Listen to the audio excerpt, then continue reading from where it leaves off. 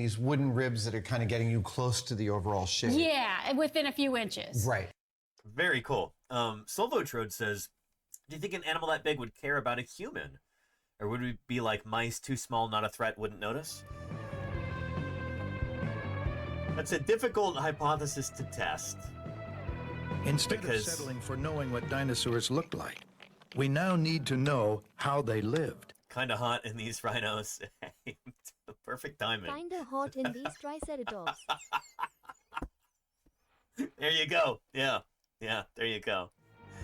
So many dinosaur illustrations are based on the work of this one artist, Charles R. Knight. Whether it's in a Superman comic book right here, oh boy. That is directly copied from this paleo artist illustration. Edmontosaurus.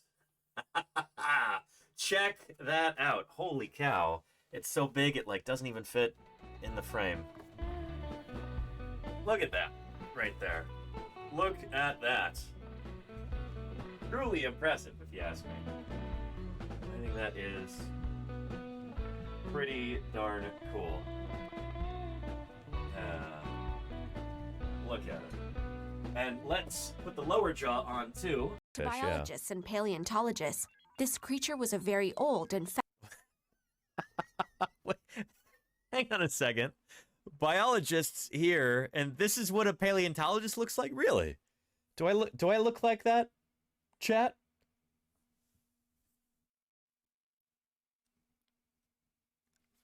I don't know. Maybe I do. Anyway, you didn't want to say anything, Moosey Fate? Yeah. Just here with the gibbon for a second. Having a good day? Yeah, seem pretty chill.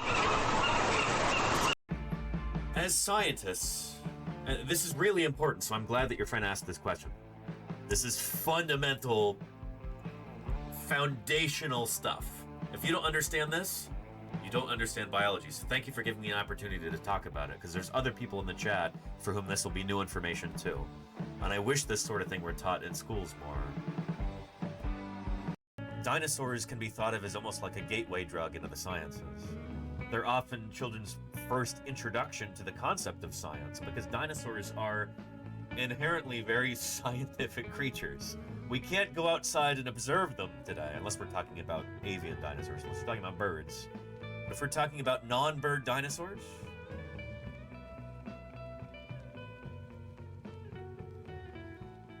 you can't understand dinosaurs without understanding science. The reason we know anything at all about dinosaurs that lived during the Mesozoic is because of science. It's because of concerted scientific work. Excavating those fossils, cleaning them, preparing them, studying them, publishing on them. These are all scientific processes. You can't go and see a Stegosaurus in the zoo. And if you want to understand Stegosaurus, if you're interested in that animal, that requires a certain kind of scientific mindset. Fossil hunting looks chill, says my shout. I don't know if that's quite the right adjective to use. So chill. I just like dig rocks all day and eat, dude. It's just like, It's only like 106 degrees out right now. Yeah, dude. I mean, just come out here, dude, and just like put your feet up, just chill out, and just get bones all day, dude. It's just like not that bad, dude. They look like. Yeah. Some people in the chat, I think, recognize you, and other people say, Hamster Rain says, I already like Susie. So, Nice. I think I said this in the questions that I sent you, that like a big part of what we try and do here on this channel is trying to humanize scientists to a general audience, and you make that so easy, Susie, so I really appreciate it. Yeah, tell Well, us I've already a little told bit you all about my drinking habits, right? So there you go. You've got most of me. Over a vast prehistoric world yet to be discovered. Oh, who are they going to talk about here, everybody? Patron saint of vertebrate paleontology? Hero to us all? Who are we going to talk about now in this? If you know, type her name into chat. Not Jack Horner. No, yeah, and not Sir Richard Owen, Javasaurus. Good guess, though. We're talking about the right time period, at least, kind of. Yeah. Yeah, Daikaiju, Mary Anning. No one dreamed sea monsters could be real. Not a single one of these is a dinosaur. Not any one of these is a dinosaur. These are all different kinds of ancient marine reptiles. Jerry, I'm sorry, none of these are dinosaurs. None of them. So, everybody loves sauropods until they have to dig them up, because they get truly large. Whoa, whoa, whoa, whoa.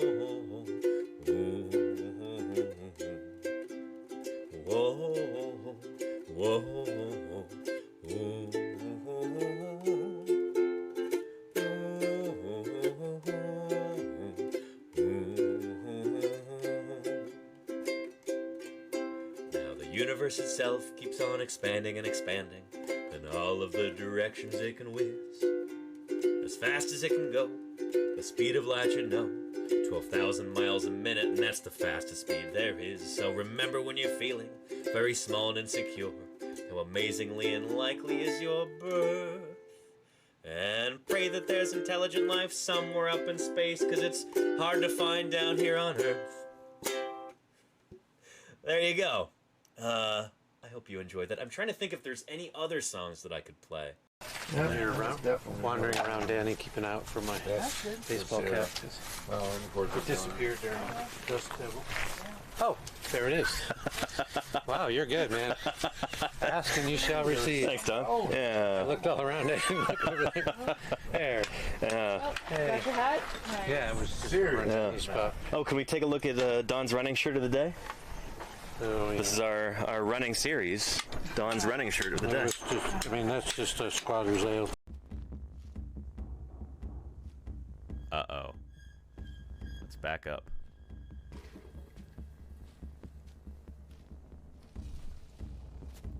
Ah! Ah! Run, run, run! Whoa! Ah! Whew. That was a close one. Oh, man. But giant anteaters are not from Africa. They don't exist there. And so, you know, in a film with all kinds of, you know, talking, singing animals, it just completely ruins my, you know, immersion in the film. My suspension of disbelief shattered when they start having animals that aren't even from that continent. For shame. This is the sound. My immersion, says Claire Burr. I know, right? Oh, those, I know. Can you believe it? Can you believe it, chat? You also see that happen on TV with some of these, like, you know, dinosaur digging shows. Oh, cowboys digging dinosaurs. You know, we're gonna sell this and make $1 million. You know, they don't know what they're doing half the time, and they just completely wreck those fossils, and it's heartbreaking to watch. Look at that sorry brush. Holy cow. This is what they're supposed to look like. It's got a nice haircut. Yeah. Pack rats got in and ate it all. Hire him as my barber. Having just like a fleshed out dinosaur, that's cool. But something like that can look outdated really quickly if we learn more about that dinosaur. We're always learning new things about dinosaurs, and so I wanted to do something a little bit more timeless. And I figure a dinosaur fossil, like as a paleontologist, this is what I study, you know? This is what's meaningful to me. And hopefully that'll be reflected in the artwork that I create.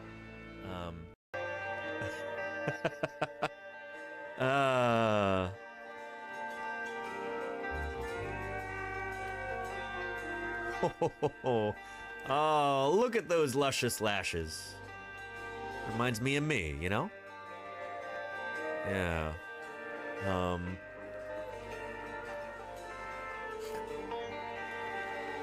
Going. But yeah.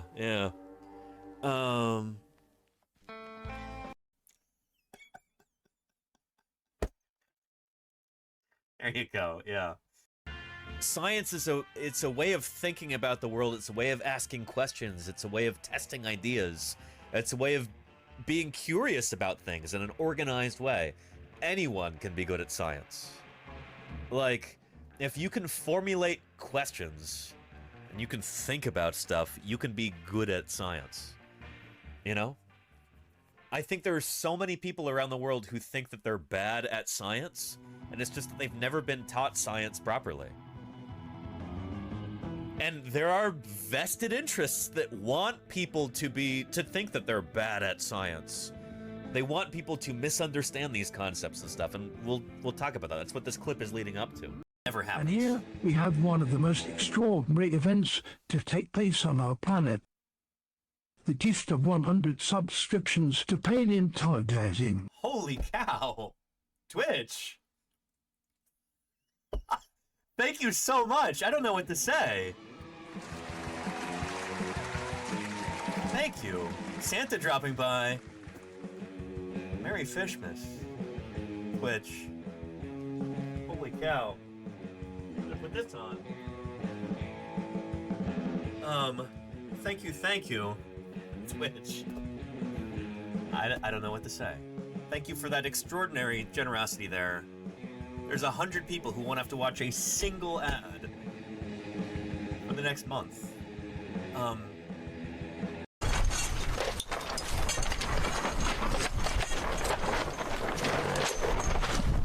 lift this up for just a moment. Show everybody But these, I should not be doing this, lifting this up. Don't let Dawn see. But these nails are really, really important for data at this site. We've got a whole grid system established to be able to map out where each of the bones are from, how they're arranged, all that good stuff. And so this is how we keep track of that with these nails that are hammered into the quarry. But occasionally when you're digging through the rock, you gotta move the nails because, well, you're digging in past where the nails are hammered in. So I'm gonna very carefully put this back exactly where it was in a lower layer.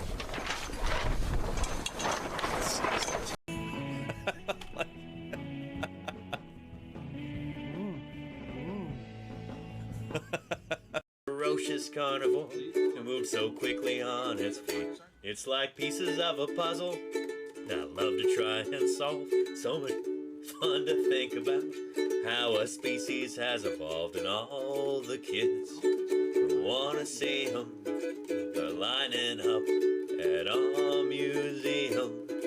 I am a paleontologist. That's who I am, that's who I am, that's who I am. I am a paleontologist. That's who I am, that's who I am, that's who I am. That's who I am, that's who I am, that's who I am. That's who I am, that's who I am, that's who I am. All right. Next up, I think we'll do the Galaxy song, but before we do that, let me just make a quick message. People talk about like, oh, what does life mean? You know, what is my purpose? Where did we come from? Well, the thing is, paleontology tells us where we came from. If people want to ask that question, then I hope that they'd be willing to, you know, look at the facts about that. Look at the evidence. Look at the fossils that actually teach us about that, you know? So I don't know. That's kind of a rambling answer. Hopefully that gives you something to work with. I don't know. That's the sort of thing that gets me up in the morning, you know? Paleontology gives us context, gives us perspective that we wouldn't otherwise have. That's pretty cool. That's one of the things that makes us human, that we can not only ask, where did we come from? How did everything here come to be? We can actually find the answers. That's awesome. And holy cow, thank you, Murph, for your generous support of science outreach here. Really appreciate that, Murph. Murph is overloading the system with 10 gift subs. Overloading the system, what does that mean? We've got a lovely theropod dinosaur here, a living one, called a Tinamu. Very excited about your generosity there, Murph. And, too excited. Uh-oh, shoot! Holy cow. Thank you, Murph. He'll be okay, don't worry about it. Break it up, you two. There you go, Charchone. Yes. Yeah, Unicorn R2 unit, holy cow, says, I would literally never watch any of these videos if it weren't for you. I go to work and tell them the facts I learned from your stream, and they think I'm cool. Well, that makes me so happy, Unicorn R2 unit. It really does.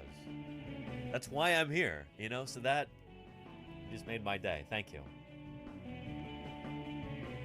Appreciate that.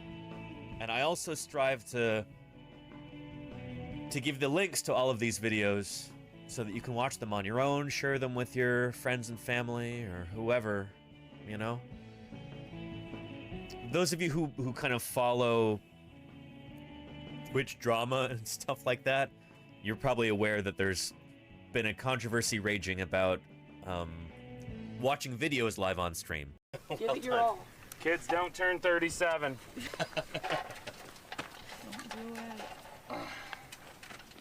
Make good choices. You say as you walk away with big handprints on your butt. Yeah. Like many things in nature, maybe most things in nature, it's more of a spectrum than it is like a binary, you know? Nature doesn't like binaries. That's not how nature works. You talk to any biologist, you know? It's a key feature of what makes... Yeah, you want to... We've got... Yeah, holy cow. Check out Scutellosaurus here. Yeah, so this is incredible, Rob. Holy cow. Yeah, so this when was that excavated? In the It would have 70s? been, About around 1980? Yeah. Okay. Well, No, it was in the 70s. Okay. Early 70s. Okay, actually. so this was an animal that was found roughly 40 years ago. Little creature, but what's incredibly important about this animal is that it's one of the earliest armored dinosaurs. And when things are this small, you just don't get them preserved, period, let alone with a nice set of armor. Now, having said that, all the armor that you see, a lot of this was restored, although there were over 100 pieces of armor. So this came from the Navajo Reservation in northern Arizona. And Here, let's go stand over on the side somewhere so we're not like blocking traffic as much. Oh, I know exactly who you are. Oh, yeah? Hold on, the paleontology guy. That's me? Yeah. No, I follow you. You do? I really do. I swear to God, bro. No. Let's look at the followers. I was trying to stream snipe somebody else, but since you're here, hold on. No, paleontology guy, right? Yeah. Just search paleo and I come right up. That's me at the top. Yes, bro. Watch. I'm not. No cap. No. I'm sorry to. No, you're great. I'm sorry to distract. We're streaming right now. This is. Oh my God, bro. No way, bro. I got to do the followers. I just want to see. Basically, from this time and place. So going here meant that we have a really high probability of finding potential new species of dinosaurs. And so we knew dinosaurs had come from here before, so that was a good possibility. We knew there's a lot of land where there's no plants covering it, there's a lot of rock exposed, so everything's the right age, right time, right location. And we had other people who had proven before us that fossils could come from here. And so we decided to just take it as seriously as we could, and we found a ton of stuff. This particular spot was found by a volunteer in 2021 where we found part of a skull, including a bunch of teeth and part of an upper jawbone just on the surface. And then so 2 years later, we finally have a permit that lets us come back and dig a big hole. And so what we found since then is a bunch of other skull bones from the same skull. So we started out by just picking up stuff that had fallen off the surface, and now we can dig into the ground right where it came from, and it's led us to. And also, it's got this big area on the lower jaw, this massive excavation as a muscle attachment. So not only, mosasaurs are often, reconstructed as these fairly sleek things looking very Komodo dragon-like. But I really want to work with some paleo artists because Gnathomortis and Prognathodon specifically, they've got the same shelf for these large muscles that you see on collared lizards. Oh. So if you've ever seen a collared lizard, they've got these big, massive jowls. We're reconstructing our Prognathodon and Gnathomortis incorrectly if we don't give them those big, massive jowls. Interesting. Because then they've got the corresponding shelf on the squamosal bone up here too. So they've got these massive muscles, which are in collared lizards and other things that have them, tied to a stronger bite force. Right. The question I always get, if it goes in the chat, no, I haven't calculated what that bite force is. Hello, everybody. Hold a special magnetism for children. Thank you, Comrade Simon, for the 18 months of support. Holy cow. This is from Jeff. From Jeff. Oh, thank you.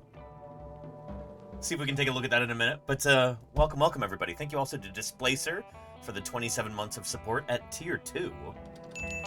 Really appreciate that. Anyway, welcome, everybody. Happy Monday. It's a new week.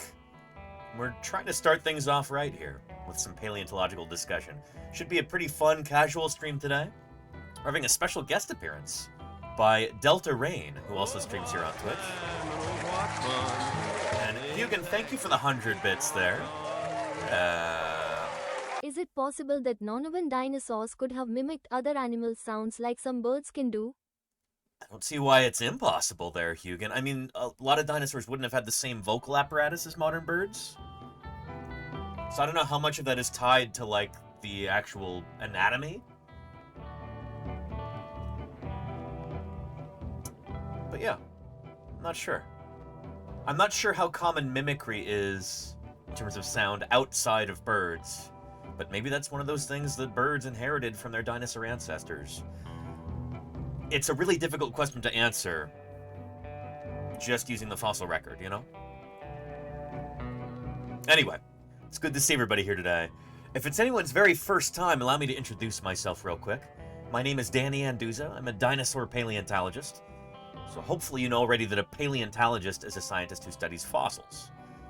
Fossils are the preserved remains of ancient living things. Everything from fossil bacteria to fossil baleen whales. From fossil ferns to fossil frogs. That all falls within the banner of paleontology. I study dinosaurs in particular. As you could probably guess, looking at my office here. But paleontology isn't just dinosaurs. I want to make that very clear from the outset. Although dinosaurs are what I happen to study, what I publish on in the scientific literature, what I present on at conferences, and what I dig up during the field season. We spent 11 weeks in the field in 2025. 11 weeks!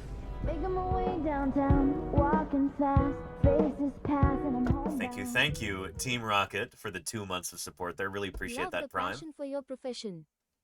Thank you, Team Rocket. Thank you for helping make this possible through your support. Believe it or not, this is my full-time job. This is why I can afford to go out and do 11 weeks of field work and stream it almost every day, like I did last year. This is how I can afford to go to scientific conferences. And it's a dream come true to be able to make a living by doing science outreach. Oftentimes for scientists, outreach is one of these things that's...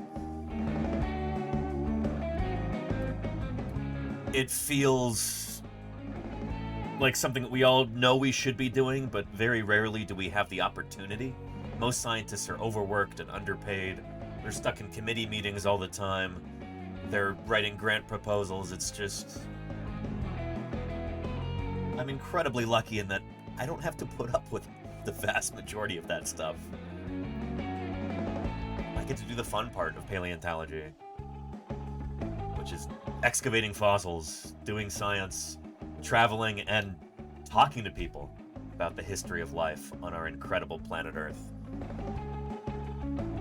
I feel incredibly fortunate, and it's because of good folks like you, Team Rocket, who make that possible through your support. So thank you. And yeah, casual stream today, Fall Machine. Yes, indeed. Yeah. Yeah, no collared shirt today, I guess. Had a busy morning out running errands and stuff. Took way longer than I was hoping it would. It's good to be home. And, yeah, like I said, Delta Rain is going to be joining us in about an hour or so, give or take. Whenever she wants to. Wow, it's not the dinosaur we knew. Just look at that thing. It's not going to Isolated. To us. Thank you for the prime there. I appreciate that. Pali a salute. Thank you, Isolated. Appreciate that. Yeah, Delta Rain is joining us. If any of you already happen to follow Delta or follow Ios and Delta have done a bunch of streams together in the past.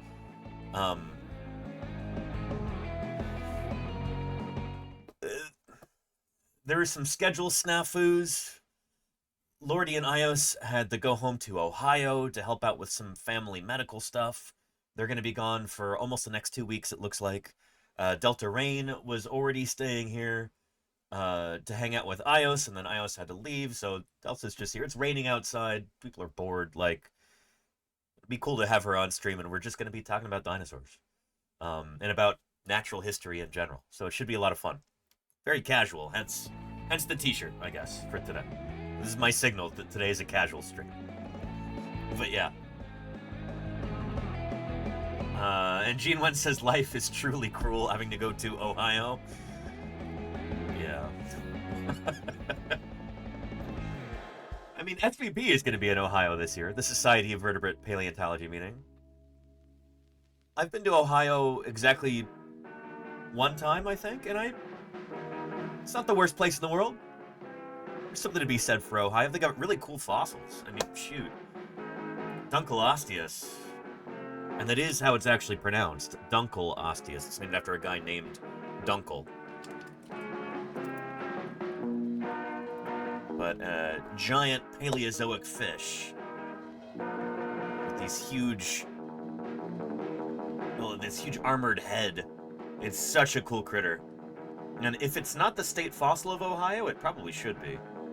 But this is like the most, one of the most famous of Ohio fossils, is this critter Dunkleosteus. Super cool. And a whole bunch of the fossils that I've dug up over the past few years are now in Ohio at the Cincinnati Museum Center. They've been very, very generous to my crew in Wyoming, the crew that Ethan Cowgill leads. They agreed to be our repository. So when we go out and we dig up fossils, you know, what do we always say about that? That belongs in a museum. They are our museum. So they're on the paperwork that we need to get federal permits in order to collect fossils properly. All of the fossils end up there at the Cincinnati Museum Center. Or at the Carnegie Museum in Pittsburgh. We're working with 2 museums. But anyway, yeah, that museum in Cincinnati has been very good to us, and we're very grateful for that. And I'm excited to see some of those fossils, hopefully on my way to SVP this year, the Society of Vertebrate Paleontology Conference, which unfortunately is the same exact weekend as TwitchCon this year. So, unfortunately, I will be missing TwitchCon this year. 52 weekends out of the year. SVP and TwitchCon happen to fall on the same weekend. I'm going to SVP. I'm a paleontologist, first and foremost, you know? Oh, yeah. But yeah. Yeah.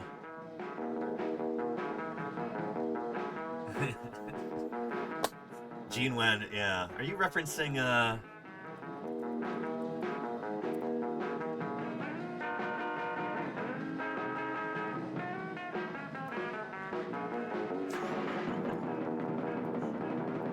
You referencing this?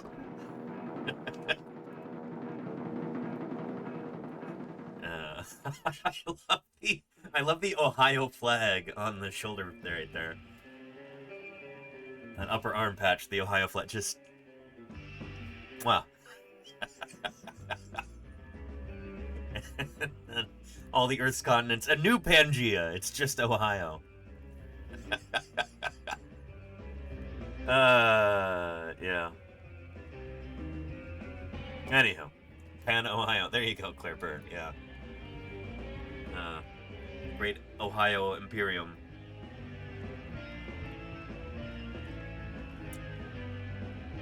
Anyhow, we're gonna have a fun stream today. If any of you happen to have any questions at all, not just about dinosaurs necessarily, but about the history of life on Earth, about extinction, evolution, the origins of biodiversity, about the fossil record, or about the scientific method itself, whatever you're curious about, it's my job to try and answer those questions for you, walk you through the process, show you how fossil science really works to the best of my ability. Don't be shy, you know? That's the beauty of a live platform like Twitch here. You can type your questions into the chat, and if I don't get to them right away, don't hesitate to type them again. Chat moves kind of fast here sometimes. But yeah, I do believe that there's a certain degree of responsibility or even duty that we have as scientists, where if we have the ability to reach out to the public, to talk to regular folks, to advocate for our science, then we should do it. You know, not everybody is well positioned to do that who's a scientist. Not everybody has the wherewithal or the desire, but I believe those of us who are well situated for this kind of thing, we kind of do have an obligation, a duty, a responsibility to be ambassadors for our science. So that's what I'm trying to do here. Latest Kate wants to know, could you explain dating fossils? How do you know how old things are? Ooh, oh man, we can and have done entire streams on this very topic. But that's a really good one, and we even have something on our wall today that corresponds to this. This is one of these things that I really wish was taught better in schools, especially here in the U.S. Here we go. Here's a close-up of 500 pixels. No. 1280. There we go. Yeah, give me that.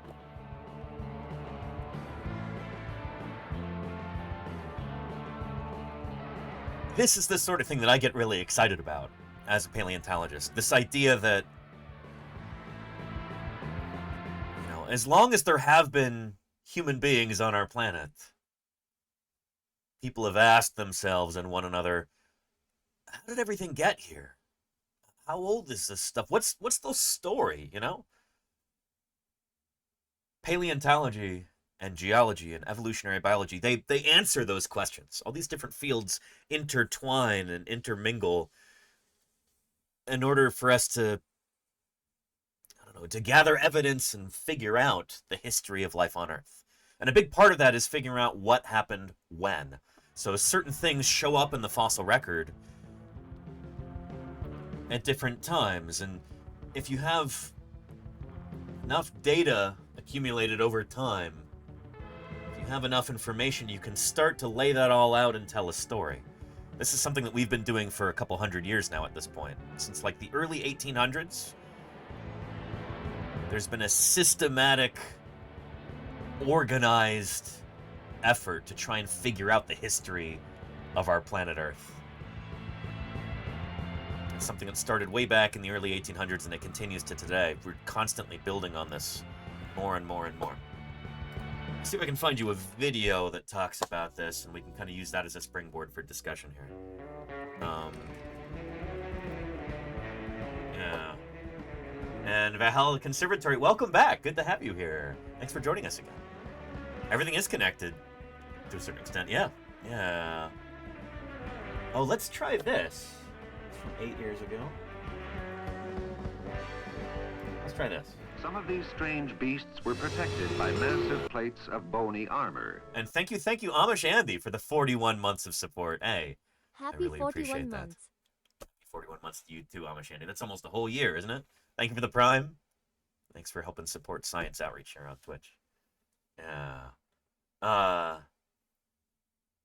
And how animal and man, yeah, are the same ideas on tying in dinosaurs. Yeah, that's something I was hoping we're going to be talking about today. I've got this poster on the wall. Here, we'll get into that a little bit more when we do Metazoa in a little bit. But dinosaurs are another branch on the tree of life. They're not closely related to mammals, like we human beings are mammals.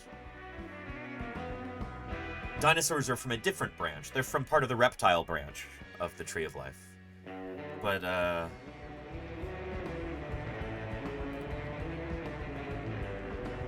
here, again, we'll get to that, but I wanna show you this real quick, too.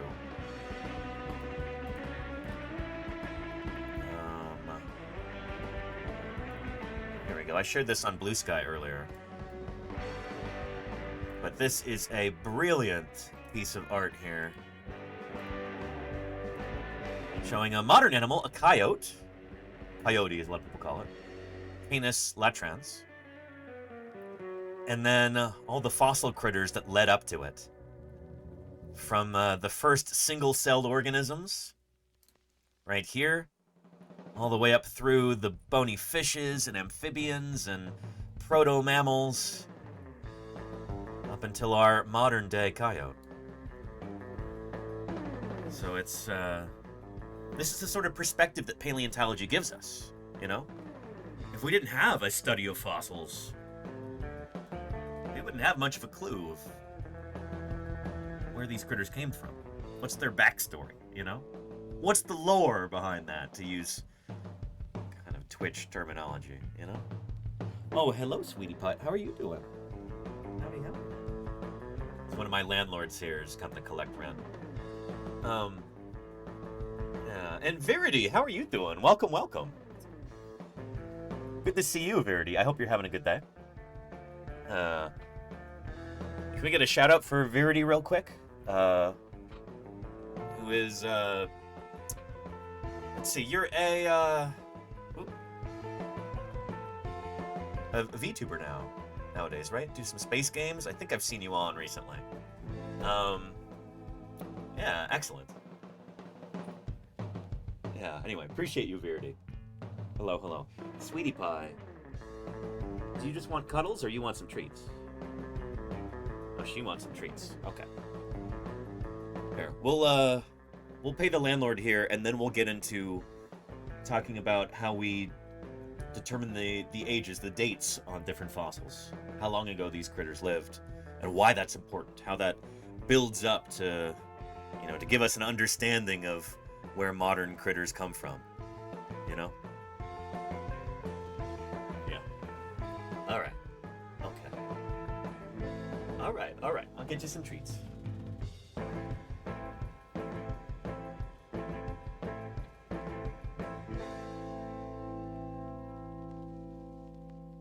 What we have here?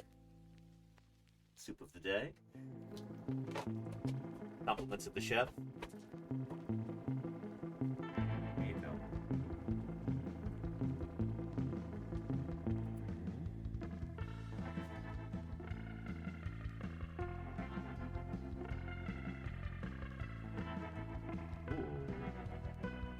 She likes when I bring them over to her.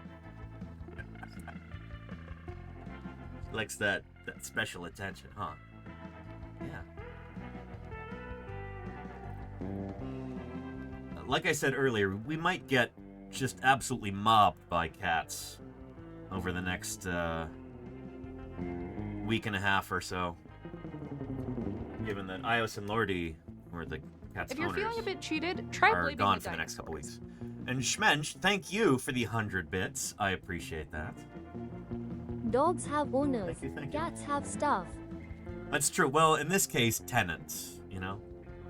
I'm beholden to these critters who are my landlords. There's 3 of them who live here. We'll see how many appear on stream today. Like I said,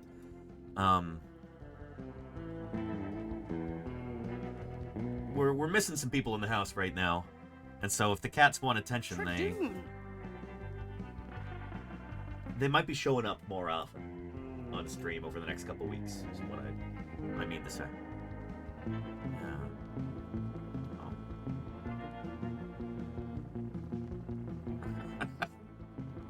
Anywho.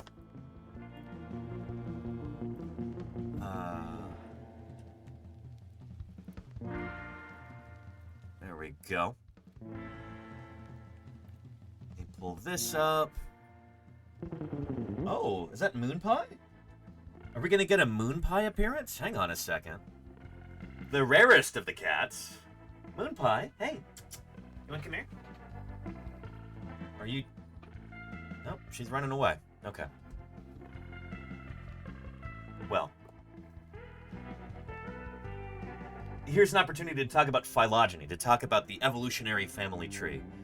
As far as we know, all living things on our planet evolved from a single common ancestor about 3.5 billion years ago, give or take.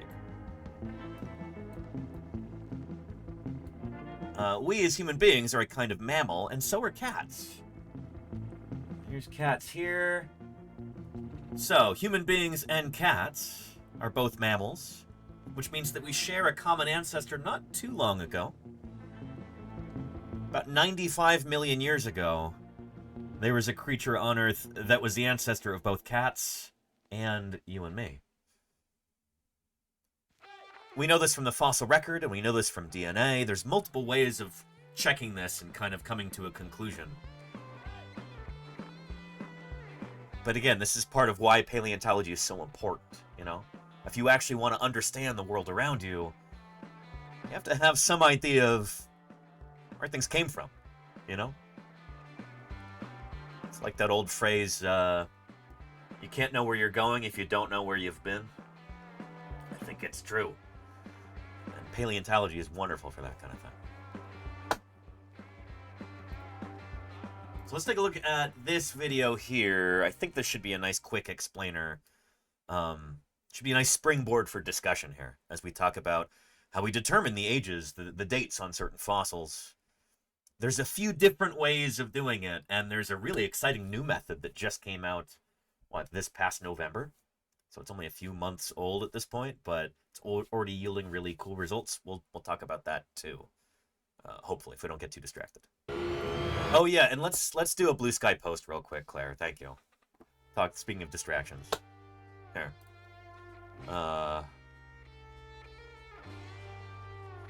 There we go. Take a screenshot. Put it in paint. Let's see if this is any good.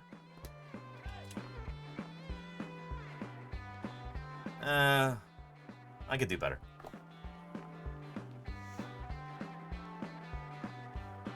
Let's try that.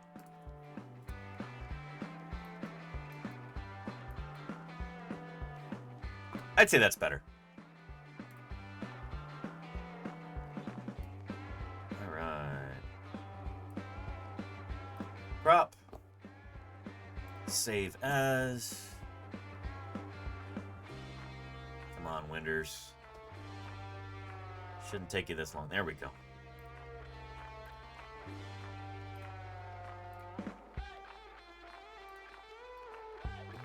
Okay.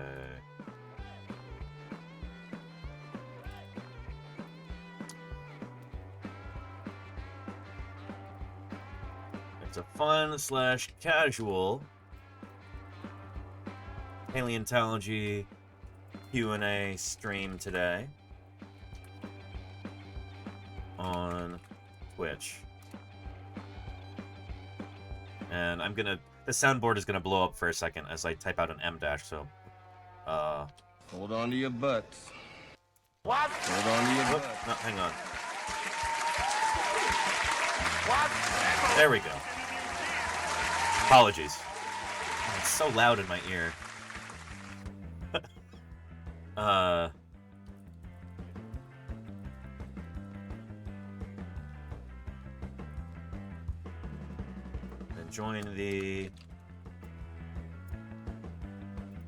Join us at twitch.tv/Paleontologizing. There we go.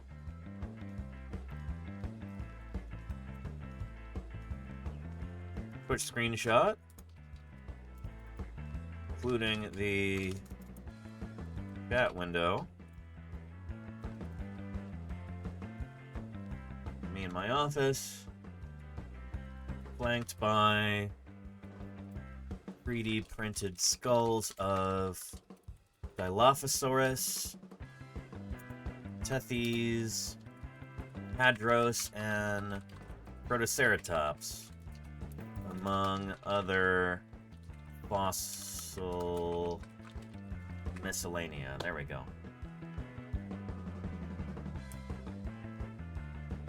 Paleontologizing looks like it's spelled correctly. Let's post it. Hold on to your butts. There we go. Yeah.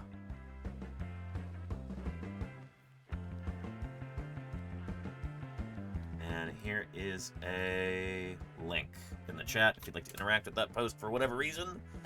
There you go. Okay. Let's get into the video. And hello to you, Shark Geek. I hope you're having a good day, too. By the way, Shark Geek, it looks like I'm going to be in Florida in late May. Originally, I was supposed to go in a couple weeks. And it's therefore likely Plans that we're changed. here today because, Anyway. by the luck of the draw, dinosaurs who had been dominant over mammals in ordinary times got felled in a mass extinction. Does that sound as loud to everybody else as it does to me? Again, there was another Windows update, and all my audio settings got kind of borked. Bull shark migration, uh-oh. Those guys go freshwater sometimes. They are super cool, though. Bull sharks are awesome. A tad louder than it used to be? Okay, well, we're going to turn our volume down to 40 and see if that helps a little bit. Anyhow. Yeah. Oh, pretty sick of them. I'm sorry to hear that, Shark Geek. I'm doing well. Yeah. Kind of rolling with the punches here as plans have changed a little bit. Was planning on doing a ton of IRL streams and stuff this month, and that's not happening now. Anyhow. Before I get too distracted again, let's jump into biostratigraphy. And stratigraphy in general. How we date rocks and things like that. Let's take a look. How are there still footprints of dinosaurs? I mean, it feels like they would have washed away. I don't understand. You're probably right that. Oh shoot, it's Martin Lockley. Darn, this might even be Dinosaur Ridge, actually. Or it might be a different place, but if it is, I was just here last week. Morrison, Colorado. Martin Lockley just passed away a couple years ago, but he's like the world expert on dinosaur footprints, dinosaur trackways. Martin was the man, and they're now renaming one of the visitor centers at Dinosaur Ridge after him. It's a suitable honor for this guy. But yeah, how do dinosaur tracks stand the test of time like that? Here, I should pull up our VOD from when we were at Dinosaur Ridge last Tuesday, I believe it was.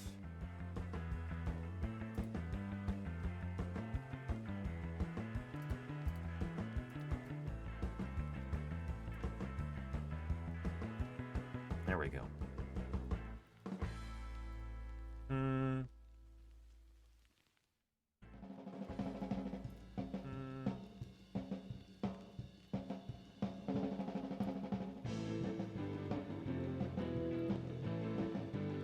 All right.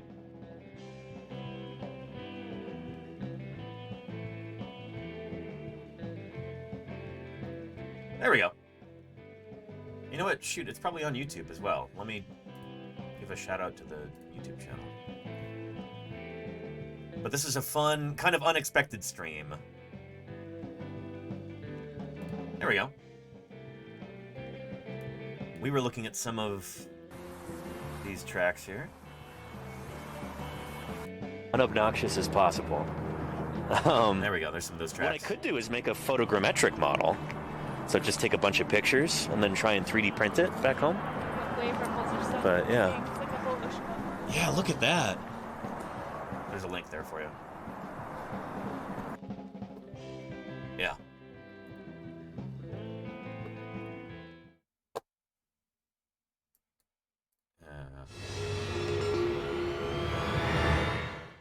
How are there still footprints of dinosaurs? I mean, it feels like they would have washed away. I don't understand. You're probably right that 90% of all tracks that were made did wash away, but if you have just the right consistency of the substrate, the sand or the mud, it would take a very nice impression, and it could also dry out, so it becomes more like cement. How do we know when these marks were made? Dr. Lockley explains that paleontologists primarily date fossilized markings, like the scratches, by determining the age of the rock on which the impression is left. Yep. That's often done with a process called radiometric dating. It's a method that relies on elements found in the rock.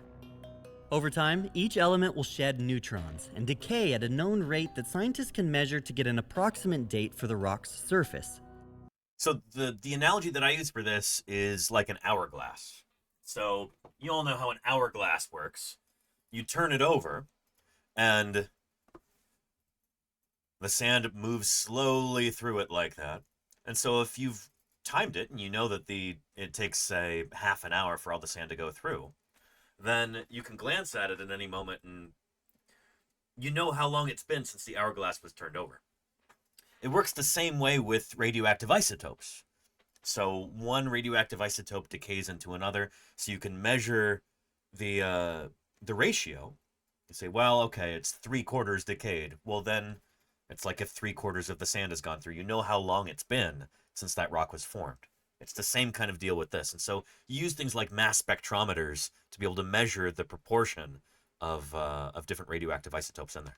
But the key elements found in sedimentary rock where fossils are usually discovered decay too rapidly to be a reliable dating source for such old surfaces. However, there are elements that exist in volcanic ash, like uranium and potassium, which decay more slowly. So geologists will look for radioactive isotopes above and below the rock in which the fossils are found. By dating each layer of ash, they can determine an age range for the rock and the fossils in question. Yep. Yeah, that's a pretty simple explanation there. But hopefully it's mostly suitable. So we do this again and again and again with different rock layers. Here's a longer video here. We might skim through part of this real quick. Geologic history. We're going to take a look at the relative dating of rock layers. and how we learn about the Earth's history by studying sedimentary rocks. There's a link. To get started, we need to look at something called absolute dating. Now, absolute dating of rocks involves the use of a method known as radioactive dating, carbon dating, radioactive decay. Yep. This allows us to figure out the actual age of a rock or a fossil, an actual numeric age. For example, so that's what we were talking about there with the radioactive isotopes. That's an absolute date, which is probably the thing that most people think about in the general public when they're thinking about how we determine the age of certain rocks or fossils. But we also use what we call relative dating, which is not, despite how it might sound, it's not like courtship practices in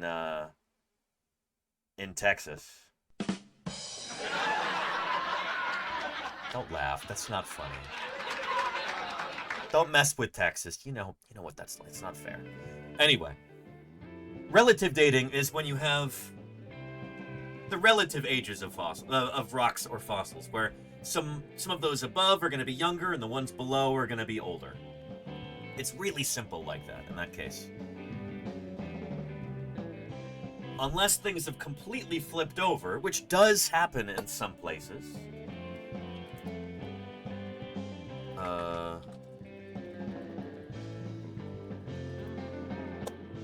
You can sometimes get like complete flips in certain like tectonically active areas.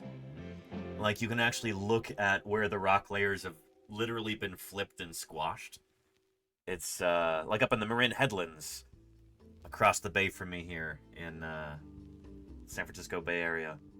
Man, these are okay, hang on.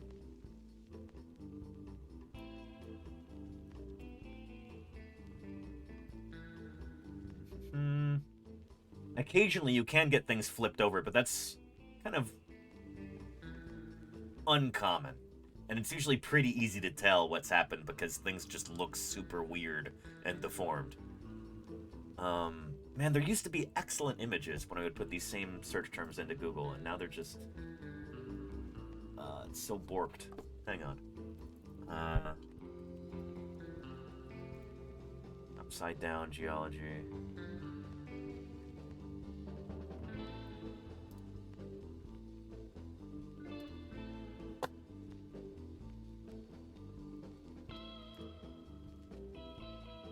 There we go, yeah. Occasionally you can get rocks that, because of tectonic shifts, they've actually flipped over and been squashed and folded and stuff.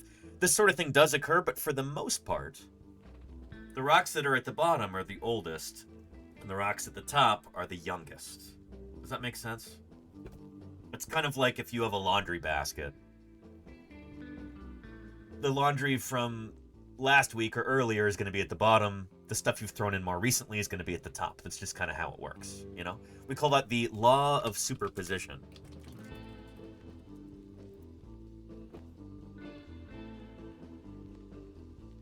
So, the older stuff is at the bottom. The younger stuff is at the top. So the deeper you go, the older it gets. Does that make sense? Yeah. Principle or law of superposition, whatever you want to call it.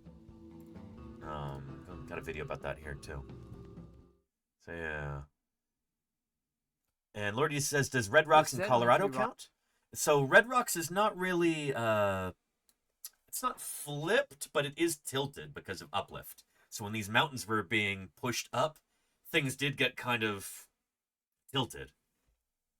Yeah. Law is a perfect example of the law of superposition. Got a lizard there. Here is another example. Welcome to Moo Moo Math and Science and the law of superposition. The law of superposition states that the youngest rock is always found on top and the oldest rock is at the bottom whenever you have rock layers. Pretty simple, right? I mean, this is one of these things that we think about this today and we go, well, duh, of course it's like this. Way back during the birth of geology as a science, back in like the late 1700s, early 1800s, really simple stuff like this was groundbreaking. It was a revelation, you know? When people started to actually study these things in a systematic scientific way and realize that, hey, there are patterns in the real world that are consistent. It's not magic. It wasn't poofed into existence. Like, there are principles which hold true, and they make sense, you know? Just that very notion was important and new and different, you know? Yeah. And Irendell says, I love how people try to complicate things by calling it a law when it should just be called common sense. It didn't used to be common sense, though. That's the thing. That's the point that I'm making. And it was it Hutton or was it Smith who discovered this? We'll take a look at that in a minute. But yeah, like this is a big deal when people first started to figure this out. So the relative ages can be arranged by the depths of the rocks. So let's take a look at this law of superposition in action. You have this bowl. Imagine that it is a patch of land with rocks. Yep. Wind blows in sand, and the time now is exactly 8 p.m. Time passes, and water moves in rocks. So now you have another rock layer. Time continues to pass. Rocks are pretty being simple, deposited. right?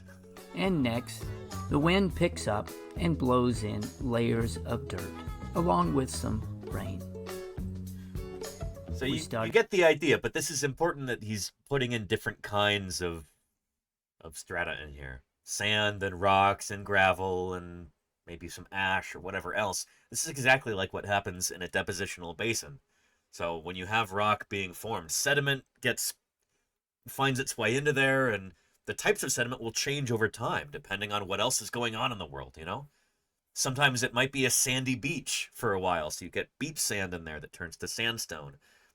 And then maybe the sea level drops, and so the ocean is further away. You don't have beach sand anymore, but still in this basin you get lakes that form. So you get kind of, you know, mud from the bottom of these lakes that forms mudstone on top of the sandstone. And whatever is happening in that region will dictate the kind of sediment that's laid down. And maybe a shift occurs so that no sediment is being laid down.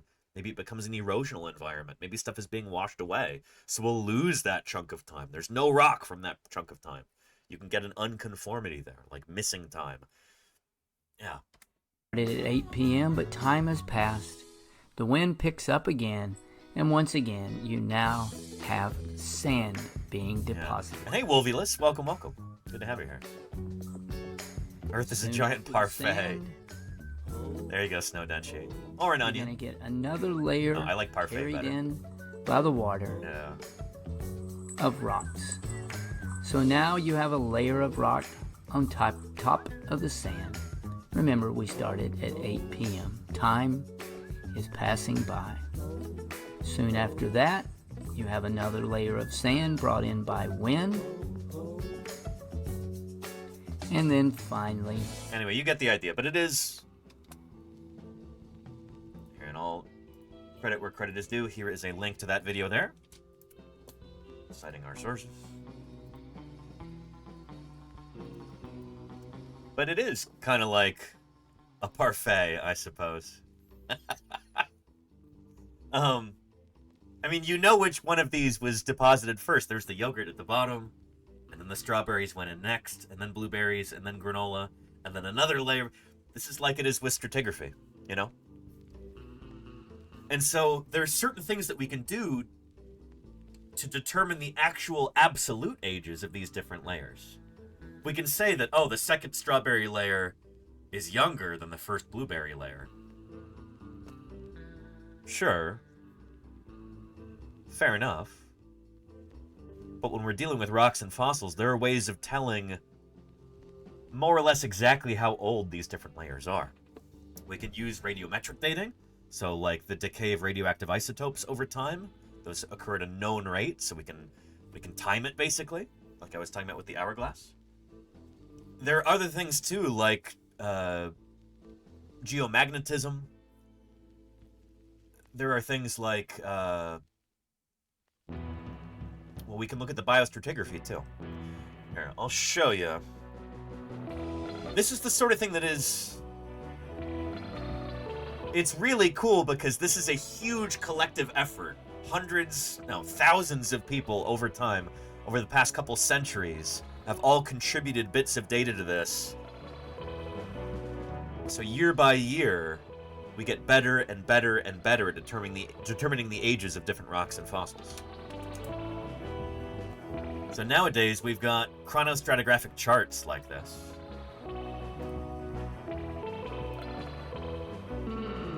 Where we can look back in time, and we've got all these different stages like this, and we've got pretty good ideas for how old each of these are, going way back to the very beginning of our planet.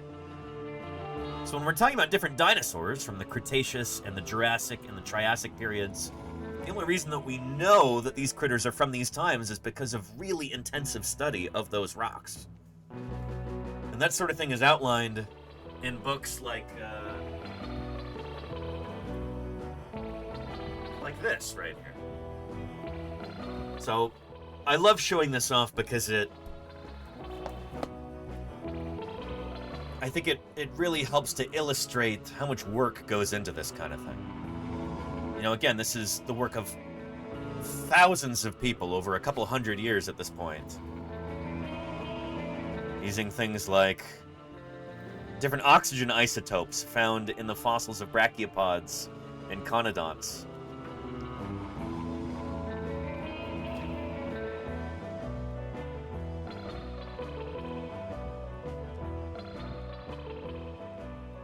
There you go, astrochronology. So this has to do with different elements that I think are seeping in from space.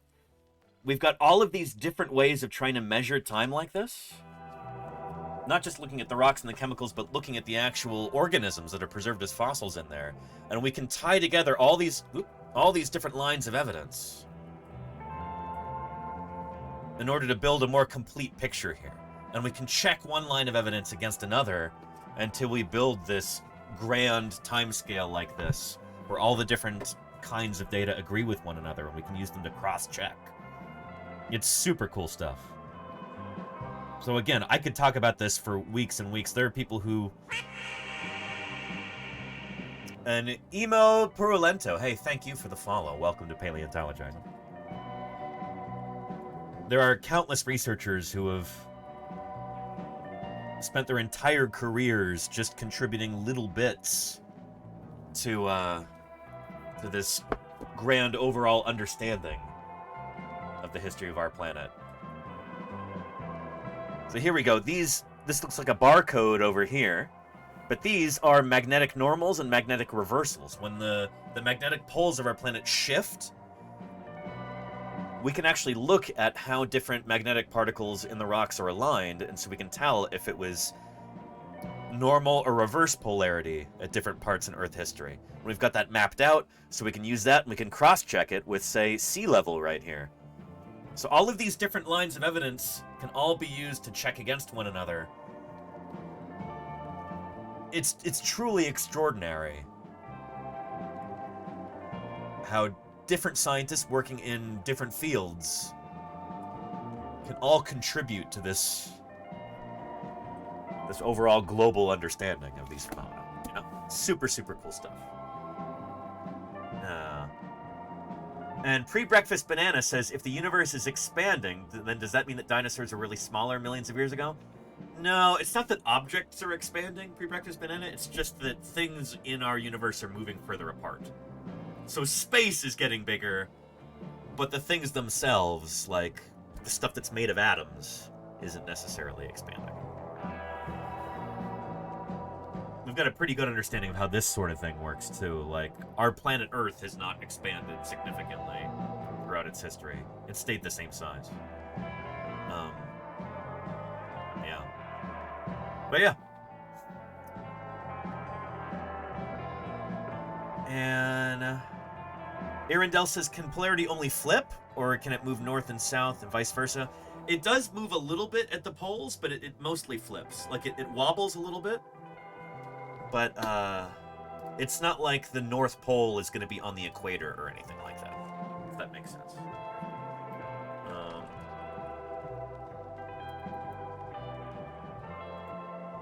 Here. see if I can find you something about this.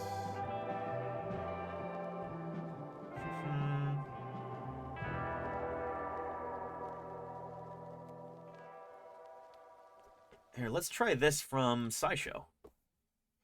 This episode is sponsored by Fabulous, an app that helps you start building 25% off a Fabulous subscription. Every once in a while, Earth's magnetic field weakens to almost nothing, flips north for south, and then bulks back up again. In fact, this happens somewhat regularly. You may have heard that we're due for a flip-flop with catastrophic consequences, which isn't really true. But you may have also heard that nobody knows why they happen. That is a little truer. Fortunately, geophysicists have made huge steps in understanding why our normally calm magnetic field sometimes goes haywire. Let's start by going over the basics. Beneath our feet is the Earth's crust. Below that is the mantle, then the outer core, then finally the inner core. And this is something of an oversimplification, but for a video like this, it's fine. Just understand that, like, the people who study this, if I were like a mantle geologist or something, I'd be like, well, there's really fascinating intricacies here, but I don't really know those intricacies. I just want to make it clear that there's so much cool information here. There's so many interesting details that I'm not even aware of. But if you're fascinated by this kind of thing, you should absolutely pursue that. Read about this more, Every topic that we discuss here on Paleontologizing, like, you could write entire books on it. There's just so much cool information out there to be learned, and so many mysteries that still abound, where scientists are still working on these things right now as we speak. I find that really inspiring, 100 years from now, people will look back on the present and go, well, shoot. They didn't really know very much at this time. Back in 2026, they had no understanding of this concept or that concept or this other concept. Science is always moving forward, always progressing. We're always learning new things, testing old ideas and finding them to be wanting oftentimes or incomplete. Anyhow, yeah, science. There you go, Volvulus. Most of our magnetic field comes from iron in the outer core moving as the planet spins. As electric charges in the iron move, they create a magnetic field around them, making Earth into a big bar magnet with magnetic south on top and magnetic north on the bottom. So when you look at a compass and the north arrow points north, it's pointing toward the North Pole. But like sometimes if you take a magnet and you kind of mess around with the compass with it, you can get it to actually flip. So you can break a compass that way where the south arrow will point north.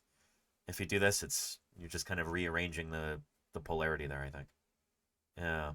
Pre-Breakfast Banana says, if we could drill to the center of the Earth, do we have the materials to withstand the heat? I don't think so, Pre-Breakfast Banana. Also, drilling to the center of the Earth, you would have to, it would have to be like 12,000 miles long, right? Yeah. And stuff is under such pressure at the center that you couldn't do that. Yeah. Anyway, I am not a geophysicist, so my understanding of this kind of thing is fairly surface level. But you could talk to somebody who works in geophysics or like a structural geologist or, somebody who knows this sort of thing better than I do. This is outside my field. Outside my realm of expertise, at least. I'm a dinosaur guy,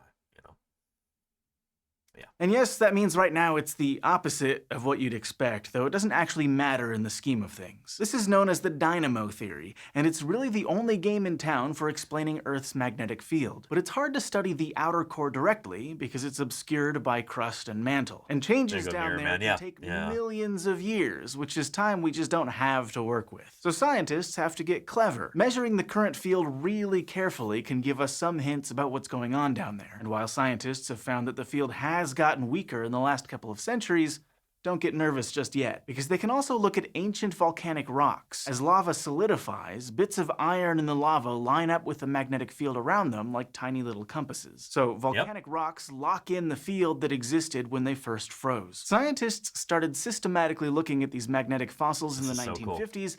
Again, it's so recent in the grand scheme of things. It's like only over the past 70 years have we really started to understand this, you know?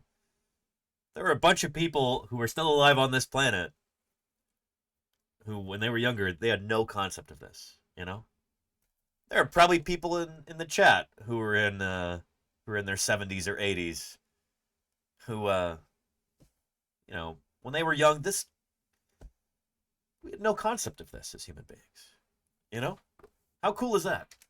And right away, they noticed learning new things all the time. Earth's crust is striped like a tiger. In some eras, the north magnetic pole pointed south like it does today. In others, it pointed north. Line up the ages of those rocks, and it shows that over our long history, the And hey, Science Streams, I wasn't saying you're one of these people.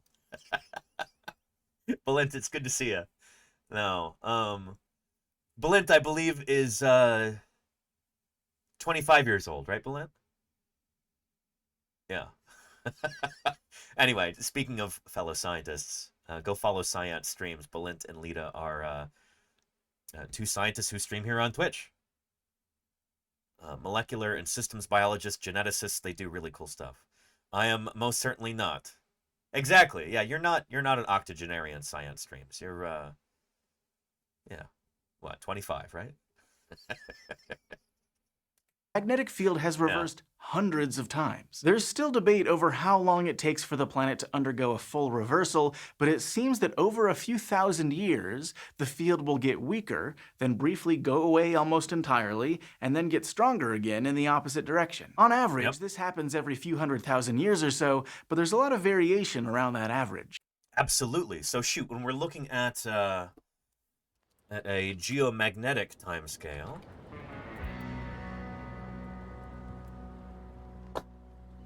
what's interesting is that, oh, beautiful. Well, if only that were bigger, that would be nice. 180 by 250? No. Give me a bigger one. There we go.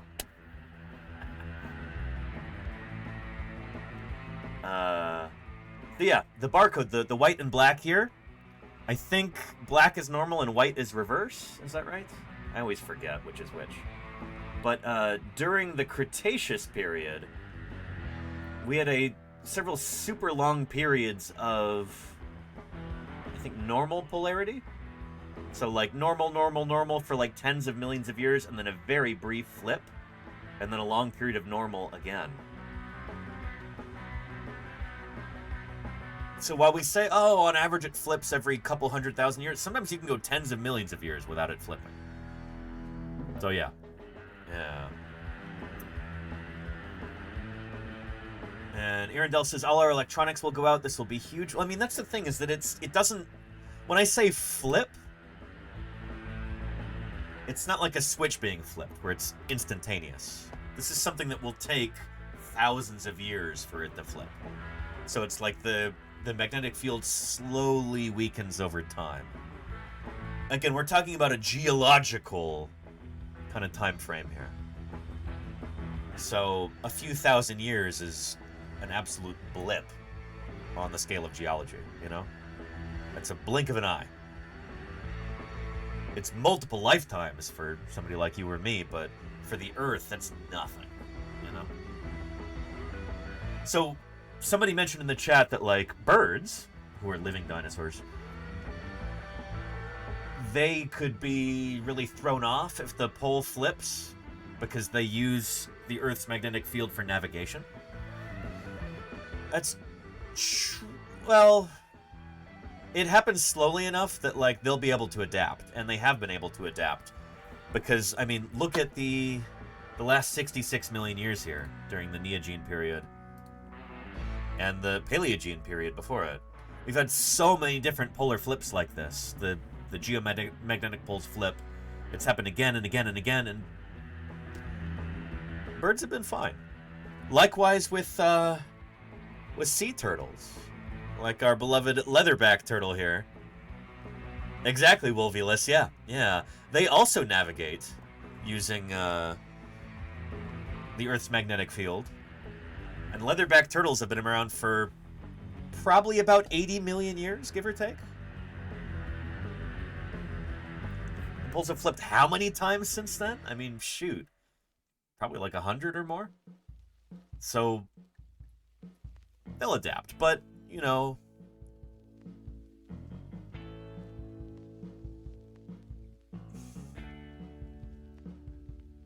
we as human beings have only been around for about 200,000 years.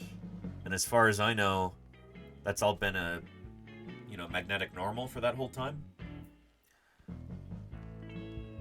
So we've never experienced a pole flip. Maybe it would wreak havoc on electronics and stuff, but I think it would take hundreds to maybe thousands of years for the poles to actually flip. And so it's probably not the sort of thing that would be a catastrophe for us. You know what I mean? Yeah. Commander Caleb says, them ribs. no, wrong sound button, sorry. I like turtles. There we go, Commander Caleb, yeah. Yeah. And Harry Vetch says, your electronics would degrade long before that's a problem. Exactly. Yeah. Yeah. And turtle ribs, that's the shell there, Claire. Yeah. Like on a leatherback turtle.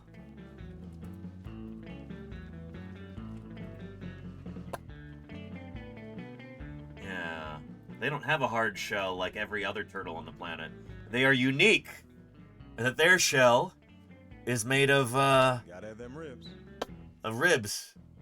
And some dermal ossicles that are embedded in the skin, but yeah. Anyhow.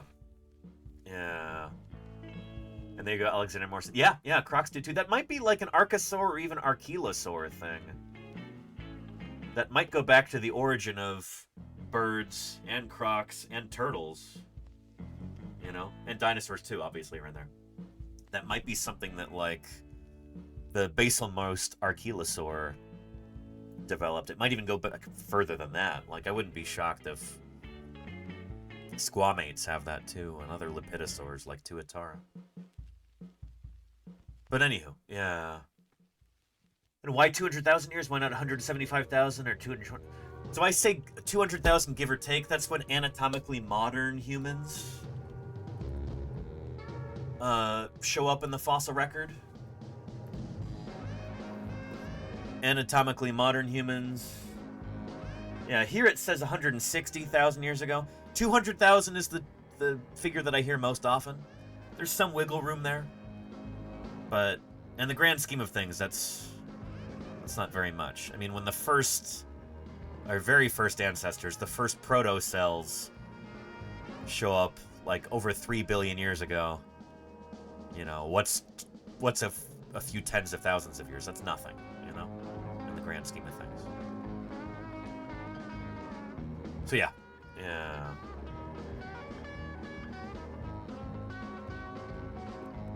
Sent very successful probes to Mars, which has no... Interesting, Mikey Legs. Okay. See, this is something that I don't know as a paleontologist. That's really cool. So Mikey Legs is saying, whole magnetic field thing, probably not a huge deal for... There can be, I think like solar flares can play havoc on, Fatality. Thank you, Little Pink Pony, for the 24 months of OMG, support. super cool turtle necklace. Oh, and I appreciate that, Little Pink Pony. Thank you. Here. Brief distraction here. Good spot there. Yeah, a little leatherback turtle necklace here. This is different from my other one. There. You can see it right there. That's Dermachelys coriacea leatherback turtle. Manual photos. I can see that my 50,000 a year has been well spent. And thank you. Happy Prehistoric President's Day. Spartan, is it President's Day today? Oh. Thank you for the 66 months at Tier 3. Holy cow, Spartan. I appreciate your impressive support there. Thank you.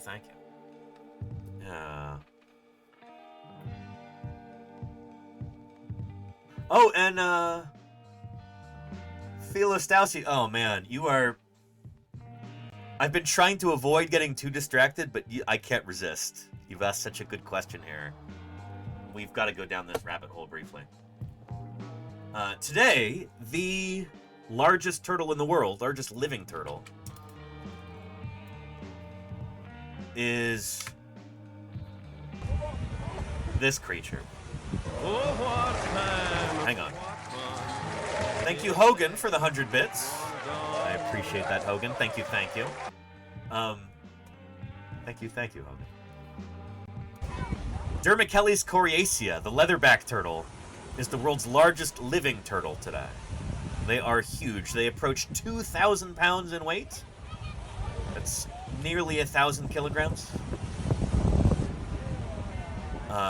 They can be, well, they can have a flipper span of like 9 feet, nearly 3 meters, from flipper tip to flipper tip. They are huge. These guys are, they're kind of straight out of the Cretaceous period. They're like, you could think of them as survivors from the age of the dinosaurs, because they are. Really cool. However, they are small compared to the largest turtles that have ever lived. Things like Archelon.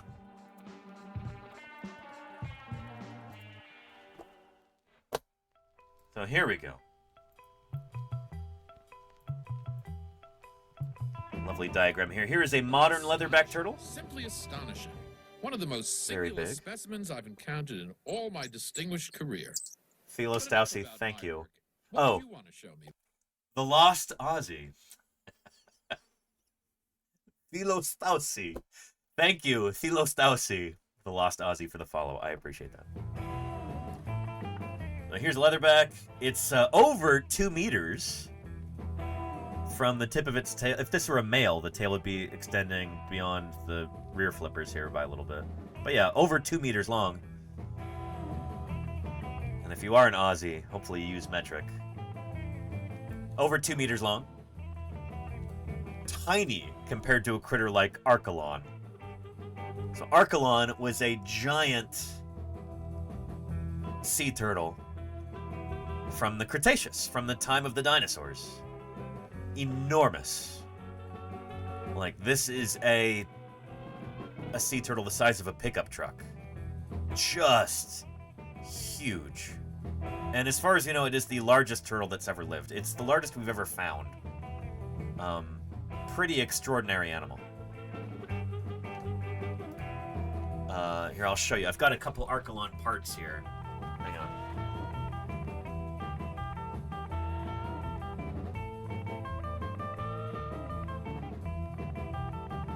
All right. I'll show you an Archelon flipper. You ready? And thank you, Mark Melvin, for gifting the Lost Aussie. I appreciate that, Mark. Thank you, thank you. Mark Melbourne gifted a tier 1 sub to Thelostausi. They have Right given here. 423 gift subs in the channel. And holy cow, Mark Melvin, I appreciate you more than you know. Thank you, thank you. This is the flipper of Archelon right here.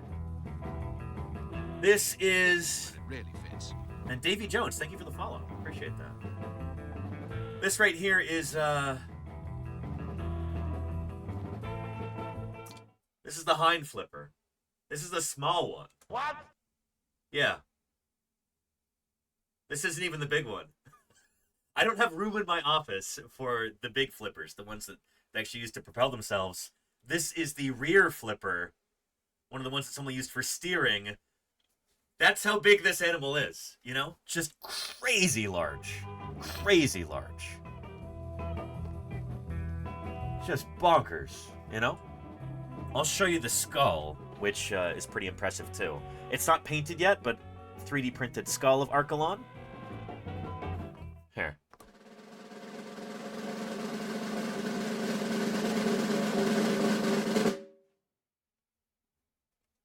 Check this out. This is Archelon's skull right here. This is a 3D print, actual size. It's a good deal larger than my skull, I can tell you that. Oh, man. So, pretty impressive. Yeah. So this critter, Archelon, may or may not be a close relative of leatherback turtles. That's still kind of disputed. There's maybe a vague, like, loose consensus that's formed around the idea that they're not close relatives. That Archelon and the other protostegid turtles are kind of their own branch. And that leatherbacks are more closely related to modern cheloniid turtles, the hard-shell sea turtles. But again, that's... yeah. And there's Leviathan Achilles, which is... it has been suggested as possibly being larger than Archelon, but jury's still kind of out on that, as I understand it. But yeah. Pretty impressive, right? Yeah. Anywho, there's a really cool video about this on PBS Eons has this.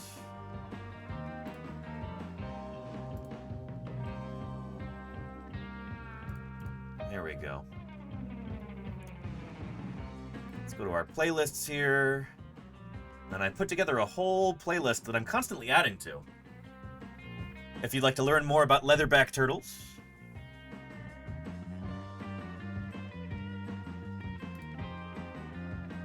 here is a link to the playlist. Yeah. But PBS Eons has a really good one here. They always do good work. In 1896, a paleontologist working on fossils from South Dakota described a spectacular new discovery. It was a giant sea turtle, the biggest fossil turtle ever described. It lived between 83 million and 72 million years ago in the late Cretaceous period, when the interior of North America was covered by a huge sea. And at around 4.5 meters long and weighing more than 2 metric tons, Archelon, as it's known, was more than twice the size of the largest sea turtle today, the leatherback. Like the leatherback, Archelon didn't have a hard upper shell. And so this, oh man, this specimen right here, which I think is at the Senckenberg Museum in Germany, it is available online. You can find this on Thingiverse, not Thingiverse, Sketchfab. Here. Archelon. Downloadable. Here's the skull that I downloaded and printed. And there we go. There's the skeleton.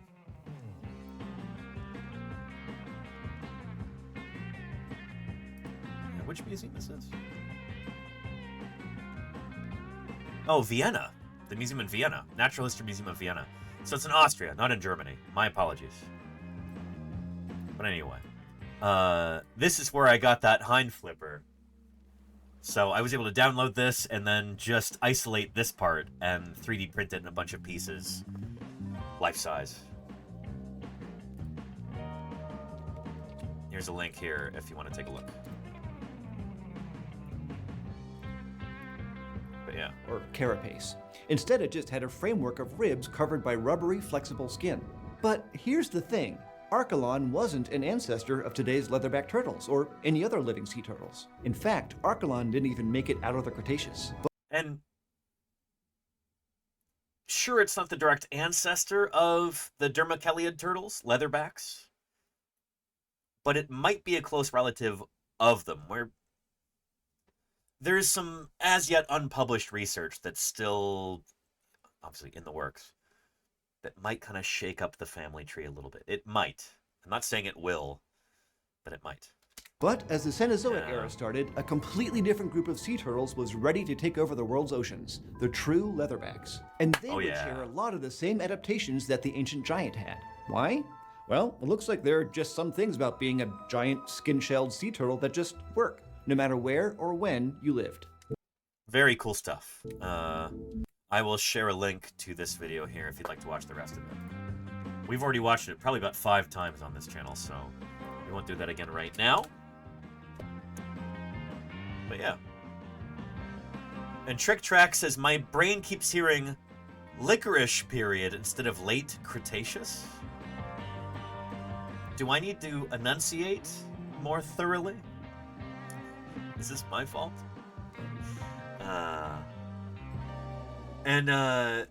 The Lost Aussie says, I'm assuming they're called leatherbacks because it's also not a hard carapace. Yes. Yeah. So like we were saying earlier, shoot, let me get rid of some of these tabs. There's too many.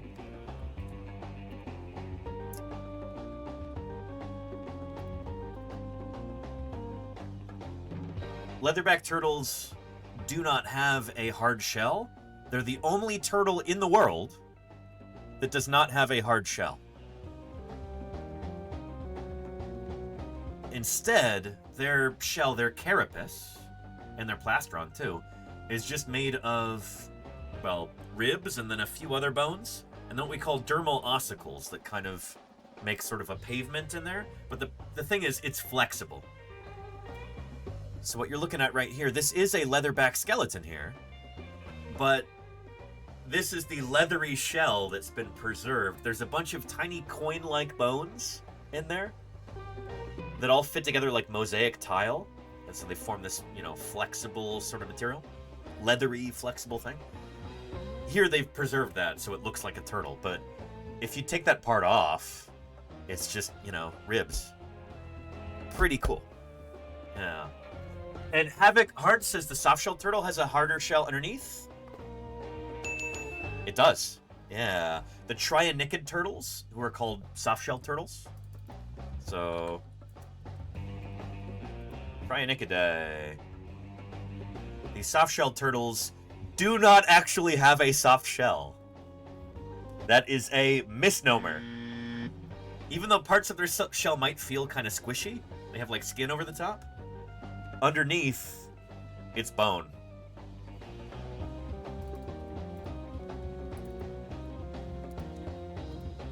So even the soft-shelled turtles actually have a hard shell underneath. It's bone underneath. Just like every other turtle on our planet, you know? So, yeah. Unlike the leatherback, who has a truly soft shell.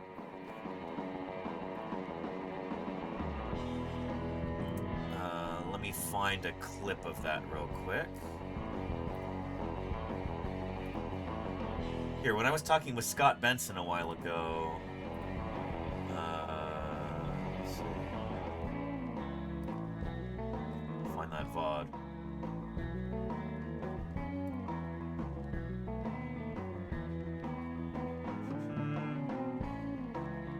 Here we go. The bell, which is the manubrium and the gonad. So here is Scott Benson here, who is one of the world authorities on leatherback turtles.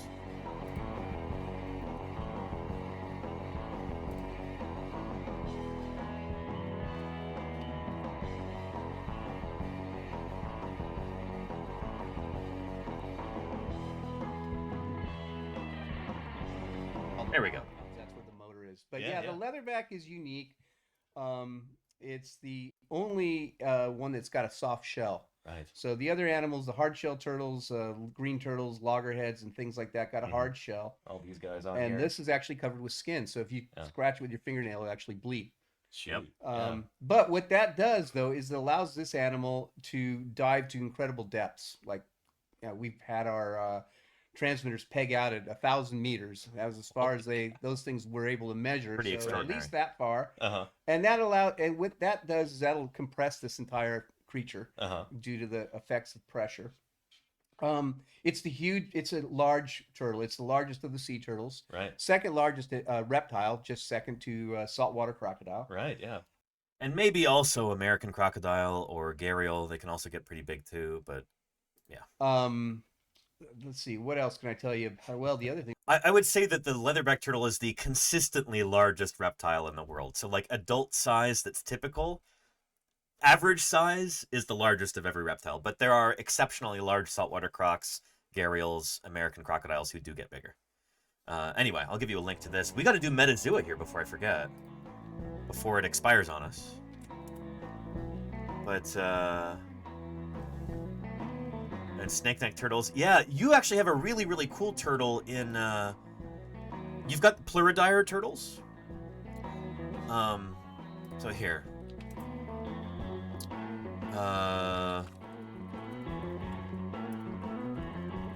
Cryptodire versus pleurodire turtles.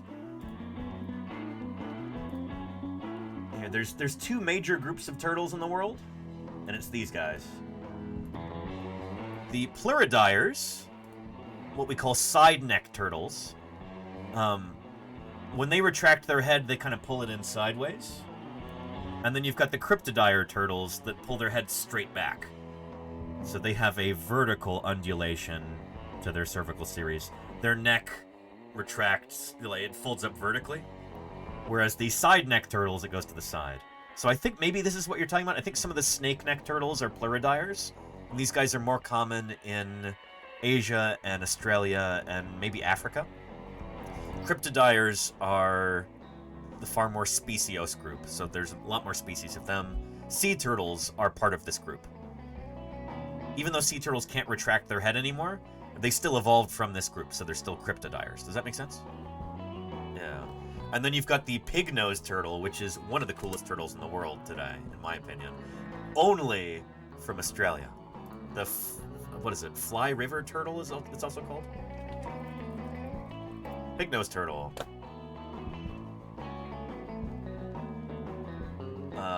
Here we go. These guys are so cool. The other common name for these turtles, and perhaps more appropriate since it relates to all individuals of the species, is pig-nosed turtle. I'm sure you can gather why. It's a freshwater turtle. These turtles are found within the Fly River. It's kind of independently evolved a lot of sea turtle characteristics. In Papua New Guinea, they are also found elsewhere. For a long time, Fly River turtles were believed to only occur in Papua New Guinea. In fact, they were thought to be some of the most rare turtles in the world. Towards the 1970s, however, Fly River turtles were discovered outside of the Fly River, way outside of the Fly River.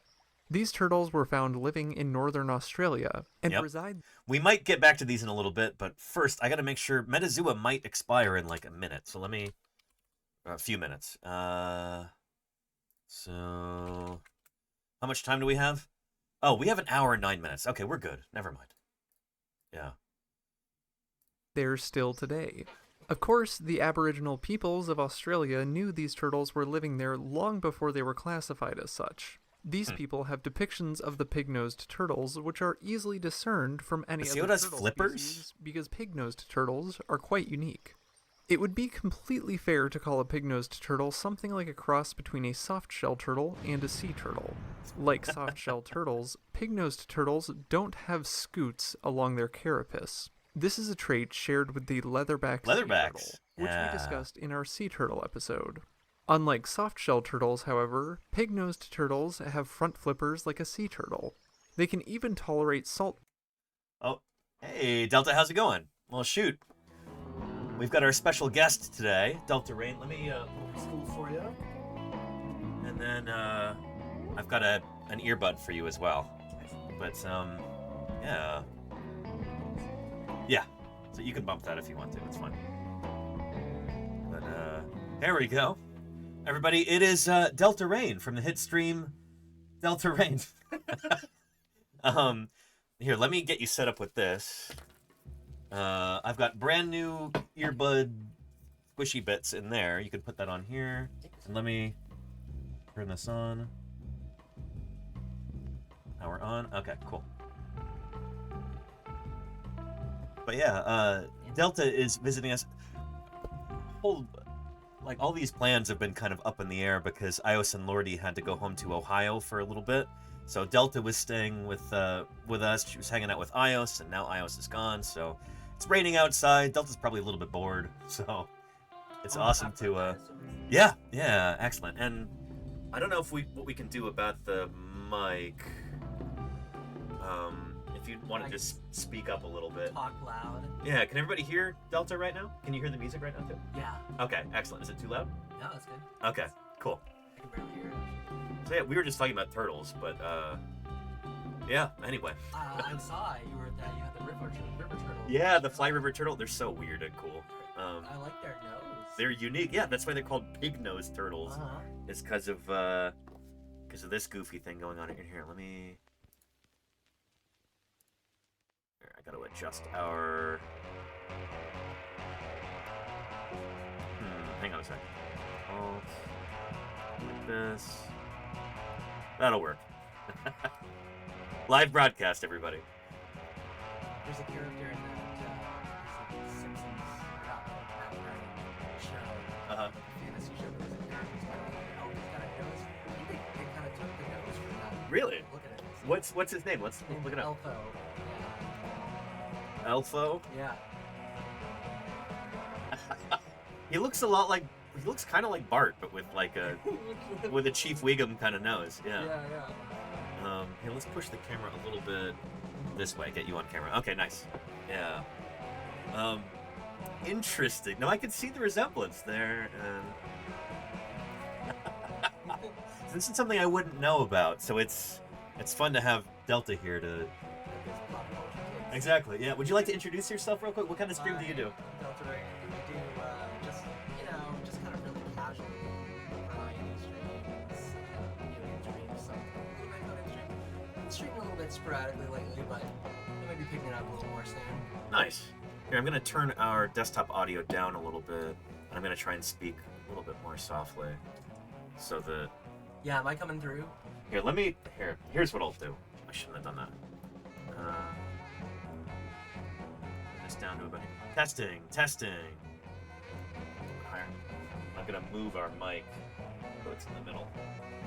But, yeah. So what's the latest games you've played? Oh, on stream I've been playing Lies of P. Lies of P? Yeah. It's like a... Is that the Pinocchio one? Yes, exactly. That was a big hit on Twitch like a year or two ago, right? Yeah. Wasn't that the big thing? Yeah, I'm a little bit late on it. It's got some cool art and stuff. I tend to lag behind playing the newest, freshest games. I think iOS does that too, like... Yeah. Which I can understand. It's like when you're playing the newest game... Yeah, right? I spent $80 on this, I need to play it. Exactly. And then you'll get a bunch of people who are tuning in they're not tuning in for you necessarily, they're tuning in because they want to see the game. Yeah. So I can understand that. Yeah, and I want people to tune in because they want to see me. Right, yeah. I mean, I can understand that. I'm maybe on the far end of that spectrum where, like, I just don't play games at all. So. I've seen you play a couple games. Actually, do you want to play a game real quick? Do you want to do Metazoo real quick? We played the Jurassic Park game. Oh, that's true, huh? And the Paleontology simulator. Yeah, Dinosaur Fossil Hunter. Yeah. That was fun. Here, let me adjust our camera because it's a little. You're so tall. There we go. That's better. Yeah. No, you're good. You're good. And feel free to adjust that however you want because it's easier for you to grab than. You can adjust this to what you want to. Yeah, there should be a little paddle on it. There we go. Nice. Yeah. No, but somebody was telling me that there's a Jurassic Park SNES game. Am I saying that correctly? Yes, there is actually. I've seen it. It's kind of weird. It's got like some 3D stuff.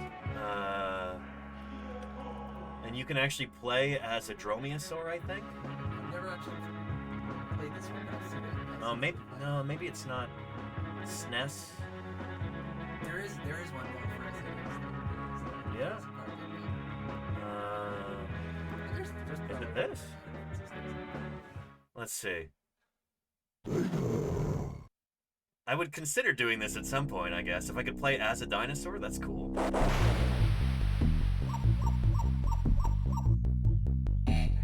This might be a Genesis game, but they might have like ported it. Oh, okay, yeah. They might have had the same game on both. Oh my gosh.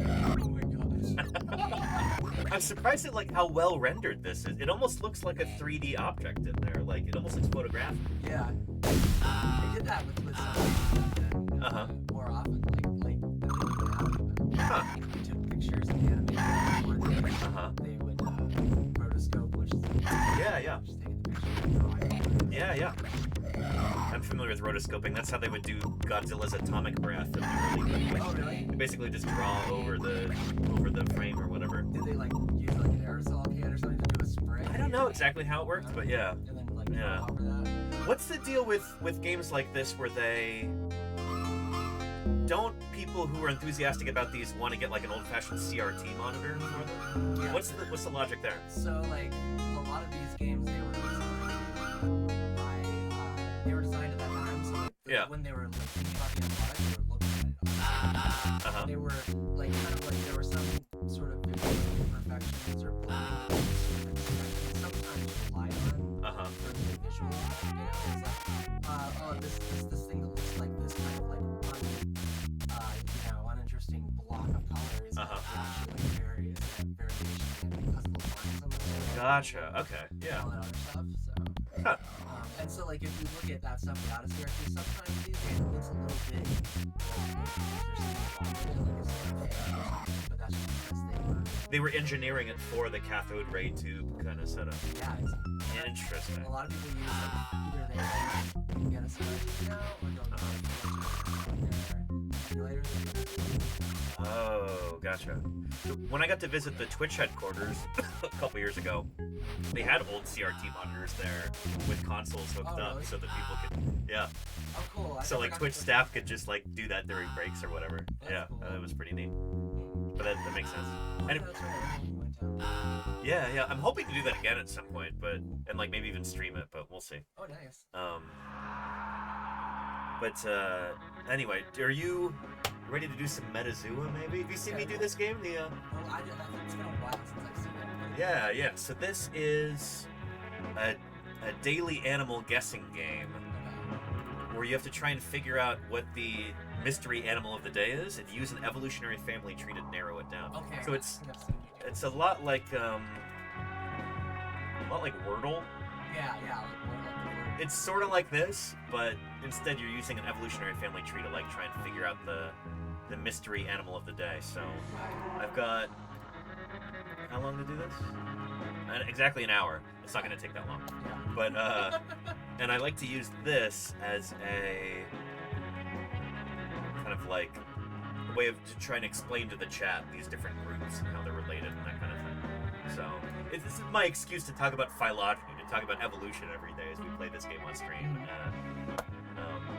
I should have done this earlier, but we were distracted. Like somebody mentioned leatherback turtles in the chat or something, and I got distracted. You know how it goes. Yeah. But let's try it. Let's jump in. It's taking a minute to load today. So yeah, so there's our mystery animal. We type an animal's name into here, and then it'll give us the most exclusive, so the smallest evolutionary group that includes our guess and the mystery animal. We'll try and narrow it down using that. Okay. I'm just walking you through. I'm not quizzing you or anything. Yeah, I don't know how it works. So yeah. So this game is kind of biased toward mammals to a certain extent because it was programmed by mammals. So I guess that makes sense. So the information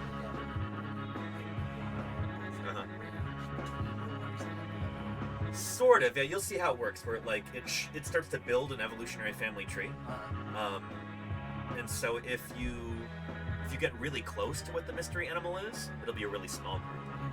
And if you're really far away, it's like, oh shoot, there's millions of species in this group, so we got to narrow it down. I'll show you how it works. But these are choices. So yeah, right now it could be any animal. So Metazoa is the clade. So we'll jump to here and I'll show you animals. This is all of life here, but Metazoa only deals with this clade. A clade is an evolutionary group that includes the common ancestor and all of its descendants. So in this case, as opposed to like the kingdom and phylum division and stuff, this is like the new kind of way that we're categorizing stuff. What happened to our music? What's it doing? Oh, did I might have accidentally hit a button when I readjusted my headphone. I'm sorry. Is there a button on here? There's a chance. Maybe chat can still hear it, but it might be. Let me just restart mine real quick. Yeah, sorry about that. No, not a problem. It's a live broadcast. These things happen. Yeah. There we go. I got it again. You can still hear the music? Yeah, it was falling out. So You're all good. I didn't realize there was a button. Feel free to switch to a different size squishy earbud thing. I was doing this to me the other day when we were just getting hurt. Yeah. While we were watching a movie. I'm glad you were able to troubleshoot. I wouldn't have not known what was happening. That was a good suggestion. So anyway, so we've got 1.4 million species here that it could be. Yeah, so like I said, this game is kind of heavily tilted toward mammals. So give me a mammal, not a pouch mammal, no marsupials, nobody who lays eggs. A rhino? Rhino. That's a good one. That's a good one. That's a perissodactyl. It's a kind of odd-toed ungulate. Let's try rhinoceros and see if that gets us anywhere close here. Hold on to your butts. There we go. And oh, it did. Yeah. Okay. So we're at Boreoeutheria. Okay. Which, here, let me jump to mammals here. Here's mammals. And then within this, let's find rhinoceros. Rhinoceratidae is the rhinoceros family. So we guessed rhinoceros, and Metazoa said, nope, not rhinoceros. Best I can do for you is Boreoeutheria. So we're gonna zoom out and get to Boreoeutheria. Laurasiatheria, Boreoeutheria. So we're pretty close. Like out of 1.4 million species, we've already narrowed it down to just 4,000. Okay. With one guess. So it's pretty good. That's good. It's pretty good. Okay. Yeah. Okay. So, but we can narrow it down even further because we guessed rhinoceros, and that's one of these guys up here. It's a perissodactyl. So we know that this whole group right here, this whole branch, we can just cut that off. Okay. We know it's not going to be one of these. All right. So instead, it's got to be part of Euarchontoglires. Okay, because this is the next subgroup. There. So this is like, yeah, we've got two main branches in Boreoeutheria. We guessed rhino, who's over here. If it were a Eulipotyphlin or a bat or something, then it would have told us Laurasiatheria, but it doesn't. Instead, it just says Boreoeutheria, larger group. So we know it's gotta be over here. Does that make sense? Yeah, absolutely. Like, what's the good strategy here to try to think of something that's like as broad as possible, or? Sort of. So what I try and do is think about these different groups and how many species they have. So like within Euarchontoglires, you've got Euarchonta, which is primates and their relatives. So we're actually part of this clade. Homo sapiens is going to be over here on the old world monkey things. And then you've got the rodents and rabbits, Glires. 2,000 species in this clade. So it's like half of all mammals are part of this clade. Okay, rodents and rabbits. Rodents are incredibly speciose. So rodents are the biggest group. There's over 2,000 species of rodent. Oh wow. Yeah. They're so small and they have such short generational times that they evolve super quickly. They're always coming up with new species all the time. Yeah. So I say we probably go with a rodent. Just by the numbers, it could very well be a rodent. So if you want to pick a rodent, what is a hamster? A hamster's a rodent, yeah. I mean, as a, like a what is there? So hamsters are. Scientific name for a hamster? Yeah, let's look up hamster. Hamster is. I think they're related to. Here's hamsters here. And 18 species of hamster. Wow. Huh. But yeah, so they are most closely related to gerbils or gerbil mice. This is why we don't use common names in science. It's like, what in the world's a gerbil mouse? You know? And then people get into arguments like, "What is a gerbil?" Oh, it's a gerbil. Yeah. Fight over it. And they just This might even be one of these things where it was originally like a German word. Yeah. Oh, the gerbil mouse. Yeah. Yeah. But. Das gerbil mouse. Velvet African climbing mouse. You know, it's yeah. So anyway, I guess. I was like, "Don't fight, guys. It's call it a gerbil mouse. It's not exactly. Yeah. It doesn't have to be a gerbil or a mouse. Yeah. It's okay." These academic debates, I just hear them out of control. Yeah, that's why we just use scientific names. It's like, you know. Anyway, let's try hamster and see if that gets us anywhere close. I'm guessing it's a rodent, but it might not be. But we'll try this and we'll see if this gets us any closer. Playing the odds with the rodent. Yeah. Okay. We were smart about which way we guessed, but we were still wrong. So, yeah, what Metazoa says here is it's part of Euarchontoglires, which is the group that includes rodents and their relatives and primates and their relatives. Oh. And so it's a primate, probably. Yeah, it's going to be a primate, or at least a Euarchontan. So this is primates and our other relatives of primates like tree shrews. And things like colugos and stuff are up here too. So let's try a primate now. And I like to pick a derived taxon. So that's like something it's like way far up the tree. It's like on one of these distant branches. Okay, see, this is the strategy. Yeah, there's our strat, right? That's the yeah, the strat. It's funny. Strat means something different in paleontology. It's really? stratigraphy. Okay. Strata.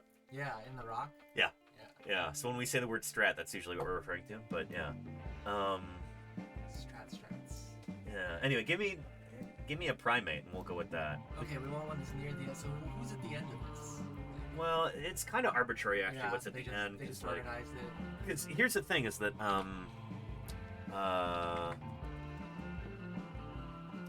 let's see. When we're talking about these evolutionary trees like this, you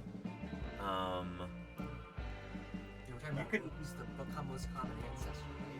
Yeah. So with these, like, when you're looking at a tree like this, you can flip it around at any one of the nodes, and it doesn't actually change how things are related. That makes a lot of sense. So the way it's organized is just kind of arbitrary. Yeah, as long as the relationship is maintained, it doesn't matter. You know. So like you can flip any one of these. So that's good. Yeah, I like that a lot. I use that as a visual aid all the time when I'm explaining this kind of thing. But we could go with something like people, or we could do like a howler monkey, or spider monkeys. Let's see if spider monkey is on here. It's not. They don't have it in MetaZoo. They don't have every animal. Let's see. Fossil skeletons are never found complete. They're always missing bones, missing parts. Thank you, Aurora Mortalis. What a great name for the follow. Welcome to Paleontologizing. It's good to have you here. What about like some earlier hominids? They don't. So this only really has extant animals, non-extinct, living. Really? Okay. Yeah. Let's see here then. Let's do. Sorry, I'm taking so long. No, you're good. You're good. Are we want to do any lemurs? We could do a lemur, but that's kind of basal, so it. Okay. Yeah. So how about bonobos? Bonobos are great. Let's see if they have bonobo. They do. Let's try that. Nice. That's right next to people, so we'll see if we. Okay, it is a catarrhine. Excellent. So catarrhini is. Okay, this is useful information. Monkeys and apes, old world monkeys and apes are catarrhines. So there's bonobo right there. This is right next to chimps and to us. That's not really our natural habitat. So this whole branch is out. Yeah, so we can exactly. Yeah. I love how you're catching on to this. Yeah. So it's not going to be an ape, or else it would have said ape. Instead, it's just saying the best I can do for you is catarrhini. So it's got to be some kind of old world monkey here instead. Baboons, vervets. Yeah. Proboscis monkey. Oh yeah, are you not familiar with them? No. They're so weird and cool. Like a mosquito monkey? You've seen these guys, right? Oh yeah, with the noses? Yeah. Yeah. They're so funny looking. Okay, whoa. Yeah. That's what okay, so that's that. Okay. Yeah, it's a proboscis monkey. It looks like the Kilroy. It does, yeah. It totally does.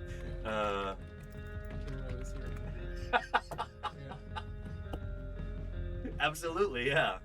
Oh man. You should totally do that. Yeah, proboscis monkey was here. Oh yeah, that'd be good. Sure. So yeah, let's see what kind of. Here, if we try like, so they do have baboons. What are other options?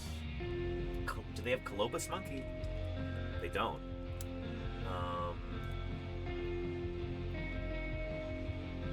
Let's try monkey. They've got howler, capuchin, and tamarin. So capuchin monkeys are, I think they're from South America. Yeah, okay. Exactly, yeah. Capuchin monkey. I think they're from South America, so they're not going to be part of this group. But this is this is the kind of monkey that Justin Bieber owned briefly until he ate it, or I don't actually know how that story ended. Wait, what? I know it's a scandal that like he should not have had a monkey like that. Oh no. But this is like... These are highly social animals. Like, they need other members of their kind around them, or they're miserable. And I don't think he had that. It's like Apu from Aladdin. Maybe that may have just been like generic cartoon monkey. Oh, but yeah. Look at how little thing about Abu Aladdin. Well, yeah. I don't know. Yeah, this is set in some of the way in Asia Minor. Although, hang on, did they do a live action Aladdin? Oh yeah, they did. Yeah. That is a capuchin monkey. Okay. Which doesn't make any sense if they're in the Arabian Peninsula or somewhere like that. That was just their model for it, probably. That's so funny. That reminds me, like, we've talked about this multiple times on this stream before, but you know the original The Lion King? Mm-hmm. And there's that song, I Just Can't Wait to Be King. Mm-hmm. I'm just thinking about the video where they call it the Simba. Were they what? There's a meme video where they're holding Simba up, right? And then the monkey, like... oh, yeah, he just throws him? He lifts him up and just... I've seen it. And then all the animals are like, ah! But I was gonna badmouth this real quick because... Here.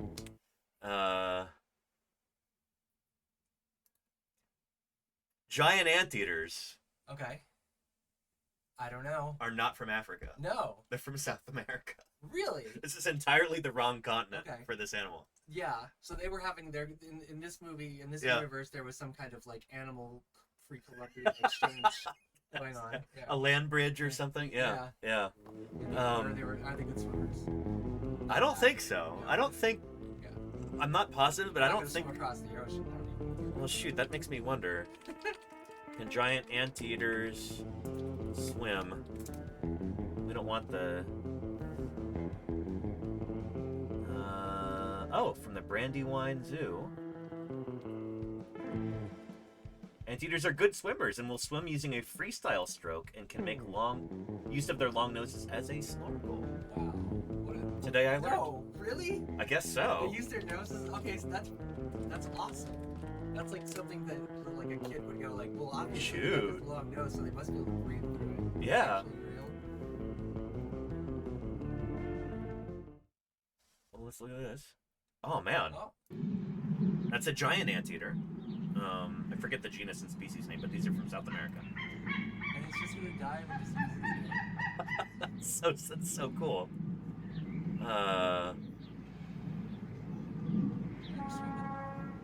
Neat. These are surprisingly formidable animals. Like there's multiple recorded instances of them like mauling and killing people. Really? So like there is a. They're like claws. Yeah. Like so they've. They have deer claws, right? Oh yeah.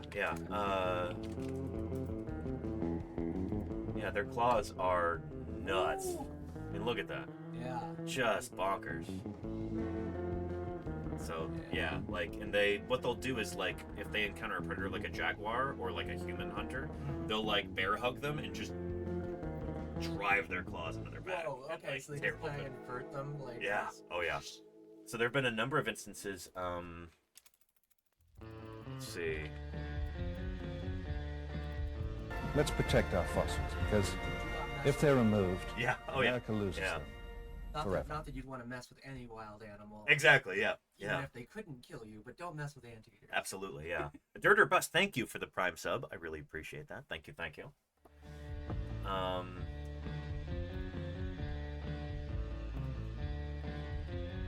Giant anteater mauls person. Yeah, the Argentine zookeeper dies after anteater attack. That's I expected Florida, but yeah. Well, that's the cassowary. Have you seen that video with No. Oh boy, let's look at that real quick. But there are also a number of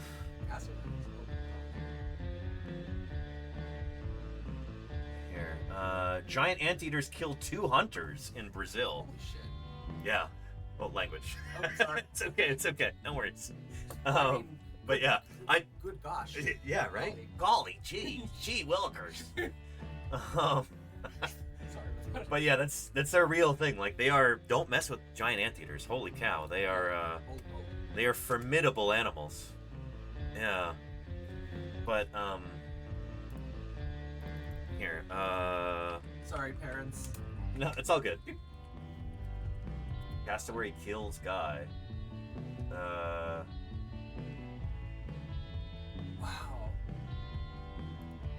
You're so scary. Like. Whoop, hang on. Sound is off. There we go. Send an ambulance, please. It's a moment of crisis. What prompted such a desperate call to 911? It was a vicious physical attack, not from a human being, but from a bird.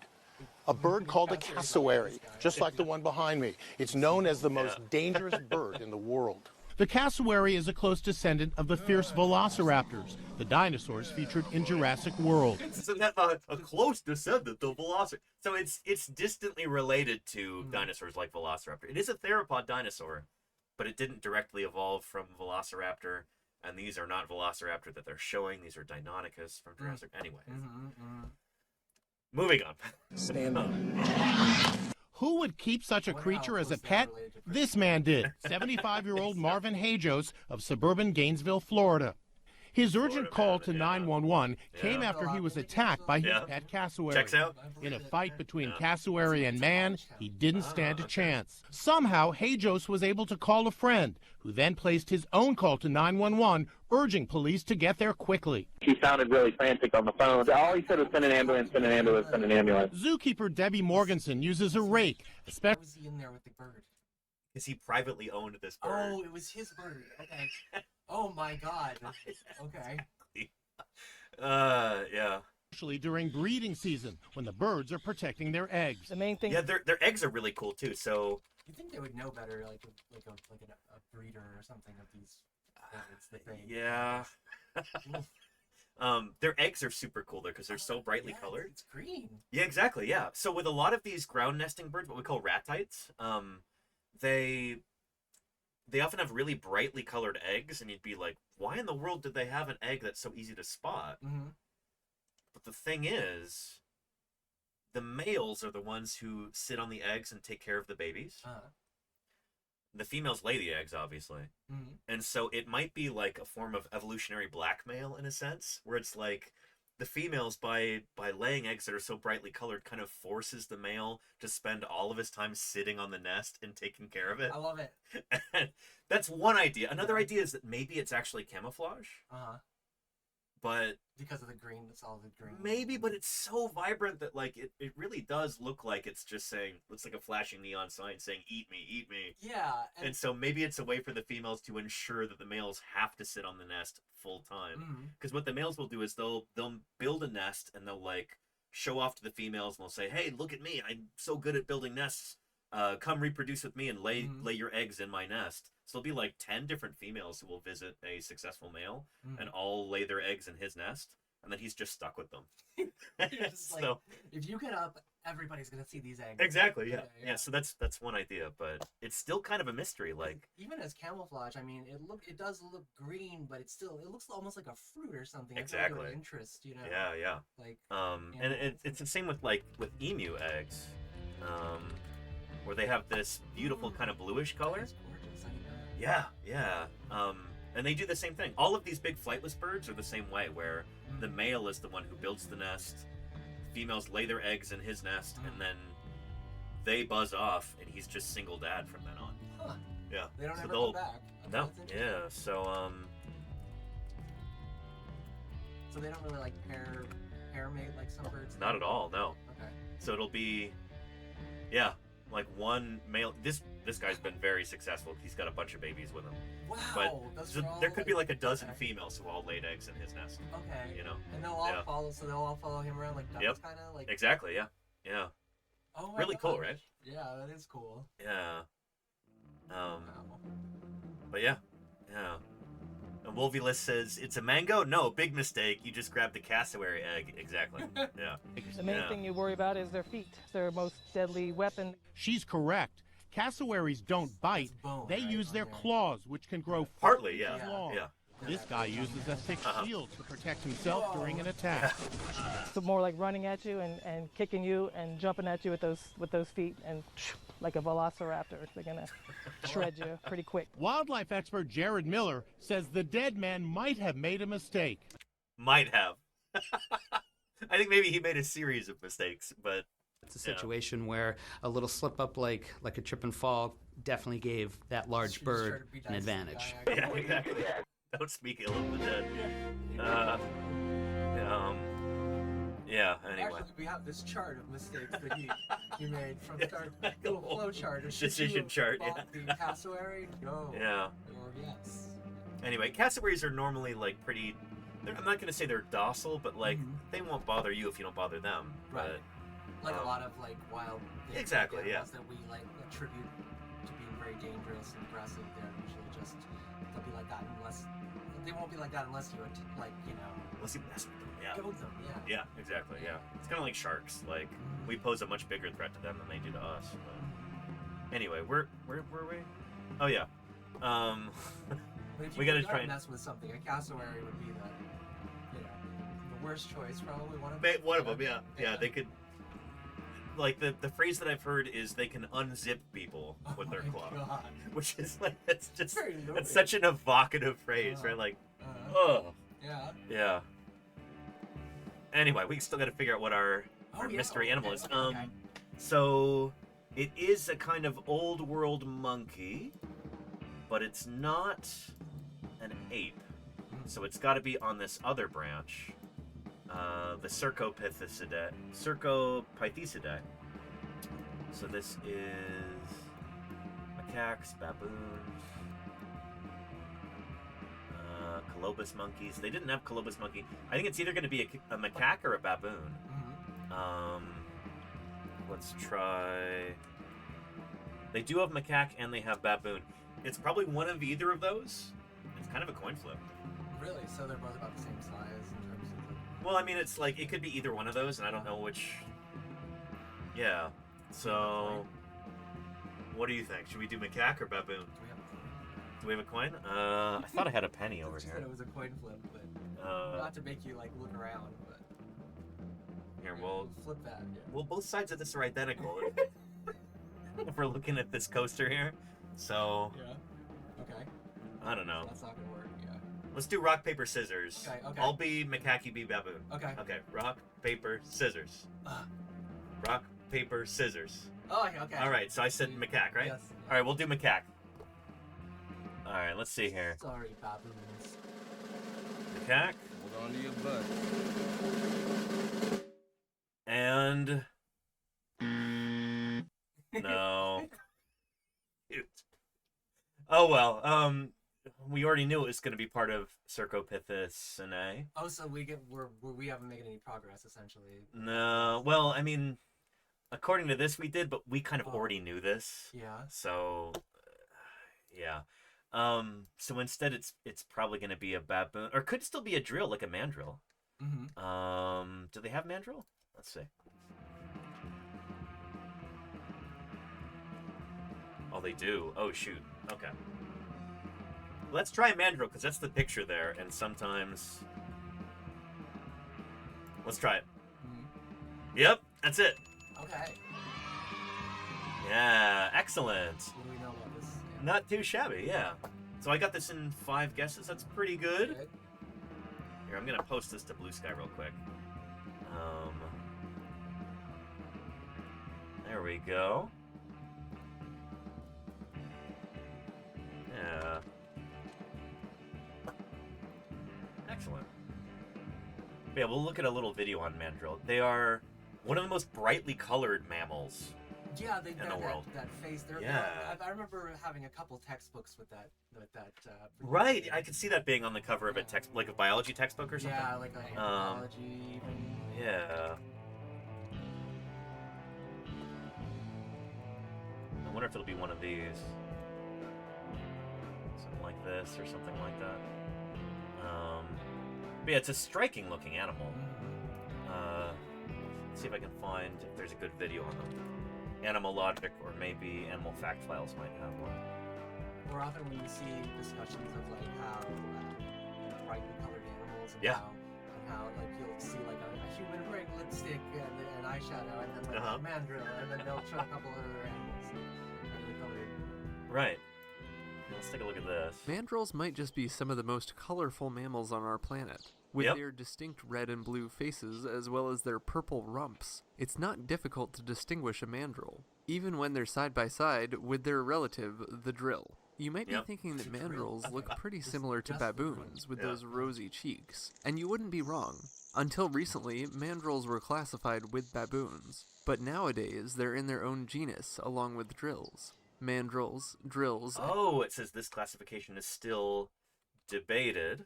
I wonder if this is reflected in the tree that we were looking at just a minute ago. with baboons, but nowadays they're in their own genus along with drills. So let's see. Mandrill. Yeah, Mandrillus. They do put it in its own genus here. Yeah, drill and mandrill both in genus Mandrillus. So Mandrillus sphinx for the mandrill, and Mandrillus leucophaeus for the drill. Leuco means like white or light colored. I'm not sure what phaeus Why means. Sphinx? I don't know. That's a good question. Just directly related to the Sphinx, or is that a word in Greek? Let's look it up, actually. Mandrill. Etymology. I don't know where the Sphinx part comes from.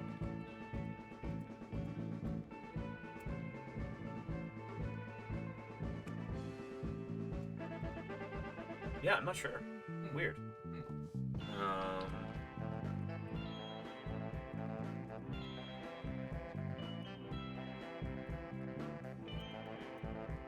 Where does the Sphinx come from in the mandrill's binomial?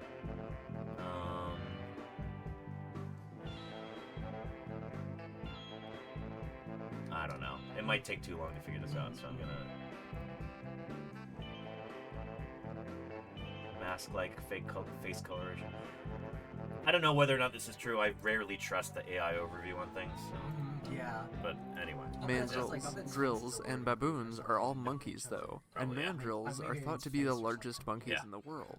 The mandrill's fantastically colorful face is thought to be an indicator of social status in males and reproductive readiness in females. Mandrills live in troops that can contain anywhere from just a handful of members to somewhere around 1,000. Shoot, that's a big range. I'm going to share a link to this video if anybody wants to find out more. But this provides a good opportunity to talk about mammals and coloration, because that's one of the most striking things about a mandrill is just how brightly colored they are, which is weird for a mammal, right? So, like, when we're talking about mammals... There's a lot of earth tones. Yeah, absolutely. And, I don't know, if we look at, like, an image of mammals, there's a lot of browns and grays and grayish browns, brownish grays, and, like, some whites and yellows and stuff, but for the most part, like, most mammals are colorblind nowadays. Really? Okay. Primates are weird in that, like, our ancestors, the first primates, they probably re-evolved color vision to be able to spot ripe fruit and stuff like that. Okay, so they kind of lost it. So we know that mammals lost color vision that had it before. Yes. How do we know this? That's an excellent question. I'm really glad you asked it. Dinosaurs. Really? Dinosaurs are the answer. So, in kind of a roundabout way. So, if we're looking at our geological time scale here, it's back to linear time. Mammals first evolve around roughly the same time as the dinosaurs. Dinosaurs show up in the fossil record about here, which probably means they evolved a little bit earlier. About 240 million years ago, give or take. And the ancestors of the mammals were already around here. The first little tiny stuff. Yeah, the true mammals, the earliest ones we have are from like the early Jurassic, but they almost certainly go back further in time. They're probably roughly around the same age as the first dinosaurs. But here's the thing, like, during the entire age of dinosaurs, mammals were around, but they were mostly very small. So things like,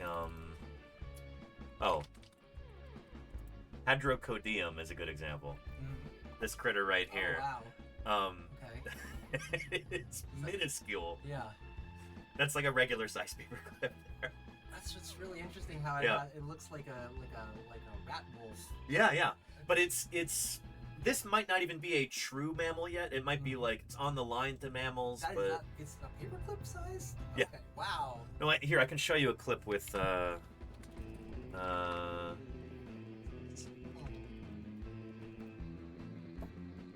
let's see. Let's see if I can find you that clip with No, right? Yeah. So that's Hadrocodium from China. I'm gonna see if I can find the clip. Talking about this little guy. Because it is pretty darn cool. There we go. Yes. Excellent. In the ear. So, mammal inner ear. Forward just a little bit. Is a fabulous anatomist. Here's a guy who knows the anatomy of the teeth, the anatomy of the jaws, the anatomy. This is Zeishi Luo, who I met at SVP a couple years ago. This is right at the beginning of this scientific conference. I was hanging out at the hotel bar with some friends, and I'm like, oh yeah, we went out for sushi first. Yeah, and then, yeah, going back to the hotel, like, they're at the hotel bar, like, hey, I know you! You worked on Hadrocodium! Okay. That's Zeishi Luo right there. Really nice guy. The ears of reptiles and mammals as well as anybody on the planet. Furthermore, he's able to work with really tiny specimens. When the fossil was first spotted in the field, my friend thought it's just a pebble. He picked it up and realized there were bones in that pebble. Yeah. It's a fossil. This is a really neat use of 3D printing. Detailed work, we know that it's actually a mammal skull, and it's related to the origin of all mammals. Yeah. They named it Hadrocodium. Yeah. Using a 3D printer, Lowe built an enlarged replica of its tiny skull. The teeth had cusps like other mammals. Yeah, right? But it's Quality the work. lower jaw that really stood out. This is a dinosaur too. Mr. Cappy, thank you for the follow. Be aware that first one is not a dinosaur. That was a Dimetrodon, which is actually more closely related to mammals like this, but yeah. Yeah. The jaw joint looked remarkably like that of modern mammals, which suggests that the old reptilian jawbones were no longer being used to eat with. They had become part of the ear. Yeah, well, we can get into that in a minute, but Inside of the jaw are structured to hold the ear bone. This shows us Hadrocodium's ear bones are still attached to the jaw. anyway, the point is this critter is really, really small, and a lot of the mammals from the age of dinosaurs, in fact, most of them are about that big, or maybe this guy's maybe abnormally small, but most of them are like mouse-sized or smaller. Okay. Which is weird because mammals first evolve around the same time as the first dinosaurs, maybe just slightly after. But for some reason, for nearly the entirety of the Mesozoic era, mammals were around, but they're just really, really small. This is a world ruled by dinosaurs. Since they got bigger, they were just crunched. Maybe, yeah. Exactly, yeah. So it's like there's evolutionary pressure being exerted on them to stay small. Yeah. So during the entire age of the dinosaurs, during the entire Mesozoic, there are basically no mammals larger than like maybe a corgi dog or something. Hiding spots. Yeah. And so like as soon as the dinosaurs, except for birds, go extinct, then mammals suddenly get big. Like immediately after. So that's the idea, is that maybe during the Mesozoic era, you know, mammals were basically hiding from dinosaurs, or living in the shadows, living underground, living in tree hollows and stuff, maybe coming out at night. And so during that time, they evolved to have better and better night vision. So better and better like rods in their eyes, and they kind of lost their color vision during that time.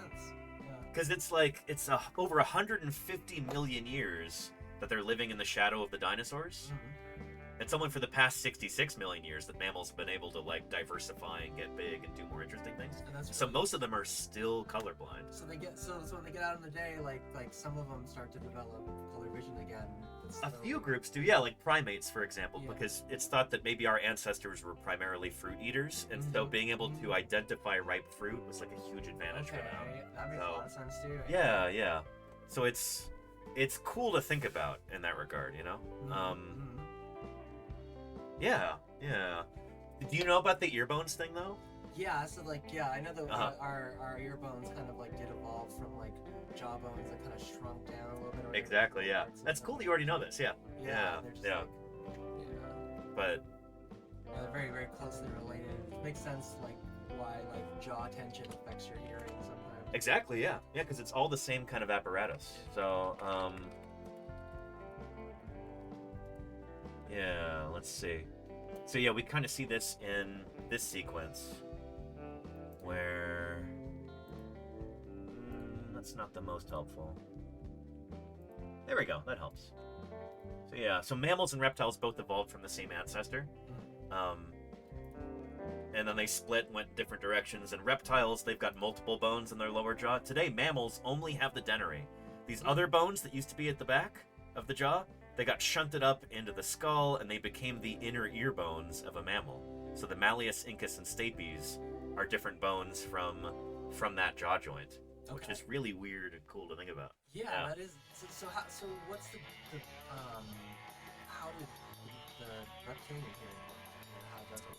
So it's more simple than mammal hearing, and it's arguably not as good. Is it because of that lack of those bones? Sort of, yeah. So birds birds being descendants of dinosaurs, they developed a different kind of hearing apparatus that I think there's like tiny little hair-like filaments that kind of vibrate because of the vibrations in the air, and that's what they used to hear. And that's also really good because it can heal.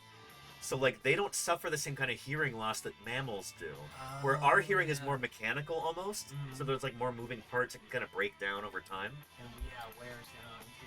Yeah. So, when I was a kid at my school, growing up,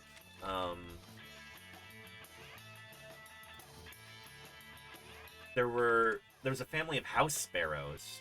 These little guys, who they would nest inside of the school bell. Oh wow! Which is crazy because it's extremely loud, right?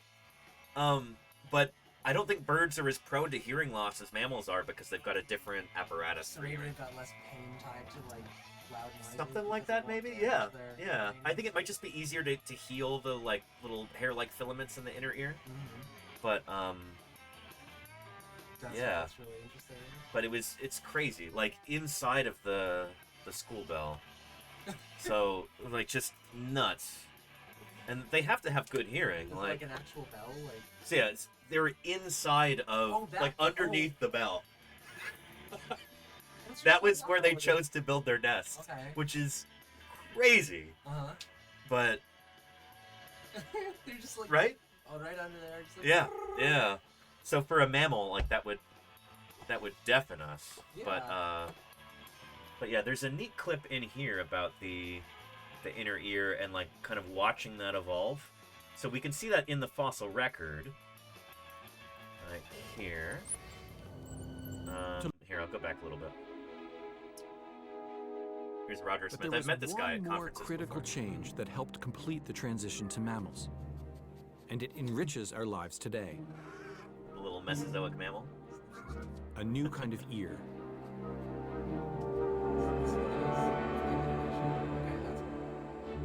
The hearing anatomy of mammals is unique.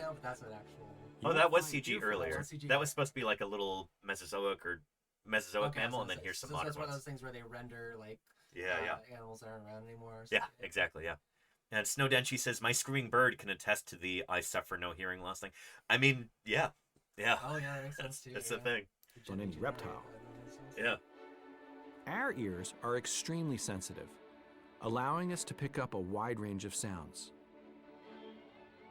From high-pitched squeaks to low-distance calls. decade.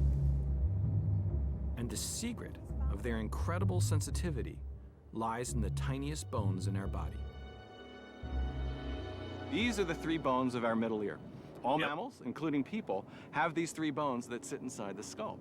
And what they do is they form a little lever system that turns the vibration of air into sound that our nervous system can perceive. 2 of them were, and one of them is part of the kind of like this part of the skull on reptiles. I think it's the quadrate, and then you have the angular and serrangular, if I remember correctly. So it's like these 2 bones plus this one, I think.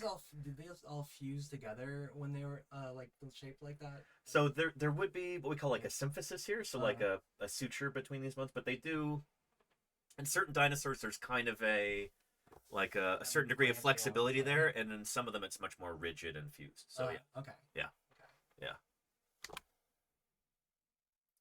But yeah, pretty neat. Like, these are the smallest bones in our body, and they're inside of our ear. We, like all mammals, have 3 of these bones in our middle ear, but reptiles only have 1. Yep. These 2 extra bones, the malleus and incus, enable us to amplify sounds that reach our eardrum. How cool is that? Which is one reason why our hearing is so much better than reptiles. This presents us with a simple yet extraordinary puzzle. There's like nerves attached to the end of that. How did our acute sense of hearing using 3 bones emerge from our reptilian ancestors who used only 1? Oh, and this is frustrating because like mammals didn't actually evolve from reptiles. This is a part where they like oversimplified things to the point where it's like not even true anymore. But mammals and reptiles split at the very origin of amniota. So like as soon as animals started laying hard-shelled eggs on land, as soon as they're not amphibians anymore, they're already splitting into mammals and reptiles like immediately. Oh, really? Okay. So mammals didn't actually evolve from a reptile. But we'll it's breeze sort past of that thing for now. like when they say like we evolved from apes, but like which we kind of did. Yeah, Like, yeah. an ape, it was not Basically, it was yeah. not, we didn't evolve from like a chimp. Exactly. Yes. Yeah. Yeah. We share a common ancestor with chimps, but we didn't evolve from chimps. Exactly. Yeah. Yeah. For nearly 2 centuries, scientists have been fascinated by this mystery. So this is really, really cool. One way that we can kind of look at this history is through the fossil record, but we can also do that in the laboratory too by looking at modern animals and seeing how they develop from an embryo to an adult. Oh, right, because that sort of the development from the embryo kind of like mimics the evolution. Like there's sort of they start out in that more primitive shape almost, so it's like a kind of microcosm of evolution. Exactly, yeah. There's an old phrase that ontogeny recapitulates phylogeny. Oh, cool. That's it's the same kind of idea right here. It's pretty nifty. And one of them is my former student, Karen Sears. So these are the gray short-tailed opossum, and they have Australia. been used in labs for a few decades. Any Australians in the chat right now? A much more popular lab organism. They're very cute. So the opossums, like other marsupial mammals, the mother gives birth very early compared to what we would call placental mammals, things like us, like mice, like dogs. So these guys, they're a month and a half old, they're pretty big. When they're born, they crawl up here and attach to these nipples. So what's nuts, those are the babies. Oh, wow. So marsupials are weird like this. And when they're first born, they're just like a little pink bean. Yeah. And they don't even have legs yet. I had pet mice and they they look kind of like that, but they had like little legs and arms. But These guys are even more underdeveloped when Yeah. they're first born. They just need enough arm strength to be able to like crawl out of the birth canal and go attach to the female. And So this is a marsupial? yeah, Okay. yeah. So opossums are Are marsupials, they just just like pulling the pouch open, or? no. that's So an these opossum. Okay, I thought that was a mouse. yeah. So I don't know if opossums actually have a proper pouch. They just kind of attach to them like that. Maybe.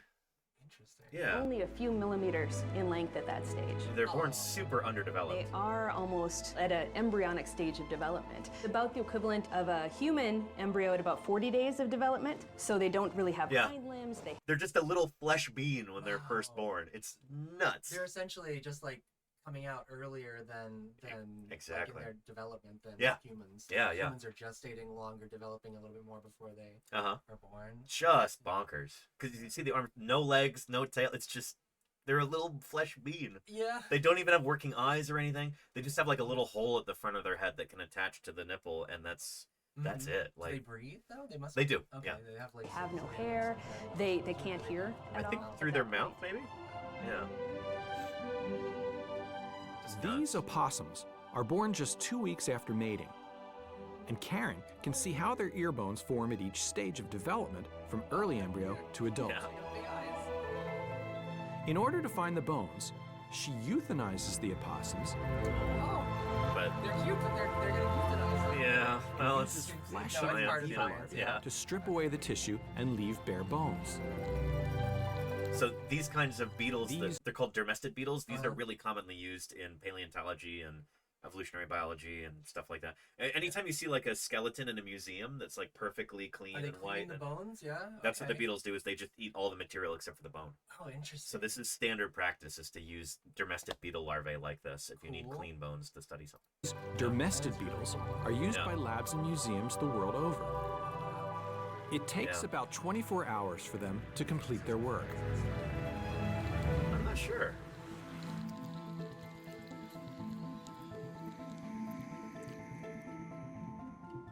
Karen is then left with a series of skulls through which she can trace the development of the middle ear bones from embryo to adult.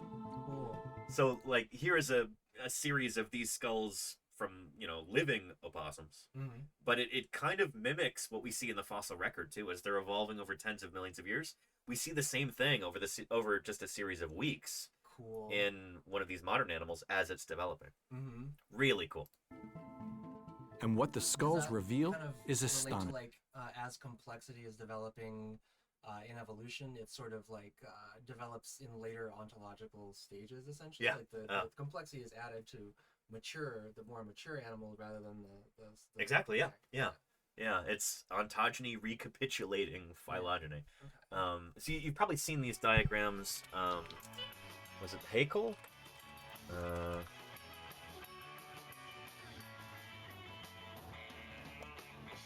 No, hang on.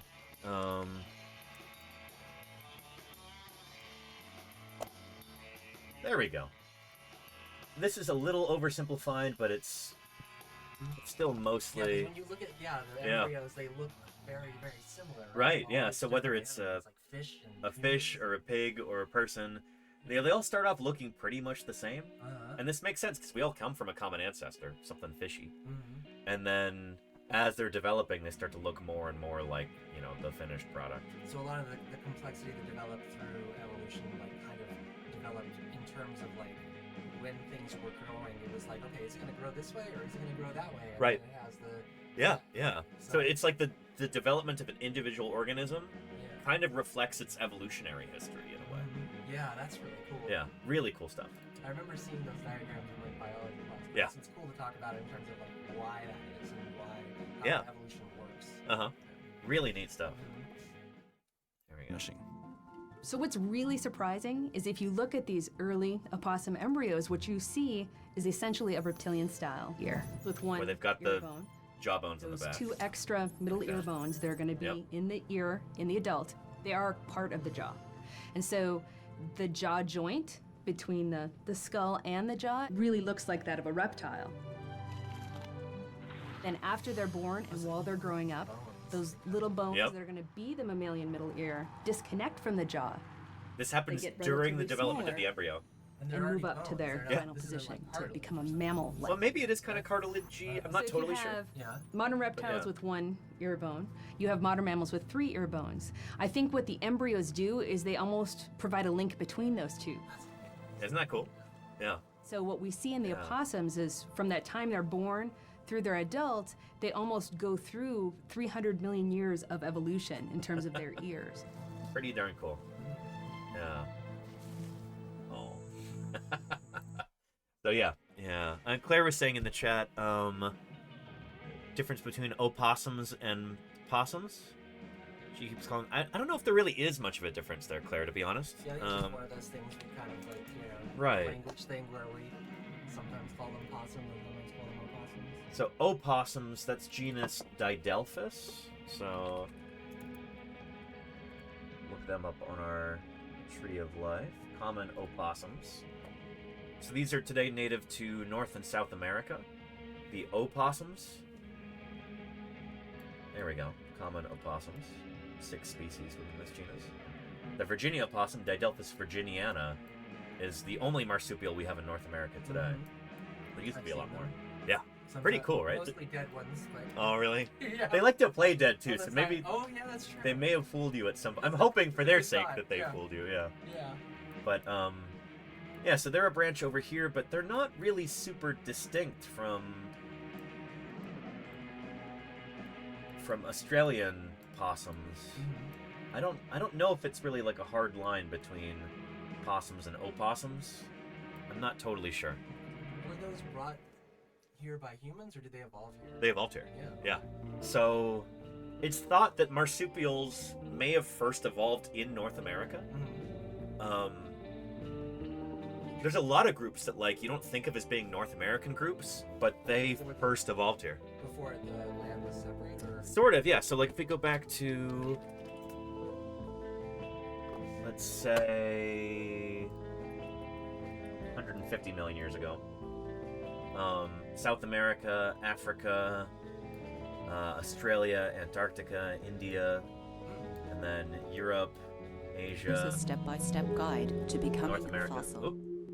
So Step 1, die. It's like all connected to some degree, even if it Yeah. wasn't the same. Still, it wasn't like Pangea then, but it was like still pretty. You're right. Pangea was breaking up by this point. This is the late Jurassic here. But if we go back a little bit further, say 220 million years ago, or even 240 around the time that the first dinosaurs evolved, you know, all the continents are together. So we've got ocean on one side, land on the other. Wow. Yeah. So this is actually one of the reasons why dinosaurs were so successful. Like why they're able to move to all continents on the planet is that they first evolved when everything was still stuck together. So they could just walk anywhere. Yeah. And same for mammals also. But anyway, I think the earliest marsupials are something like, I think they're like 150. So around this time. But they're, I don't know off the top of my head whether it's thought that marsupials first evolved in North America, but I know we have really early ones from North America. But yeah, they spread to South America and Australia. The question of all surrounding the dinosaurs is why. Kitties, please. Hey, thank you for the raid. 49 raiders have arrived to ask exactly that question. Welcome to Paleontologizing, Kitties, please. I appreciate the raid. Thank you for bringing everybody in here. Science is whatever we want it to be. And Reedy Bravo, thank you for the follow. It's one of our newer alerts. It's Dr. Spaceman there. I love it. Yeah. Delta just started watching 30 Rock not too long ago. Hey, can I just get a single living dinosaur? And there's another one. Yeah. Getting all the 30 Rock ones. This is great. Here to raid Dino Kidneys? What is this? Xeno Flame, welcome. Good to have you here. Welcome to Paleontologizing, everybody. I've got a special guest on today's stream. This is Delta Rain from twitch.tv/Delta_Rain. Can we get a shout out for Delta? But, yeah. Are you paleontologying? And thank you, Xeno Flame, for the follow. I appreciate that. Here, I'll play a quick little channel trailer to introduce you to what we're all about here. This is what I normally do on stream. My name is Danny Anduza. I'm a dinosaur paleontologist. Yes. Okay, This is nice. Paleontologizing. Yeah, it's the same as my channel trailer, pretty much. Oh, no, I don't think I've seen this new one. Yeah? No, I haven't seen this one. I haven't seen one. Yeah. Oh, that's gonna be fine. Science isn't just test tubes and beakers and white lab coats. What we're doing out here is science, too. We're testing hypotheses by excavating these fossils. Join me for museum tours, interviews with other paleontologists, audience Q&A. Thanks. It's short. 3D printing. It's pretty big. Who thought this was a good idea? And of course, live dinosaur digs. A limb bone from a new duck-billed dinosaur. I invite you to tune in and experience the adventure of fossil science. So yeah, that's what I'm all about here. And then Delta Rain normally does variety streaming, video games, that kind of thing. I just like kind of into science and stuff. But Yeah. I don't stream about it. So yeah, Delta was here visiting, and then you were hanging out with Ios, and then Ios had to go home for like a family medical emergency thing, so it's raining outside. I'm just floating around here. Yeah, I figured Delta was maybe kind of bored. I asked her to join me for today's stream because she's got really good questions and is a scientifically minded person, so it's good to have you here. Thank you for joining me for this. Yeah, this is fun. So yeah, anyway. Felaheen wants to know, do fossils come from... Do they form under the sea? Oh yeah, absolutely. Oh man, there's a whole rabbit hole we could dive into there, but lots and lots of fossils that form under ocean water. Maybe we'll jump into that in a minute, but Diagonal says the oldest fossil mammal is from Brazil, Bracylodon quadrangularis. I was talking about the oldest marsupial, which I don't know off the top of my head what the oldest marsupial is. I wouldn't be shocked if it's from South America. But, yeah. But Felaheen says there must be so much content down there. I love, it's a very, like, Twitch brain waves and so much content. Let us find this content. Let's talk about it. And Sick021, thank you for the follow. Here. It must be full of content information. This is what our new follower is saying right now.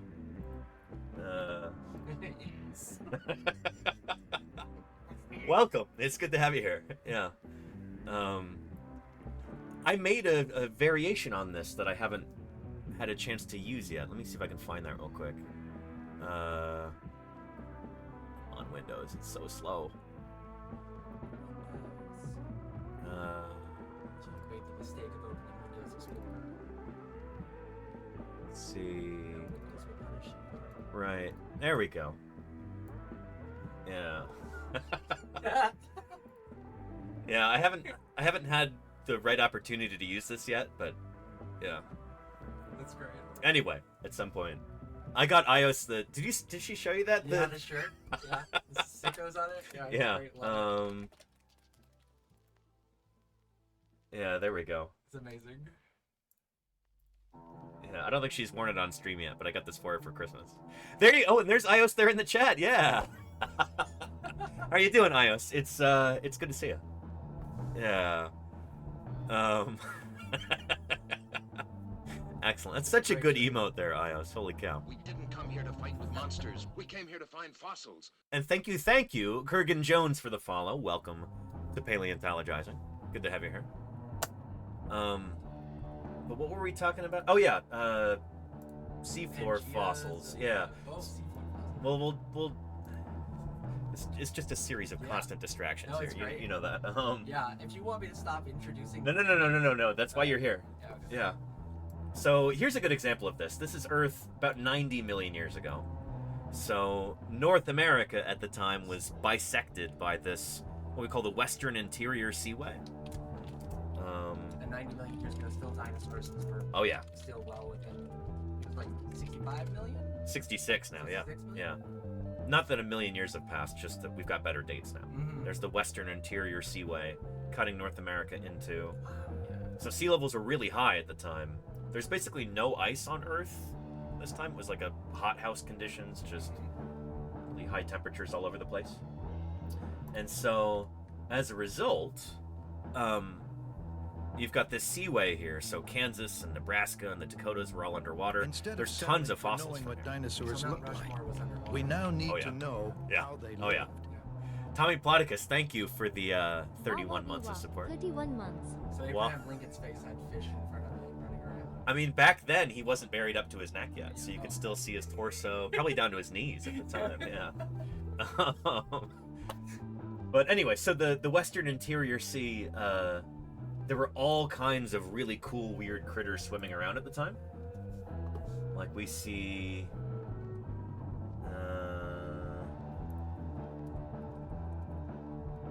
Mosasaurs and plesiosaurs and giant sharks and giant ammonites and things like that. And we have fossils of these guys from Kansas, from Nebraska, from all these places that were underwater at the time. It would have been kind of like the modern-day Caribbean or Mediterranean, kind of a shallow sea. Is the paparazzi there? Is there paparazzoa? Is that really Zosia? Is that really Parapazosia? Distantly. Yeah. So these guys, it might look like a nautilus. Yeah.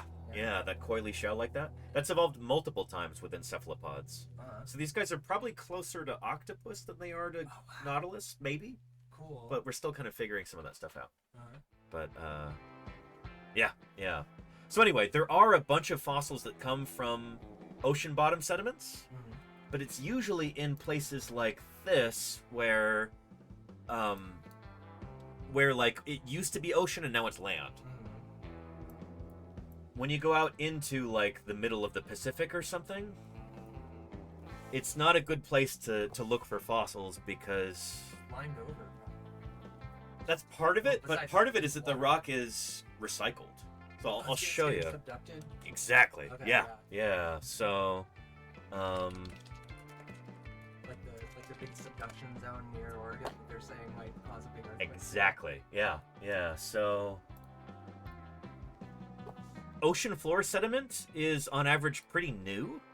The continental crust tends to be a lot older than oceanic crust, because oceanic crust, it comes up from these mid-ocean ridges, like these spreading ridges like this, and it's like a conveyor belt. So it goes, and since it's less dense than the continental crust, it tends to get pushed underneath, and then it just goes down into the mantle and gets melted, and so it's just like a conveyor belt. It's always getting recycled like that. So a lot of the subduction happens near land? Oh yeah. Okay. Yeah. So land that's getting in the way and pushing it down. Yeah. So since the oceanic crust tends to be not as, maybe it is more, I think it's less dense. Anyway, it loses that fight against the continental crust. It gets pushed down, goes into the mantle and melts. So there's no ocean sediments that are older than like the beginning of the Jurassic, like 200 million years old. So all this stuff is relatively new. So there's scads of fossils down here that are forming all the time that are just getting melted, you know? Yeah. Does that keep you up at night? Not really, because all this stuff is underwater. Like, how are we going to get to it anyway? There's so much stuff on land that you know it's there, but you can't even dig it up because of the funding, right? So Exactly, yeah. I'm much more concerned about all the fossils on dry land that are eroding all the time, and yeah. The ones that you could get to without like a boat and divers. Exactly, yeah. That would be like prohibitively expensive. Is there anybody trying to do that kind of stuff in the ocean, or like maybe more shallow parts of the ocean? Anytime that we find fossils like that, it's always semi-accidentally, if they're like vertebrate fossils. But there are... No, I take that back. There are... Oil drilling or something? Or... Yeah, so there are... I have friends and colleagues who are... Challenger. Who, they worked on vessels like this. So this is the Glomar Challenger, which is a really famous research vessel. And what does that look like on top of it there? It looks like a Eiffel Tower, kind of. Yeah. I mean, it looks. Yeah. I was gonna say like an oil rig or something. Oh yeah, or like an oil derrick. Yeah. Eiffel Tower Yeah. kind of like an Yeah. Because that's what it is. It's this giant drilling platform. So they would take this out to the middle of the ocean, and then they send down this big drilling mechanism, and they bring up like core samples. And then they can look at all the different layers of rock and all the little tiny microscopic fossils inside. All the fossil plankton and stuff like that. Yeah, okay, so they bring up like big cores of rock and just it pulls them out, and then they just have this like tube, and they can go like this. I wonder if I can find a video that helps kind of explain this. Here's a video from 1974. This might be fun. Let's take a look. From the National Archives.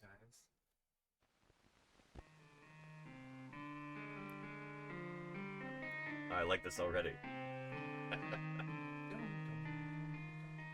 The Atlantic Ocean near Bermuda, or Antarctica, the Mediterranean, the Caribbean, the Red Sea, the Indian Ocean. Wherever things are wet. Journeys from the logbook of a ship, a very special ship that is helping to rewrite our understanding of the history of the Earth. This is great. Yeah, yeah. It's the same kind of era. It's the 70s, yeah. The Earth. It sits there in the void of space, serene. To the astronaut traveling in space, Yeah, it is doesn't do much, you know. And from his distant viewpoint, it seems that only the Get a weather job, Earth. changes. Quiet. Not much happening there. Oh, and Murph is asking an interesting question. Wasn't the Hughes Glomar used by the CIA to capture the sunk K-129?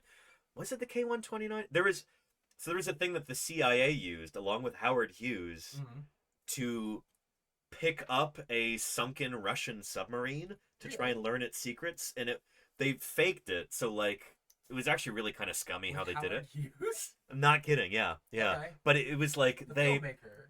Yeah. Okay. Yeah. And the airplane manufacturer. Yeah, you've seen the movie The Aviator with It was a while ago, but I think so. with Leonardo DiCaprio. Mhm. Yeah. Wave of the future. Wave of the future. Anyway, so the CIA devised this plan along with him to build a ship that it was camouflaged. It was supposed to look like the Glomar Challenger, and so it wouldn't be suspicious, but it was, instead of like drilling for core samples, and instead had like a big like claw machine claw at the end to pick up this sunken Russian submarine. Okay. Not kidding. We can maybe watch that after this, but Yeah. it's bonkers story. Oh man. That is yeah.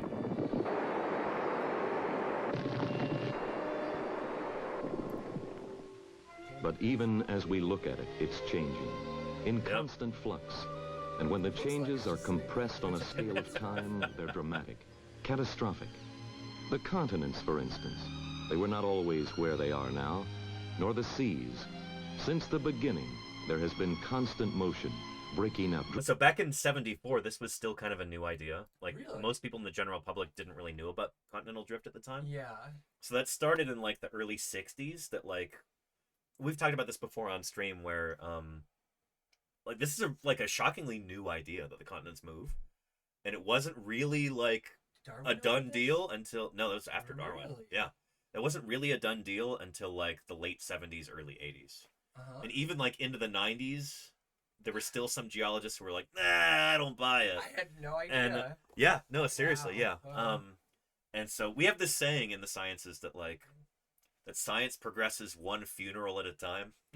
As you buried ideas that just turned out not to be true. The Yeah. things you falsified. Exactly, and like there are some researchers who were like, "No, I don't buy it," Hang and on then to 'em. you kind of just like they die, and like science moves forward. Like it sounds kind of callous, but that's often kind of how it works. Yeah. So this is one of those things where like, yeah. Anyway, it's like it's really interesting, this idea of big ideas changing in science, scientific revolutions as we call them. Sometimes you really do kind of have to wait for like the older generation to just die or retire from academia. And sometimes there are people who actively change their mind as they see new evidence. And so continental drift, plate tectonics, it's really interesting that it's almost kind of half and half, where like a lot of geologists were convinced by the new evidence, and some of them are like, I don't buy it. And then How did they first like start thinking about that? Was someone just looking at a map and going, "This kind of like"? Looks yeah, like it could we be can talk about that next if you want to. But the Glomar Challenger played a big role in this, like in doing all these core samples and everything. They helped piece together some of this evidence. Yeah, Drifting apart, filling in, and it continues today. Mostly like magnetic stuff. They might even talk about that in this. We'll see. The Glomar Challenger serves as a floating geomagnetism, to aid scientists in finding out what the changes were, when they exactly, occurred, and what they might be in the future. I've never seen this before, but The ship is the laboratory is the ship. The laboratory is the wait. ship. Oh, that's it. Oh shoot. Okay, it's just the beginning of it.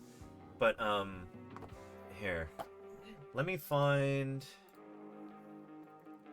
If you want, we looked at this just a little while ago, but it would still be fun to look at with you if you want to explore this concept. Whatever you would like to do.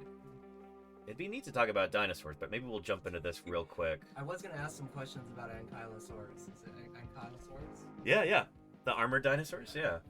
Here, I'll at least, let's see. But I'm not in any hurry. 70s, It's all very interesting. documentary, plate tectonics.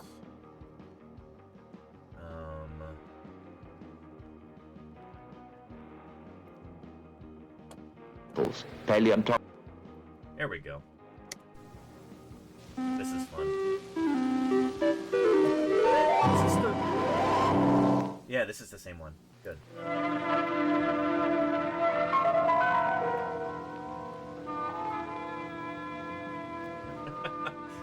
So we watched this, what was it, like beginning of January or something? On the birth date of Alfred Wegener, who was the German meteorologist, so weather scientist, who first kind of came up with the idea of drifting continents. It was a meteorologist who Yeah. came up with the idea Yeah. first? Okay. Well, shoot, maybe we'll take a look at that video because it's shorter. I'll give everybody a link to this one, the full-length 1970s documentary, but, I've already learned so much. yeah. Here, this, I think you'll get a kick out of this. This is pretty neat. I love the animation style in this, if you can even call it animation. It's more like puppetry. But this kind of tells that story. Hardly anyone in the early 20th century said, why are there oceans and why are there continents?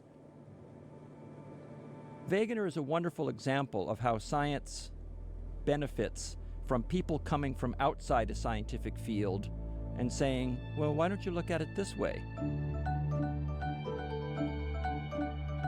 Getting into a balloon and going up into the air for a meteorologist is like getting into a boat and going out on the ocean for an oceanographer. Isn't this He cool? goes up in a balloon because he wants to take measurements of the atmosphere. He's not the Wizard of Oz. He's a scientist doing science. Yeah. I mean, I know it looks whimsical, but like, trust us, he's doing real science here. He's You know? not just having fun up there. Exactly. Wegener flew as much and as often as he could. He wants to write the best book on the physics of the atmosphere, and no one had ever studied the atmosphere in the high Arctic before. Sorry, what year was this again? So this is 1906 and 1908. Yeah. Yeah. Well, they didn't have planes yet, really. No. Yeah. So that was the only way to fly if you're not a bird at the time, or a bat, or an insect. This is a time in history when one of the most exciting things you can do as a scientist is to go on an Arctic expedition. Yeah. It was adventure travel of a North Pole, South Pole kind.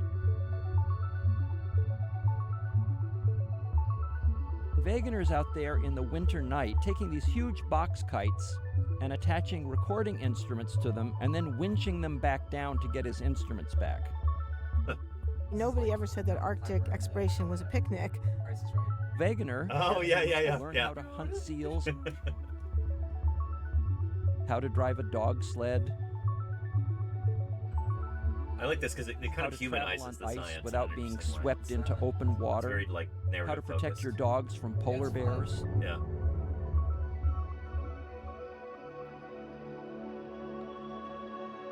Imagine that. The Taking a travel in sailing Greenland, ship like this. out His to time with icebergs, The way in which the ice flows form jigsaw puzzle pieces. the way the ice cap splits apart and fissures.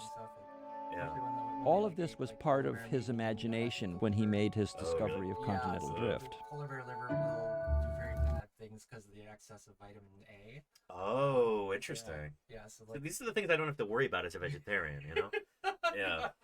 Like when you're at the store, like, you know, like I will decline to yeah, buy the you know, polar bear liver. walk past the polar bear liver aisle and, you know, never think about these things. Yeah. Yeah, they found that I out wouldn't the hard really- way. Yeah. Yeah. Shoot. They call it a discovery. What he really Yeah. had was an idea. Yeah. He went to his office, and his office mate said, "Look at this beautiful atlas my parents gave me for Christmas." And he wrote to his fiancée, "Did you ever notice how South America fits into Africa?" Yep. Let me pause and say, there isn't a child on Earth over the age of 12 who hasn't had the same thought, right? And I mean, they talk about this in the other documentary that we were just looking at. But normally when kids said anything about it, they were just like, "Ha ha, that's funny, you stupid child." Yeah. But that's kind of how they open up. Paleontologists have always been. this one. Here we go. The idea of continents drifting about the globe is as old as the idea of flights to the moon, and until recently, equally laughable. As old as the idea of flights to the moon. Oh, the idea of flights to the moon. Yeah. So maybe that's like, they were thinking about that a long time ago, though, right? Like I guess, they yeah. had, like, Yeah. You know, even like, earlier, so yeah. they're not saying 1969. Like No. They're saying as old as the idea, which who knows? That might go back to like ancient Mesopotamia or something. Like I don't know. You know? Yeah. Did they even know the moon was a place? Oh, now we're branching into ancient history. Well, I don't know. It's like there's other concepts that go back a long way, like yeah, like this. Simpsons did it. Simpsons out of the moon, going to the moon first.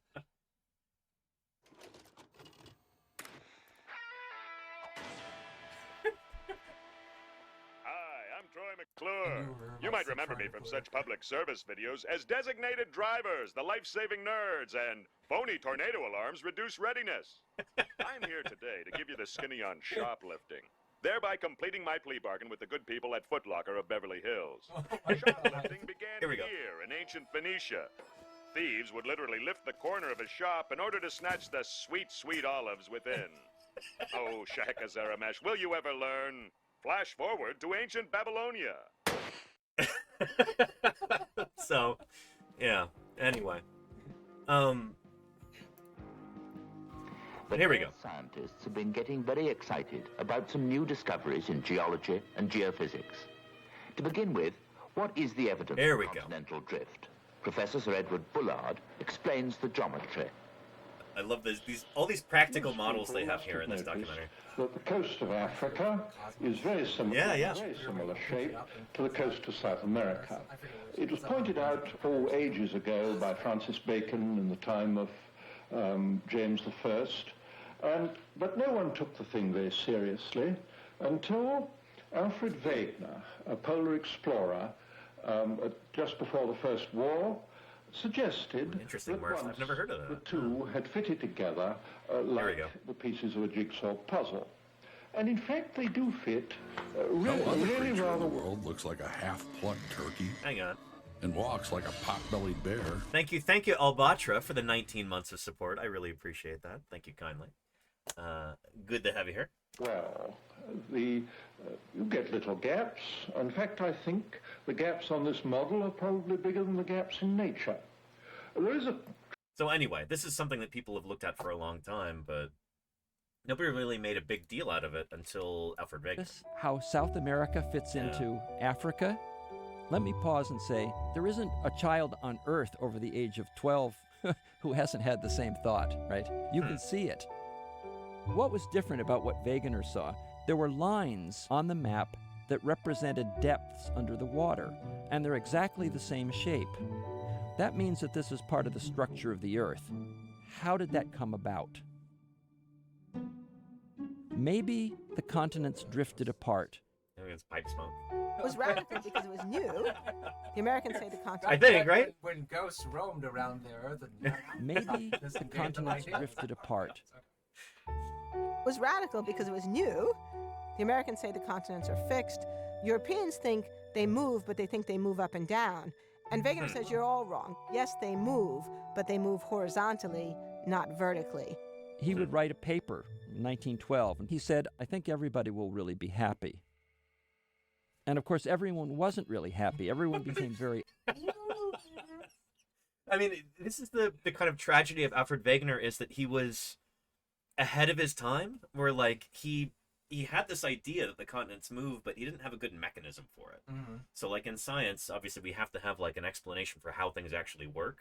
Saying that one thing is a certain way isn't really enough. It has to be like, you know, you have to ask why. there was no way to experiment and show. Yeah. So he had really good intuition about this, but he didn't have enough information to actually convince everybody at the time. Be unhappy. Yeah. There was a almost universal rejection of his theories to begin with. Here's the problem. Scientists are very suspicious of fundamental novelty. Yep. He was regarded as an outsider by the geoscience community because he had no academic credentials in that field. He was a meteorologist, and so he was not considered qualified to make any statements in that field. What he was doing that was so different, though, was drawing together multiple lines of evidence, not just geology, but vegetation and paleontology. The botanical people responded very positively because it explained the distribution of plants and animals over the world. In different places on Earth, you saw virtually the same fossil records. The stratigraphic columns were extremely similar as well. You get the same And rocks Wegener's on these different idea, continents. His like big this. idea was you could explain Yeah. all of those Yeah. things if the continents had moved. So he would write a book in 1915. People said, well, this is wrong and that's wrong. And then he wrote another book in 1920. He comes up with the name Pangaea. And then he wrote another one in 1922. And he kept fixing it and fixing it and fixing it. It's one thing to think of an idea, and it's another thing to work it out for 20 or 30 years. Yep. That book's still available. He wasn't a dilettante. on Like he was, Amazon.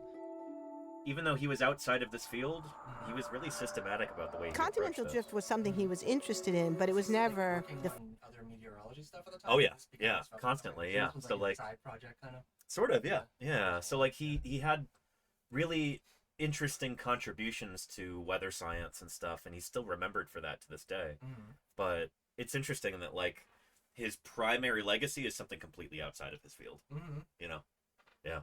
focus of his scientific life. The Arctic pulled him back in.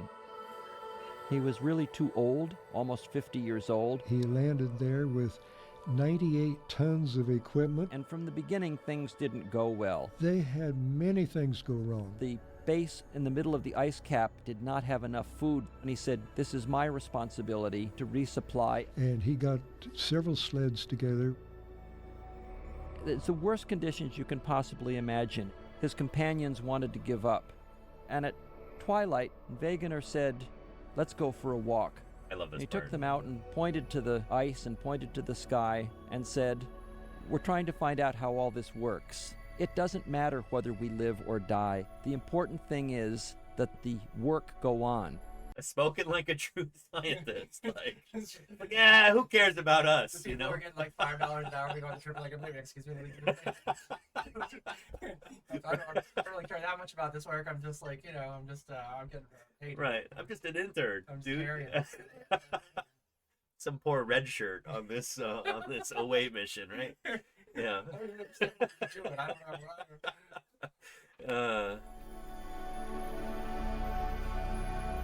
And I guess that's why I love Alfred Wegener, because it's not really about himself. It's that he believes in science, a kind of great metaphorical expedition.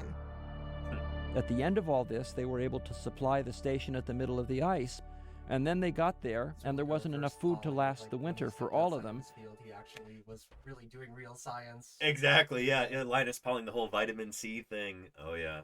That's Nobel Prize disease there. Yeah. Oh, shoot. We could talk about that a little bit more if you want, because I have a really interesting book on my shelf that is another example of Nobelitis or whatever, but yeah.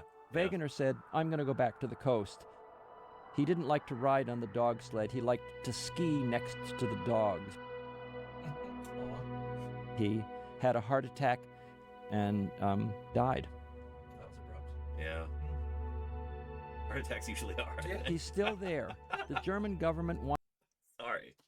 Yeah. They are surprising, Yeah. wanted to bring him back for a big funeral, and his wife said, no, leave him there. He's where he wants Leave to him be. there. Yeah. So he's still there. Yeah, that makes sense, yeah. It sounds like sass. Yeah, yeah. He wanted to go up there. Look, he likes it. He liked it so much. Just leave him there. Right. It's cute. It's touching. Yeah. Yeah, Wegener was right. The mechanism was wrong, but he was right about the continents moving. What was he thinking? What was happening? So I think they explain it right here, if I remember correctly. What he was wrong about was the physics of it, and he thought it happened way too fast. Here's what he got right. The continents move. Yeah. They really do. and in fact are still moving today. Yep. Yeah, good stuff. Yeah. Here, I'll give you a link, everybody, for the. There's a whole series of those videos, which are really good. Yeah, but here, what? Oh, the comments. Looking at this here. This perception of this is happening so slow. They are crashing all the Put time. your helmets on, everybody. Yeah. You know, like, Tray tables up. You know. Yeah. But yeah, that concept of of Nobelitis. You're familiar with Archaeopteryx, at least a little bit, right? Mm-hmm. The early bird that we have. It's the okay, no, we're not talking about the juvenile T-Rex thing, are we? No, that's Nanotyrannus. That's this guy, the earliest bird that we have fossil evidence of. So really famous specimens. I've heard you talk about Archaeopteryx. Yeah, yeah. So I have a cast of it right over there. It's stuck to the heating unit thing. Okay. With the magnets, yeah. Okay. Anyway, so really, really important specimen. Let's see if I can find a clip to kind of help set this up. But it was a big, big deal when it was found.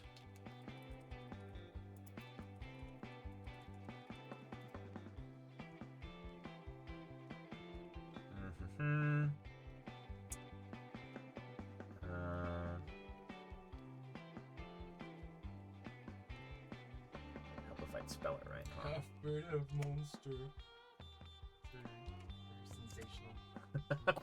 Yeah, more AI slop there. I think I can find it in here. What was There that? is Did I hear, the true King of England. Yeah, David. I thought Yeah. David there. That shameful, the outcome of that election. You know, you folks in the UK really, you really pooched that one. Do a That's better what I job always say. electing your king. Yeah. You need to take some of your own advice. What? Aren't you the man who told me to live every week like it's Shark Week? Ken? And that nothing's impossible except for dinosaurs? Uh-oh. Don't give up on life, sir. Thank you, Ken, for the 27 months of support. I really appreciate that. Hope you're doing well, Ken. It's good to see you. How's Colombia? Holy cow. So Ken is one of my crewmates from the field. Really good guy. He was in that picture we showed earlier. Sushi night before. Columbia University. Oh, okay. Yeah, in New York City. Yeah, yeah. Okay. Columbia, not Colombia. Yeah. I should have enunciated better there. Shoot, where's the Archaeopteryx part? Come on.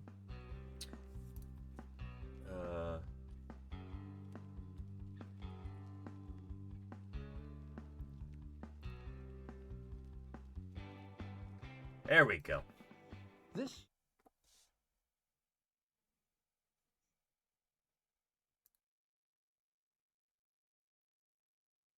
Yep.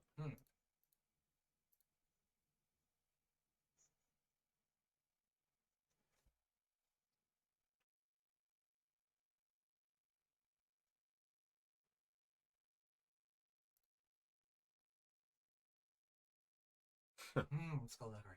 Yeah.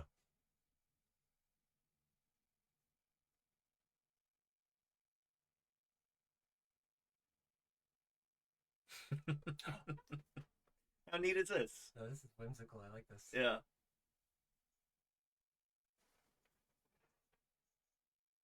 Hello, my baby. Hello, my baby. Hello, my time now. Dude, what's that frog's name? I forget. The WD. He's got like a geographical sounding name. Oh, really? Here, let me Oh, he does have a name now. copy this source too, and then we'll put it onto. Let's see, paste. Nope, that didn't work. Oh well. No, not David Attenborough. We're talking about the frog's name there today. What's his, it's like Minnesota bee frog or something like that. Yeah. WB Michigan J frog. There we go. Yeah, that's his name. Yeah. What is the Michigan Jackson frog? Okay. Maybe he's one of the Jackson 5. He's the amphibious one. Yeah. Thank you, Lenina and Mayor Space. Yeah, you got it. You got it. Michael, Michigan. Yeah. Were those the Jack? Okay. Tito, Michael, Jermaine. Jermaine? Michigan. Jermaine and Brit? No, I don't know.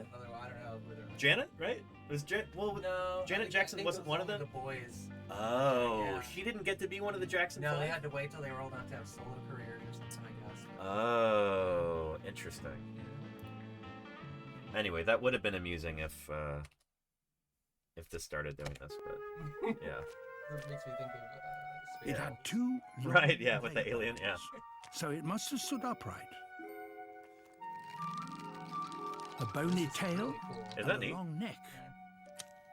Its head had bony jaws packed with teeth like a reptile's, and its arms had 3 elongated fingers, each ending with a claw. So you might think it was some kind of strange, spindly-armed, upright-standing lizard. Specimens are like flattened in there. Except for one fact. Other than just doing a cut. You know? Exactly, yeah. There is evidence of more It than seems a just little gimmicky, but I think it actually on really its adds something valuable too. Yeah. It's feathers. You know? Yeah.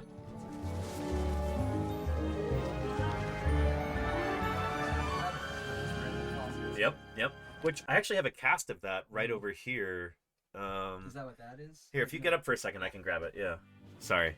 It's a little cramped here in the office. Or wait, no, I have it. Okay, it's stuck on the side of this. There we go. Yeah. It's not finished yet. I still have those seams there. But let me see the feathers. Yeah. I never have enough time to like finish these things as soon as I would like, but this is the London specimen of Archaeopteryx right here. So there's the tail, hind leg, see impressions of the feathers up here. Wow. And I got to see the real thing in London back in November. It was amazing. Again, one of the most important fossils ever found. Just like... And they're going to go into why, or...? Yeah. So this, yeah. Archaeopteryx lived some 150 million years ago, long before the appearance of true birds. Those feathers on its arms certainly enabled it to glide. Probably had powered flight too. That's not all.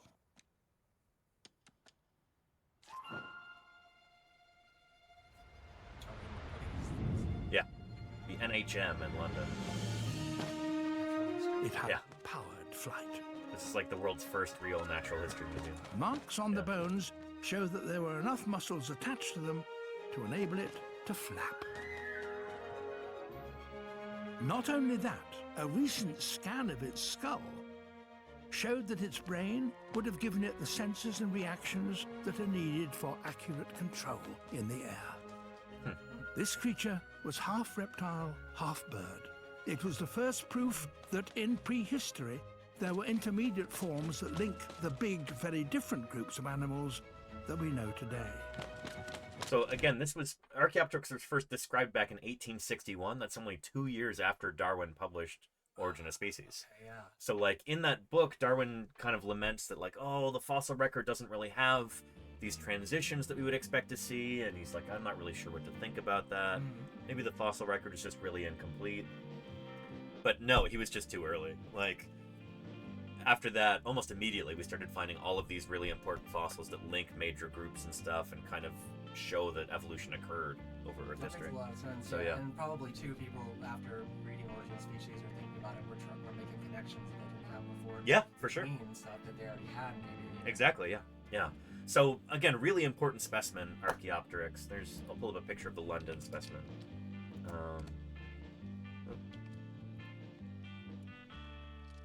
London Archaeopteryx. Archaeopteryx. I try and spell things correctly when I can. There we go.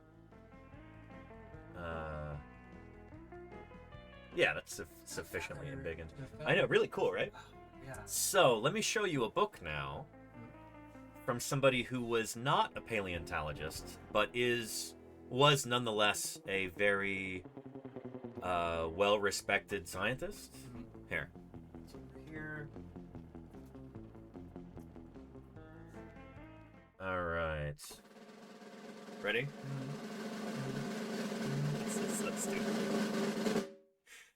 The primordial bird. Forgery, yeah. So, this is a book by Fred Hoyle. Okay. Who is a famous astronomer, Sir Fred Hoyle. So after winning I think a Nobel Prize for his work, I forget exactly on what it was from. Was he a Nobel Prize winner or was he not? I know he was knighted. But I do not recognize the name myself. But he here, let's see if we can find a video or something with Fred Hoyle. Right, yeah.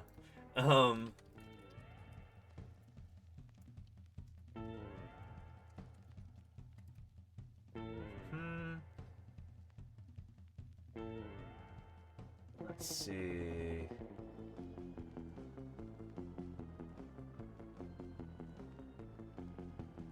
Oh boy, these are all videos from when he was older, and he'd already kind of gone off the deep end. But he was very much opposed to the idea of the Big Bang. Oh wow, okay. And he becomes something of like a creationist later in life, I think. The absolute prerequisite to the evolution of large mammals. Thank you, Silver Gaming, for the follow. Welcome to Paleontologizing. Good to have you here. But anyway, let's just look him up on Wikipedia. Did he win a Nobel Prize? English astronomer. Formulated the theory of stellar nucleosynthesis. He held controversial views on some scientific matters, in particular his rejection of the Big Bang theory. Is that like how elements are formed in stars? I think so, yeah. Yeah. That would make sense, at least. Yeah. Creation of chemical elements by nuclear fusion reactions within the stars. Yeah, there you go. Yeah. Okay. Yeah. Yeah, and I guess he maybe actually coined the term Big Bang Theory. Oh, wow, okay. Like, he meant it as a disparaging... Yeah. Okay. Which is funny, he coined it that way. Thankfully, he didn't create the television show. That would have been a far greater crime. I hate that show. But anyway, so he wrote this book with Chandra Wickramasinghe, claiming that Archaeopteryx had to have been a forgery because he didn't believe that living things changed over time via evolution. So he had no actual proof of this. No. It's his idea was it just doesn't seem like it's plausible to me, therefore. Right. And he's like, I'm a well-established scientist, and this doesn't sound real, so I'm gonna publish a book claiming that this fossil is fake because it contradicts my worldview. And you can look at it if you want. Just a bonkers. Did anybody take it seriously? No. I mean, that was in a no. Everybody's like, this guy is a total crank. Like, what the heck? Okay. And what's cool is that this book actually belonged to Bill Clemens, who's a famous paleontologist. Oh, wow. So after he passed away a few years ago, all of his books from his library were like distributed to people at Berkeley in paleontology, and I was able to snag this one.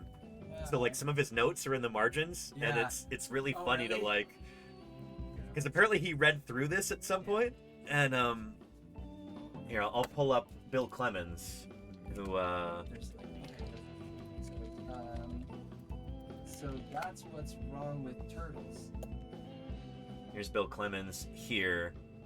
Have you seen this book about turtles? Oh no, I haven't seen that one yet. Neat. Okay. What's being said about turtles? I'm not sure. I'm sorry, I'm just reading that. I just want to know what your let's see. Paleontologist. So the explanation for the failure to trace evolving lines backward beyond a certain stage requires a different explanation. Is that evolution is largely preceded by genetic storms? Storms, yeah. So Fred Hoyle had this alternative idea to evolution. He's like, living things don't evolve on their own. They have to be changed or mutated by like space alien viruses that descend from the cosmos. Cool. I mean, It'd make a good story. bonkers idea, but like that was his thing. So like anytime the fossil record actually shows a transition between one group and another, They must he's have like been aliens. he's like, nah, that's got to be fake. Okay. Because it's got to be space alien viruses that change living things on Earth. It's a bonkers book. And it's like, I love to bring it up as an example of like when somebody's working outside their field and they're, because you brought up Linus Pauling earlier, and Yeah, it sounds like unlike this meteorologist, he was doing like rigorous work apparently. Yeah, where he was trying yeah. to find, but he didn't have the evidence really. yeah, he didn't have like a mechanism at least, but he ended up being right. Mm-hmm. Fred Hoyle ended up being very wrong about this, and also about steady state theory and cosmology and stuff like that too. Because he Which is what the bit that the Big Bang isn't a thing and the universe is always kind of. it's just always been the same, pretty much. I think more or less. I'm not a cosmologist or an astrophysicist, but yeah. Yeah, that would be stuff like red shifts and blue shifts would make that seem like it wasn't. Right. Yeah. Here, I'll put a link in the chat for Fred Hoyle's Wikipedia page if anybody wants to read more. But I wonder if do they mention Archaeopteryx in his Wikipedia page? Yeah. So why did he? Yeah. He pick this particular one because it showed that link. Yeah. So he's like, well, because it disproves my idea, it can't be real, you know. So, oh, and hello, Minnie Pie. My goodness, how are you doing, Minnie? I thought it was taking you a while to get here today. Yeah, good to see you, Minnie. She's been a little bit, I think, depressed that Ios and Lordy are gone, but yeah. Oh, we gotta turn on our cat cam. There we go. How are you doing, Minnie? Here, let me get some treats for her real quick, and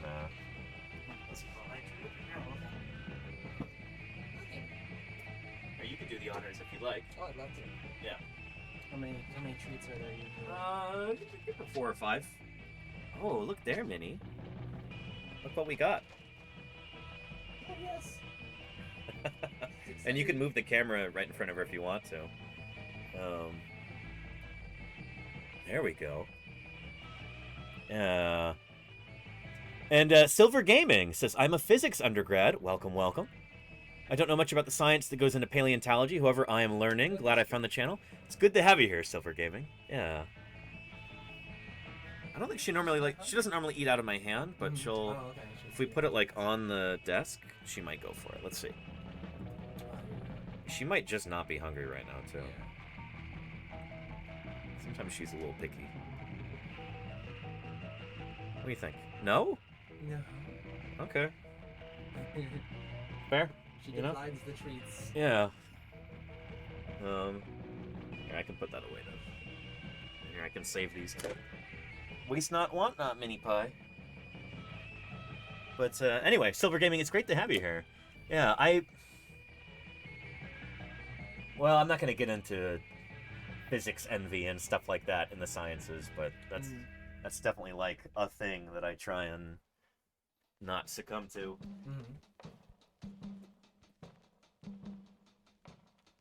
Yeah, it's all just physics, really.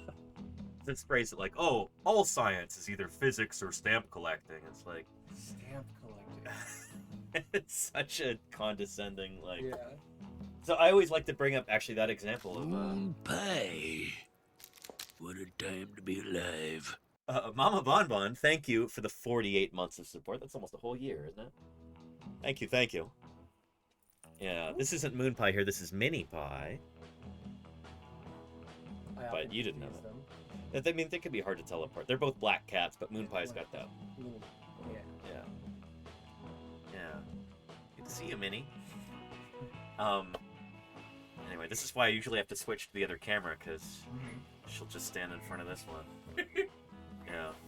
But anyway, oh, thank you, Inachu, for the 10 gift subs. Overloading the system, what does that mean? We've got a lovely Tinamu bird here who's very excited about those 10 gift subs. Almost as excited as those 10 chatters. Oh, shoot! Okay, we're good. Thank you, Inachu. You okay? Nice. Yeah. I'll be okay. Anyway, Inachi, thank you for your support. I really appreciate that. Yeah. Yeah, good stuff.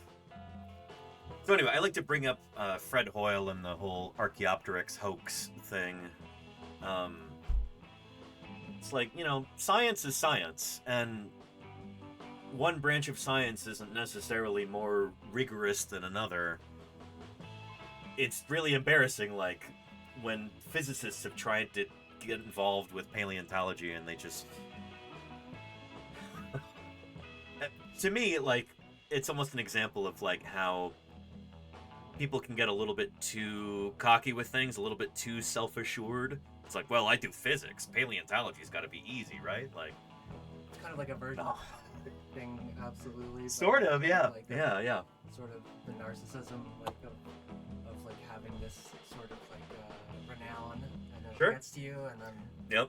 Yep. I wonder if there's, like, a video on that of, like, Nobel Prize disease. That's probably not going to yield. Honestly, like, the impact that pollen had with vitamin C things. Yeah. People are still just running out to get vitamin C when they're, like, think they're getting sick, and it's all because of him. Linus Pauling. So yeah, this might be a surprise to some people in the chat, but I think he won 2 Nobel Prizes, actually. maybe, yeah. I think he won a peace prize. He was like one of the only scientists to win in different disciplines, I think. Oh, really? People to win him in different disciplines, like I think Curie also won or something. I forget. There's some comparison. There's some like milestone that was a reach for him, but he did win multiple. Here we go. Let's take a look at this. Vox video. These are usually well edited. Orange juice. What did you say? Orange juice. It's for when you're feeling hot and not so hot. I feel like this is something that Bag of Silly would watch on her channel, just like the reel of videos like this. Yeah. Don't you worry about Susie getting enough vitamin C? Many people reach straight for the orange juice when they get a cold. Was it? It looked like her. I don't know if it was her. It sounded like her. I wouldn't know off the top of my head. Don't you worry about Susie getting enough vitamin C? Many people reach straight for the orange juice when they get a cold. Or mix up one of these cold-busting, immune-boosting supplements. Yeah, these are scams. Yeah. They don't do anything. I'm so glad that you know this already, yeah. Everyone was even, I think, lost a lawsuit for this. And They did, yeah. They still are Yep. on top in terms of their business. Like, So instead of saying, they used to say something like, I forget the phraseology, but now it says help support your immune system, which is medically meaningless. It's like, it's vague to the, it's not like a real claim, but it used to say like, I forget the phrasing that they used, but it was like, cures colds or something like that. And like, they lost a lawsuit over it. Yeah. Packed full of vitamin C. It's supposed to help cure the common cold. They're a growing $200 million industry. Shoot. And unsurprisingly, their sales peak when the cold and flu season does. Yep. And with boxes that claim that vitamin C helps support your immune system, why wouldn't you pop a fizzy tablet when you start to feel a bit stuffy? Yeah. But if you follow this little asterisk, you'll see that the claim isn't supported by the FDA. Yep. That's because vitamin C doesn't cure your cold. A powerhouse of vitamin C does this stuff. Exactly, yeah. Yeah, it just became like through advertising and I don't know, like there were different companies that really latched onto this idea before there was really any serious science done on it, and they realized they could make money off of it, and it's still going to this day, even though it's wrong. Yeah. Vitamin C. You really crave orange juice, and that craving is your body wisdom. By what? You know what it reminds me of like Dr. Spichevin. Can we find that? I Here. think it might be like kind of based on stuff like this too. Yeah. Some satire of the classic prank. Oh man, there's like 2 compilations of this. Good morning. Let's see if I can find this real quick. We'll do a quick transcript search.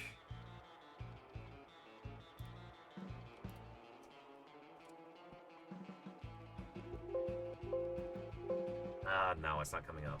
Like, your growing baby need cigarettes for science reasons. You know, it's the same kind of thing. Have you gotten that far in 30 Rock yet? I don't think so. Oh, okay, yeah. It's funny though. Yeah. That sounds like the thing you would say. Yeah. When And are only fossils on your mind? Only Cats TTV, thank you for the follow. Welcome to Paleontologizing. It's good to have you here. We're not talking about fossils at the moment, but we're talking about, you know, science in general. We're talking about how ideas rise and fall, and how certain ideas that hadn't been properly tested make their way into the general public and advertising and stuff, and they kind of, you know, they get a big lease on life there, even if they're not actually true sometimes. So I think it's still a worthwhile discussion. Yeah.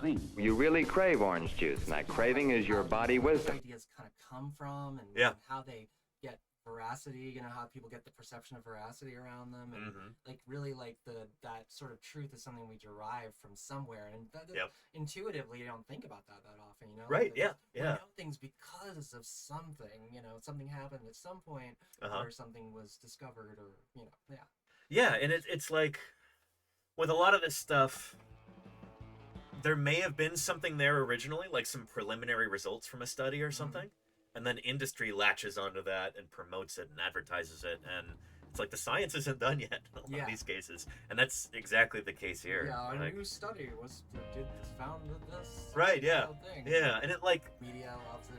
I feel like that's where most people get a lot of ideas about science, is through mass media. And like, the example I use oftentimes when I'm talking about this sort of thing is like drive time radio, where it's like, you know, you've got two radio disc jockeys and they're like, oh, Murph, thank you for gifting OnlyCast TTV. I appreciate that. Being like, Murph gives well, a tier 1 sub to Only Cats TTV. thank you, Murph. I appreciate that very much. The radio DJs will be like, oh, well, you know, Lisa, did you hear that the new study just came out saying that you should drink 2 glasses of wine a day, you know, to keep cancer away? Like, oh, I do that anyway, you know. Like, that's when most people in the general public are hearing about a scientific study. It's in like that kind of medium. Yeah, that makes sense. Yeah. And it's like, that's why I try and show actual scientific papers on stream as often as I can. So Like, you're saying the morning zoo is not a good source for scientific information? not always. Yeah. And that's the same kind of level of things here. So like, I don't know, what I try and do here on Twitch is showing people how the science actually works, and like involving them in the process to the best of my ability, and all that. I think you're doing a great job. I appreciate that. It's fun, at least. It's a big job. But yeah, this kind of thing. Your body's wisdom. Powerhouse of vitamin C. You really crave orange juice, and that craving is your body wisdom. My what? You just can't beat that great taste. You can trace the vitamin C craze back to this guy, Linus Pauling. He was a pretty big deal. He won a Nobel Prize for his work with quantum chemistry, and a Nobel Peace Prize in the 60s for his anti-nuclear weapon advocacy. There we go. Okay. So when he came out with a book in 1970 claiming that vitamin C could help you avoid colds and improve your health, it took off.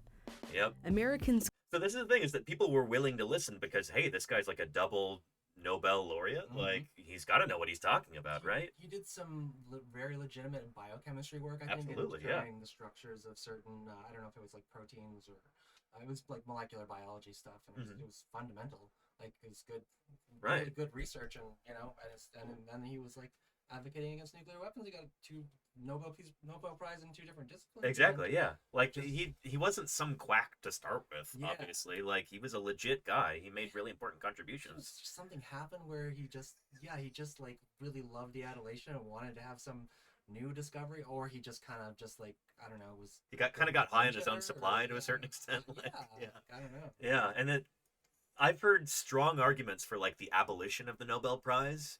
It's like, we shouldn't have this kind of biggest prize in the world, because it can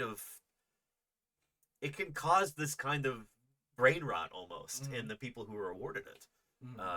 It's really interesting, you know? Yeah, I feel like it would just get replaced with some other sort of adulation. I mean, there's other ways we give adulation to people that, like, maybe that gets out of control, but it's like, it's something to do with that, like, idolization of other people to some degree, putting them far up on this pedestal. Exactly, yeah. And that's the thing about science, is anybody can be wrong, you know? Like, it doesn't matter what somebody's credentials or accolades are. They could still 100% be wrong about stuff like the evidence is what matters. You know? Yeah. It's clear drugstore shelves. Newspapers wrote that the sales were not to be sneezed at and called it the Great Cold Rush. But the medical community was cold to Pauline's cold claims. For one, they weren't based on any actual science. Pauline had personally started taking vitamin C at the suggestion of a friend, and he got less colds. The criticism, of course, very scientific. Post facto, ergo, like, or post hoc, ergo propter hoc. After the fact, therefore, it was the cause. Right, yeah. And it's like, this is the sort of thing that we should all be trying to avoid as scientists, is like, you don't ever want to be able to convince yourself that you're right just because you think you're smart, you know? It's like, anybody can be wrong. Yeah, there's a lot of little like mental traps like this you could fall into, where it's like you know, it really does kind of make sense. It's like, well, I took the vitamin C and then I didn't get that sick. You know, it sounds good, but it's just like, you know, there are a lot of, you could say like, well, I went home that day and I didn't get that sick, so it was because I went home, or because I, you know, anything really that came Exactly. like, you know, you could say, so, yeah, it's almost like here, let me find that clip.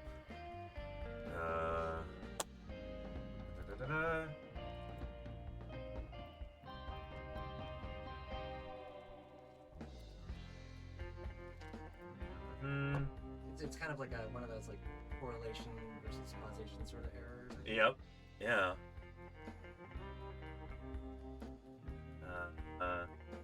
Here we go.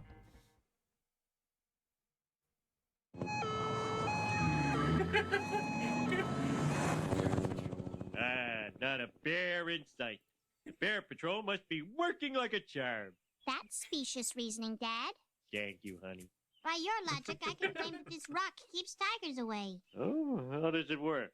It doesn't work. Uh-huh. It's just a stupid rock. Uh-huh. But I don't see any tigers around here, do you? Lisa, I want to buy your rock.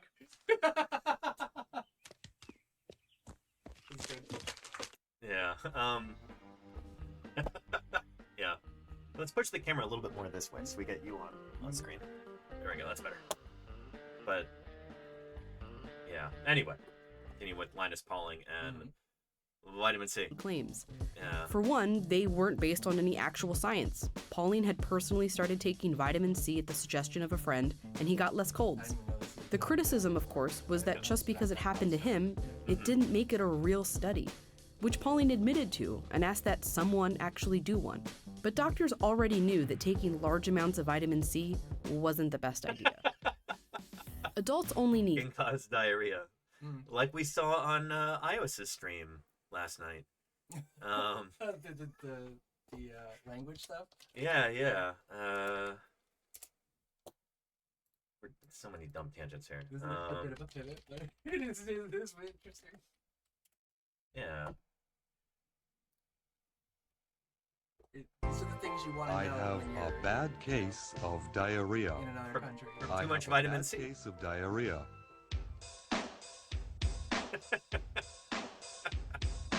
I have a bad case of diarrhea. I have a bad case of diarrhea. I have a bad case of diarrhea.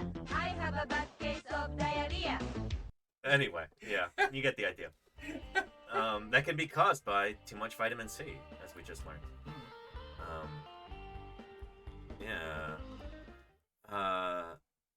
And Spartan says large amounts of vitamin C are often the cause of increased chest pain. Sometimes misattributed to cardiovascular issues. Interesting. Huh. And avocado, yes. I was robbed by two, but that's the same series, I think. Yeah. Spare me my life. It's so good. Yeah.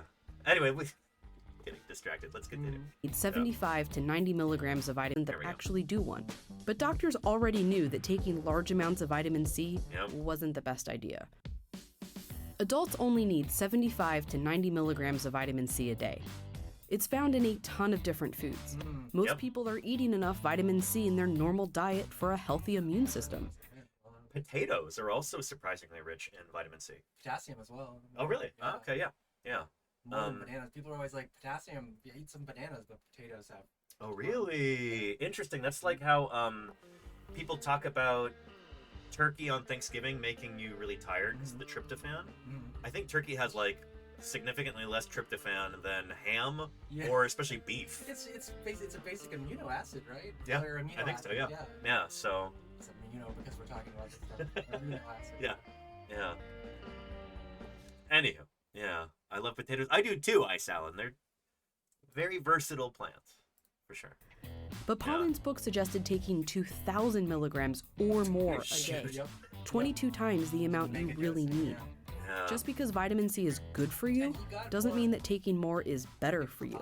Over time, like, Did he really? He claimed it would cure cancer. Oh, right. Yeah, yeah. Like mega dosing on vitamin C. Mm-hmm. Yep, yeah. And Gamers Tavern Show says Mythbusters did that one. It's not the tryptophan, but the big heavy meal that makes you sleepy.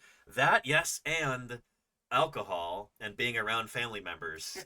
All of these things combined is just a perfect storm for fatigue on Thanksgiving. Yeah. Makes sense. Yeah, that's definitely a thing.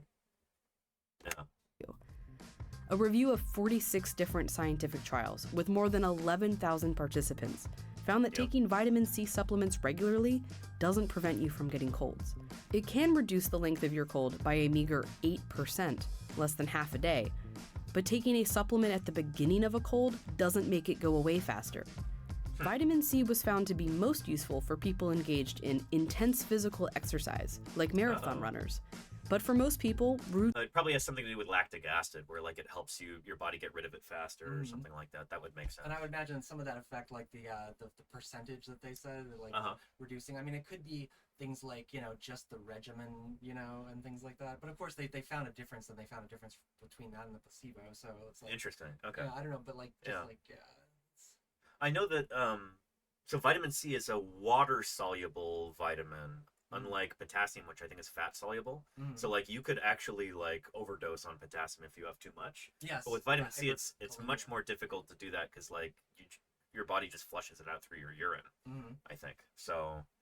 You can overdose on vitamin C, I think, but I think it's a lot trickier to like.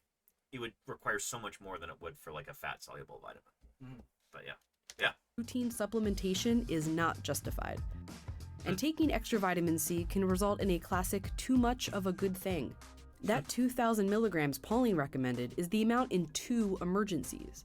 It's also the threshold of how much you can take before you may start to feel cramping or have diarrhea or nausea. It could get worse.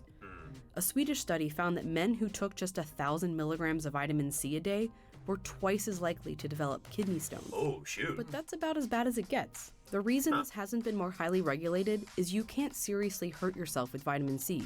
No one has ever died from an overdose. Pauline himself said he used to take up to 30,000 milligrams. It probably gave him tummy troubles, but he was otherwise fine. Wow. So what will help your cold? For one, hydration. Eating its way through. Speaking of aliens, yeah. It's just like the alien's blood. Yeah. Oh, God. Oh, man. How much? 30,000 milligrams, sushi cat. Nuts. Just crazy. Crazy. He must have not been doing that with orange juice because I would think, yeah. He But must have had some tablets or something. think how much water you would have to drink, too, just to keep from, like, I would think that your digestive system would tell you just like, I need to drink a ton of water so I'm not poisoned by this. I don't know. Yeah, that's wild. But he was otherwise fine. So what will help your cold? For one, hydration. Sure, you can still have that orange juice, but just plain water or clear broth will do the trick too. Things like decongestants, ibuprofen, vapor rubs, they help ease the symptoms of a cold, but they don't necessarily shorten it. The best way to cure a cold is rest. Let your immune system do its thing. And don't worry too much about vitamin C. There you go. Yeah. Cool. It's a lot of vitamin C, but yeah. Yeah, so I normally stream until about 6 p.m. on weekdays. If you want to stick around, you totally can. If you've got Dinosaur questions in, it's just after 5. Oh, yeah? Okay. I would like to hear a little bit about Ankylosaurus. And then I can... Oh, yeah. Stick around for as long as you want. I just want to make sure that you're not staying here out of politeness or anything. Oh, no, I'm enjoying myself. But, so... Ankylosauridae, or Ankylosauria. Railing your stream too much. No, this is great. Yeah. It's nice to have a change of pace. So yeah, the ankylosaurs are a really diverse group of dinosaurs. So there's a whole bunch of different species and a whole bunch of different genera. Okay. Yeah, There's a lot. Okay. they show up back in the Jurassic period. In fact, yeah, here's a new one. Whoa, that's a spiny one. Yeah, so this is Spicomelis. Crazy looking dinosaur. But Can't imagine why they did that. right, yeah. So I got to hang out with some of the people who were on the descriptive paper for this. This just came out like a year or two ago. It's from Morocco, and just the really, really wild thing about Spicomelis is the ribs. Because unlike other ankylosaurs who have, like they have armor plates kind of embedded in their skin, this is a rib of Spicomelis. The ribs themselves have spikes sticking out of them. Oh, wow. Which means that, like... Do their ribs, like, also protrude up through their maybe? backs? We don't really know. That's the crazy thing, is that, like, this is going... If it's, like, a typical rib and it's under the skin, that means that the spikes are going through the skin. So it's, like, protruding through the body wall, which doesn't... Maybe their ribs are, like, on the outside? Like... It's just bizarre. Maybe they had some kind of like intermediary flesh, like a cuticle or something. That Could be, yeah, yeah. But like you think about it, ribs are, they need to kind of flex a bit in most animals because that's how they breathe. So maybe these guys are different. I'm not actually totally sure about non-avian dinosaurs and how they breathe. I know birds breathe very differently than mammals do, so I don't think the rib cages really expand and contract as much. But maybe these guys, they're doing it even less. Did they probably needed less, they probably need less oxygen than mammals? They did have probably a more efficient way of breathing. Yeah. So, like, here's the thing about dinosaurs is that there's two major groups. The avian and non-avian? Kind of. It's a little more confusing than that. We've got two major groups of dinosaurs. The ornithischians and saurischians, so the bird-hipped and lizard-hipped dinosaurs. Oh, okay, I've seen you talk about this. Yeah. The confusing thing is that birds did not evolve from the bird-hipped dinosaurs. Okay. They evolved from the lizard-hipped dinosaurs. So it's because when these names, evolution. So when these names were first devised by Harry Govier Seeley back in the day, he was like one of the first people who really recognized this difference. And he didn't know at the time that birds evolved from dinosaurs. And so if he did at the time, he could have like avoided a lot of confusion, but he didn't. So anyway, the birds evolved from the lizard-hipped dinosaurs, not from the bird-hipped dinosaurs. Which is kind of funny. Pretty substantial, right? Yeah. But anyway, so the lizard-hipped dinosaurs, they're the ones that give rise to birds, and they've got a more bird-like respiratory system. We can tell it from their bones themselves that often have like air sacs, hollows in them. Yeah, pneumaticity we call it. The bird-hipped dinosaurs don't really have that as much. They probably do to a certain extent, but it's not totally clear to me how much. The ankylosaurs are... They're bird-hipped dinosaurs, yeah. So everybody, almost all of the beaky plant-eating dinosaurs are ornithischians. So the non-avian. Yeah. So like, if we look at the poster that I have here, oh, hello, sweetie pie. Yeah, so dinosaurs start right here. And so these are the bird-hipped dinosaurs on this side. And here's the lizard-hipped dinosaurs, the birds on this side. So ankylosaurs are here. So they're ornithischians, bird-hipped dinosaurs. Yeah. So yeah, they don't have as many bird-like adaptations as the group that gave rise to birds, but they still have some. Is there anything in particular that you were interested in with ankylosaurs? Well, I mean, so a lot of them have this kind of like flatter shape, almost shaped almost like kind of like turtles. And I was wondering if they have like similar, because you know a lot about turtles, and that's what comes to yours. Like, was that convergent evolution for a reason? Like, did they have similar things that they do, or probably, yeah. Being squat like that they were kind of both taking advantage of, or? So if you're going to be like a big, slow-moving quadrupedal animal, who's got most of your armor on top, like it makes sense for you to be pretty squat and low to the ground because it makes you more difficult to flip over. Oh, yeah. So when we look at these guys, here's Pinacosaurus right here. Really low center. It's wider than it is tall. Yeah. Which is, it's like a big walking coffee table Yeah. with spikes all over it. And those spikes coming off the sides, those may have been an adaptation to prevent, you know, pushing it from to the side. theropods pushing it over, eating the soft underbelly. Okay. Yeah, at least that's kind of that's the idea that makes sense. It's hard to test that idea, like, oh, this is why this evolved. But look how crazy wide the hips are on this animal, too. Just bonkers. Look like wings. Yeah, I know, right? Yeah. Yeah. So Pinacosaurus is pretty dramatic like that. Not all ankylosaurs are quite that wide, but this one really is. Yeah, it's pretty impressive just how wide these guys can get. Is this a... Yeah, I think that's a Paleostream illustration there. Paleostream also streams here on Twitch. Let's see if we can find that illustration. But we'll see if it says by Joshua Knupe. Yeah, there we go. Joshua Knupe. Excellent. But there's Pinacosaurus right there, showing how wide this animal is. Just bonkers. I was actually wondering, like, why all the stuff on the sides, and it makes sense, like, yeah, because to avoid that kind of, like, lateral pushing that would, like, Right. yeah, or discourage it. Or...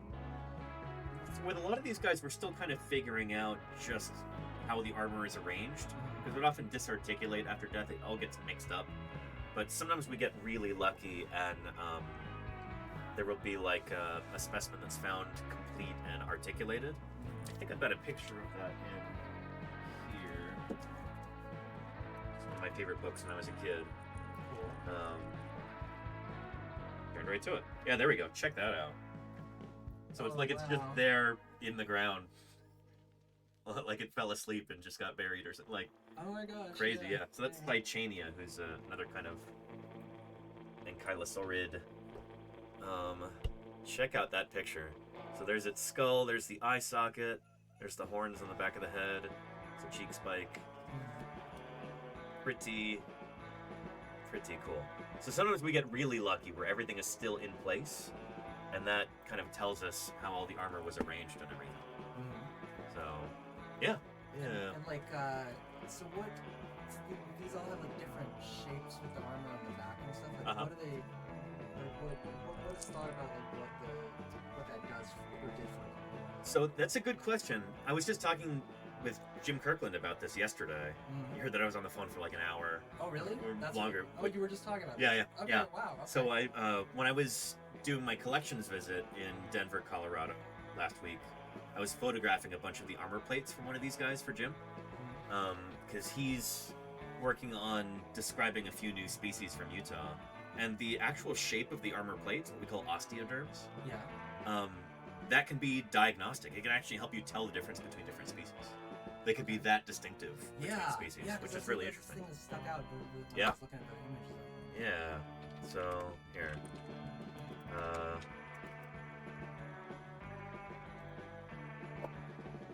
Here's some ankylosaur osteoderms. They often have this kind of weird, like, scrungy, scruggly texture. Yeah, it looks like, yeah. I've heard it described almost like cornbread. That's what John Scanella used to say. But yeah, it's really distinctive, and the shape and the texture of each one of these can, you know, in some cases help you tell the difference between different species, which is These are armor plates from the backs. yeah. Cool. Yeah. Okay. So they'd be arranged in almost like a mosaic tile kind of a pattern. This is a neat figure because it shows our understanding of Ankylosaurus. So this is the same animal, but over the decades with better fossil finds and more careful study.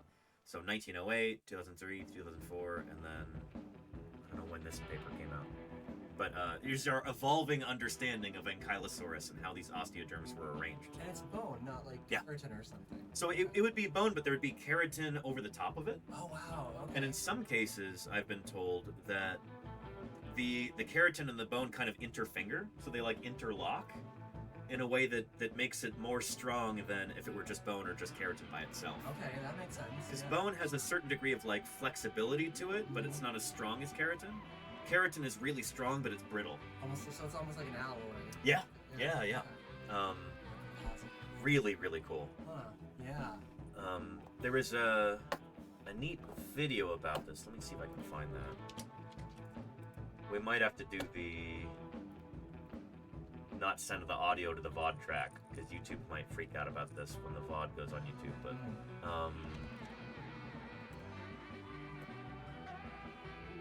let's see.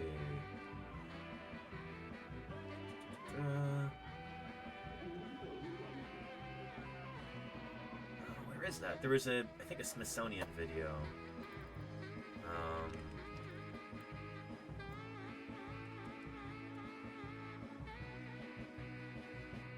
Versus Acrocanthosaurus. There we go. This is pretty neat. Oh, here, hang on a sec. Let me get our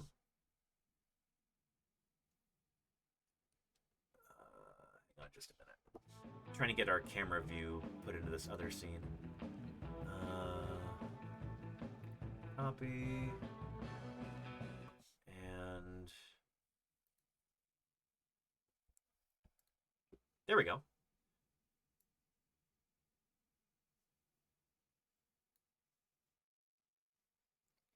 Hang on. There we go. Okay.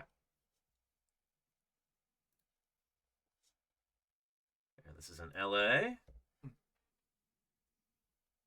So, for anybody in the chat wondering why the text is reversed, or if you're watching on YouTube why you can't hear this, we're trying to avoid a copyright strike or like trying to avoid any weirdness like that when we upload the VOD to YouTube later. Mm-hmm.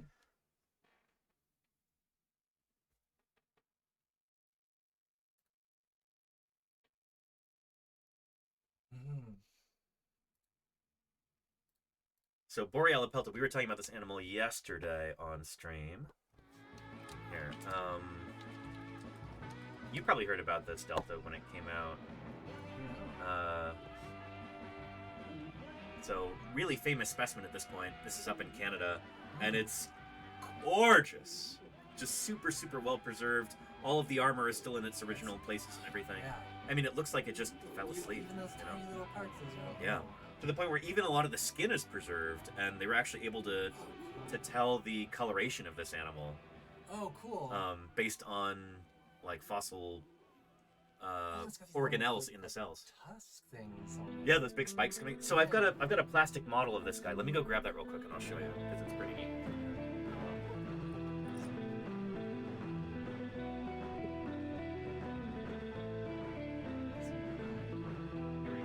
Purchased for me from somebody in chat a few years back.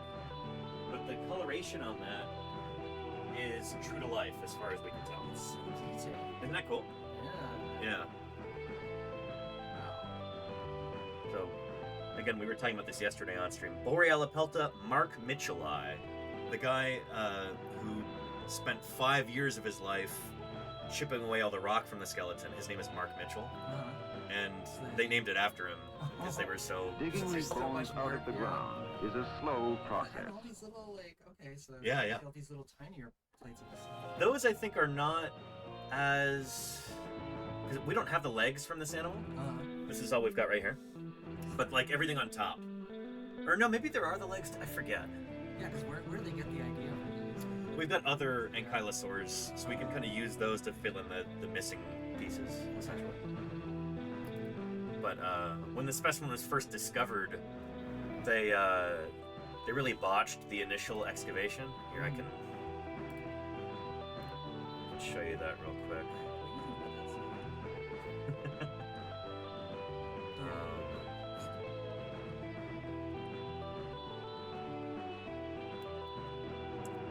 Yeah, it was really like a tragedy at the time. This is one of those cases where you're talking about water and Yeah. And then it Yeah. like eventually Yep. Yeah, so they actually found this in an open pit mine up in Alberta, so it's like ocean bottom strata. Alberta, the Texas of Canada. There you go. Yeah. Yeah.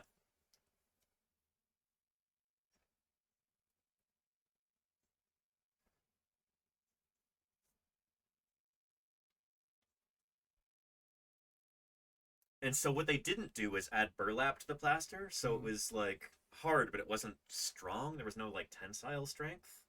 And they didn't, I guess they're like working on a time crunch here. Okay. But they didn't build like a framework around it or anything, so we'll see what happens. Oh no.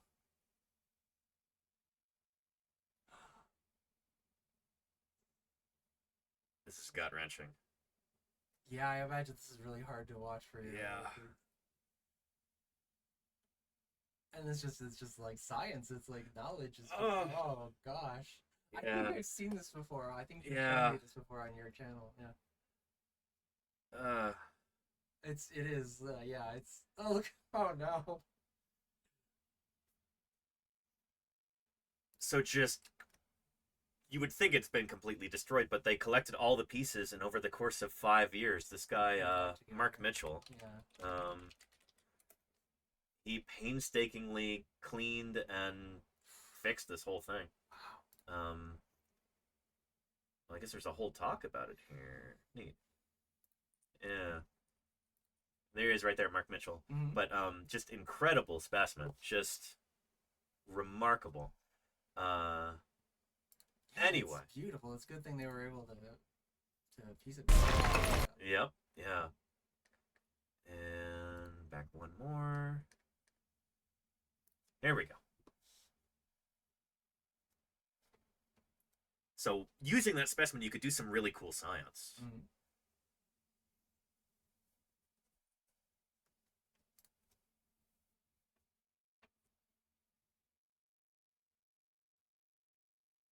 So here we have a wedding of paleontology and physics. Mm-hmm.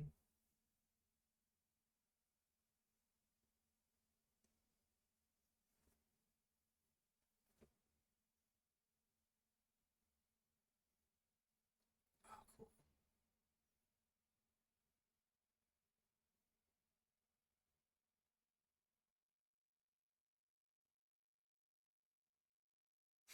Nice.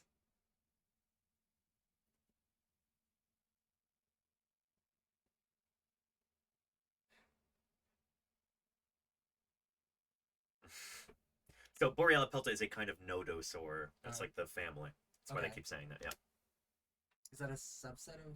Yeah, so Ankylosaurus? there's, Okay. within Ankylosauria, you have Nodosauridae and Ankylosauridae. Mhm. The Ankylosaurids are the ones who have the tail club, and then these guys don't have a tail club. Oh, okay. Yeah. Here, I'll show that to the chat real quick, too, with the desk cam.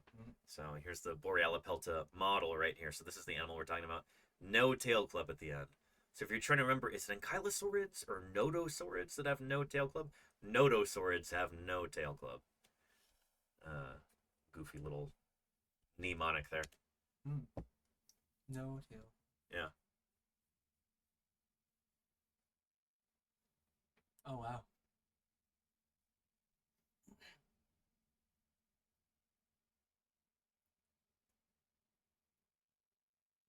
And this would have been a predator of this. Yeah. Okay. Lived at the same time in the same place. Acrocanthosaurus is a pretty formidable critter. Looks like something I wouldn't want to be on the business end of. Oh yeah, it's about the same size as T-Rex. Maybe a little smaller, but it's from earlier in time, from the early Cretaceous period. T-Rex is from the end of the Cretaceous period. But yeah, pretty. It's a force to be reckoned with for sure. Acrocanthosaurus. And is that one of the bird-hipped ones or the? This is related to T-Rex, so it's a lizard-hipped one, but it's more closely related to birds. Yeah. So this is from the same group of dinosaurs that birds evolved from, the two-legged Mhm. meat eaters. This guy may have even had feathers, and in this reconstruction here, there's some little bit of feathering, like it's got some quilly things going on around the head and neck. Mhm. So I kind of picture these guys having feathers in the same way that elephants have hair. There's just like a few sparse hairs A here and little there. bit here, yeah. It's not something you would look at and go like that's a bird, but it's Right. not like it's. Yeah. It's the beginnings of it. Sort of. That's how I imagine them anyway. Like, we don't know if they actually had that, but someday, hopefully, we'll get good skin impressions and we'll be able to tell for sure. But, yeah.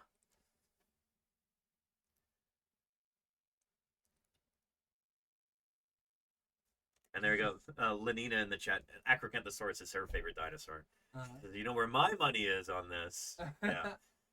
Oh, and Beast of the Mesozoic is about to launch pre-orders for an Acrocanthosaurus. Very cool, Lenina. Shoot. Cool. Let me see that. Beast of the Mesozoic Acrocanthosaurus. Oh, neat. Very cool. That is awesome. So, Beasts of the Mesozoic, they were like they started off as like a crowdfunded thing. And they make these wonderful, like, fully articulatable dinosaurs. I've got the T-Rex right here that I use as a, like, artist's maquette. So I can pose it in different poses. And it's just super, super cool. That is Isn't that neat? Incredibly detailed, like, accurate in just about every respect. Yeah? Yeah. Oh, wow. It's they're pretty stellar. Yeah, it is so, like, the level of detail is... Yeah. And I got the gray one because it was cheaper if it's unpainted, but it also kind of makes it a little bit easier to use as a, you know, as like an artist maquette. I can supply my own coloration to it. But so if I'm doing like a T-Rex illustration, I'll pose it and then I'll take photos from different angles, and then then I can paint it. Cool. But yeah, yeah, it's lovely. Really neat. I didn't know that, Lenny, that they're doing an acro. That's pretty exciting. Here, we'll get back to the action here. Here we go.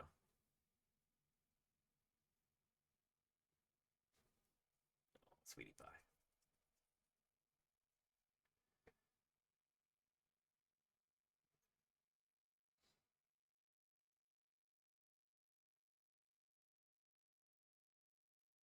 Almost as in-depth work as James Cameron's attempt to show that two people would not have fit on the. Oh yeah, on the door, or the piece of driftwood, whatever it was. Yeah, yeah. This reminds me of like MythBusters too, where it's almost like they've got the ballistics gel and stuff. That's probably what's in the flesh there for the Nodosaur.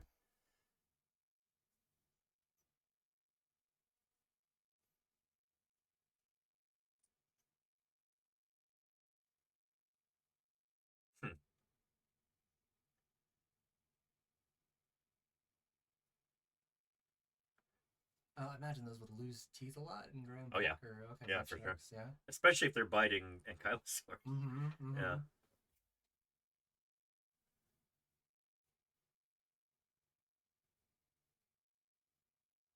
Oh. Yeah. Whoa.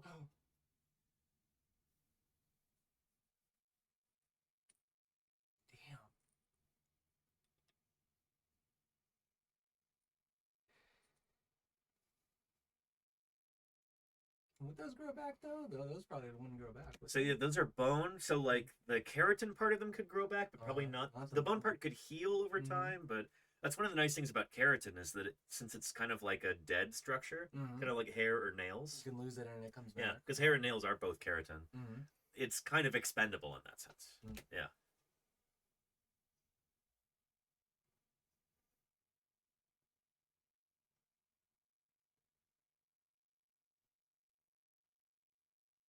Whoa. Oh. Yeah. It's so like wow, it's so fast. Ugh. Yowza. Would it be able to get that kind of an angle though? Like that's a good question. Yeah, because they are so big and round. It's like a dog trying to bite a beach ball. Yeah, you know? It looks like the teeth are actually going over the cross section. Yep. You know, it's like would it ever actually have bitten at that angle? Like. But it's still really cool. Yeah.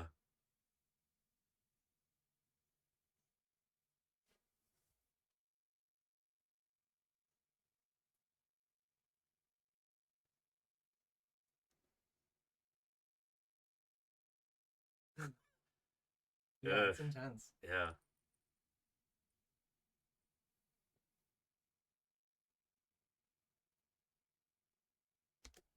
Yeah. It's really all about just like, getting a little bit of enough of an edge to just live through. Right, yeah. Yeah, exactly. One yeah. small, quick bite or something, and it's enough to make a difference, right? Michael Habib gave a talk at the Society of Vertebrate Paleontology meeting a couple years ago, and I was there for that, and he was looking at how the keratin works, and he was talking about it kind of like, kind of melding with the bone, almost alloying with it. And I wonder what he would have to say about this now, having done this work since this video came out. But I guess the main point of the talk was like that mixture of bone and keratin kind of alloyed together like that is extraordinarily strong. So the analogy he uses, it's like this animal could take an impact from a Ford F-150 going at 60 miles an hour. Wow. And like that would not break the osteoderms. Yeah, 'cause it looked like so much force. So it's just wild to think about. But that being said, we were talking about how Borealis pelta, we actually know what colors it was based on the fossil evidence because it's so well preserved. That's amazing. These guys were still camouflaged. That's the crazy thing. Even with all that armor. Yeah, so like, here's the visual abstract from that paper when it came out. This is 2017. So it's kind of multiple defense like strategy. Yeah, so it's like it's incredibly well armored, but it still has camouflage because there's still enough predation pressure on this species that they're still trying to hide to a certain extent. Because they still don't want that smoke, so to speak. Yeah. Which is what it's almost difficult to imagine like how formidable these predators were that like such a heavily armored animal would still need to hide. Yeah. But like, is there any other armored dinosaurs that they have evidence for that they were like camouflaged still like that? No, this is the only one that I know of where we actually have the eumelanin and pheomelanin here. But it's really cool that they actually have those. Yeah, it's really, really cool. But yeah, just wild to think about. Like, we don't have anything today walking around that's this heavily armored outside of like a tortoise or something. Or like is an armadillo close to that in terms of like? I guess, yeah, but they don't have like these big spines and spikes like these guys would have. They're just really over the top. Yeah, there's like the pangolin and your armadillo. It's like their scales are closer, more like close to the body, right? Like, out like this, like... They don't have like big wicked spines or anything like this. Maybe a porcupine would be especially that big one on the side. Yeah. Had some sort of like specific. It's almost like theropods were particularly going for the front legs. Yeah. So they had to evolve these big spikes to discourage them. Like something like or like maybe like near where the head meets the neck. Yeah. Oh, they do. Yeah. But yeah, just really weird. But very different from turtles in the sense that like these guys, their armor was still flexible. So it's more like chainmail than it is like rigid knight's armor or something. Maybe to draw an analogy. Yeah, because you can see all those joints are essentially where. Yeah. It would be able to flex. Yeah, because imagine like if you had like a predator coming up from behind them, they would come up to the side and they would almost go right in at that particular point. Maybe, yeah. It would explain the big, backward facing shoulder spikes like that. Yeah. It's I don't know. It's just fun to look at this animal and trying to imagine. Yeah. But I just think of like Jurassic Park. But I mean, the T-Rex like hitting the Jeep with the side of its head. Yeah. This would hopefully discourage that from the perspective of the ankylosaur. Yeah. So neat to think about. It's kind of funny in paleontology how much of our understanding of the behavior of these animals kind of comes from like taking models of them and just going rawr, and it's like saying like what actually works in this circumstance, That's so cool. like Megalosaurus versus Borealis pelta, like can't come from this angle because there's the spikes there, have to try and get underneath, to flip them over. Yeah. Didn't they like move their heads under them sometimes and like flip them over? Maybe. I mean, that's something we wouldn't be able to tell, right? Right, yeah. It's like, how do you test that using fossils? but you can just imagine how difficult these animals would be to flip over, given that they're so low to the ground, and they're covered in spines, and they may have even, like, hunkered down. They may have tried to, like, dig themselves a little pit. You know, they're... Yeah, it would be really interesting to look for any sign of, like, digging ability in their forelimbs or their hind limbs or their claws, their hooves, whatever you want to call them. The unguals. Like, so like instead of like a turtle going inside the shell, they would just like create a little burrow and then just kind of like all they'd leave up top exposed would be the... That's kind of one of the ideas. So yeah, like this book also has an illustration of that. Let me see if I can find it. That yeah, here we go. Right here. Yeah, so we've got just like this, just hunkering down, and then the tail club on the ankylosaurids. Once you have the tail club, I'll show this to chat. Yeah, so just hunkering down like this when a hungry theropod comes along. Or you could go on the more offensive side of defense and, you know, smack some shins with your tail club if you have a tail club. But that's sort of, that first one, you know what that reminded me of is like the horseshoe crabs, which obviously is very successful. You know, same general kind of idea where you're like kind of round on top, you've got spines and stuff. Yeah. And you just kind of dig in. And just... Exactly. Yeah. Yeah. So interesting to think about. Yeah, cool animals. There's a brand new species of new genus and species of ankylosaur that I might get to do the illustrations for coming up. So I'm very excited about that. Awesome. Yeah, I'd yeah. love to see some of that. It's going to be named after a friend of mine, so we're real excited about that. Cool. But yeah, cool animals. Anyway, got about 20 minutes until I normally wrap up the stream, so. I'll take off and let you do the wrap Cool. up. And Yeah, stuff. yeah. But thank you so much for having me. This has Yeah, been thanks so much for fun. being here, Delta. It's been a lot of fun. Thanks for been joining me. great. Yeah. Cool. Take care, sweetie pie. Oh, Yeah. maybe she'll follow you so she's not blocking the camera. We'll see, because as things stand now, yeah. Anyway, thanks, Delta. Yeah. Delta Rain, everybody. Go follow her at twitch.tv/Delta Rain. I figured that would be fun. Given that Ios and Lordy are gone. Oh, thank you. Yeah, the earbud. I don't know. It's raining outside, so like nobody really wants to go out and do anything. Let's bring Delta onto the stream. I'm glad we did. That was fun. I hope you enjoyed, chat. Oh, where are you going, sweetie? Okay. But yeah. Let me know if you've got any questions, everybody. We'll go for a little while longer, and then we'll see about raiding into somebody else doing some science here on Twitch. I can fix my mic later. But yeah. And Ken says that smoke. I mean, chat must have been moving real slow. By trying to avoid that smoke, I meant like in a slang sense, you know? Like, oh yeah, we don't need that kind of smoke. You know, that kind of... we don't need that fight, you know? I hope that makes sense. I used the littlest bit of slang, and people are like, what? What are you talking... Oh, I know, Gen Z. Okay, Ken. Anyway, I hope you're doing well, Ken. It's good to hear from you. Yeah.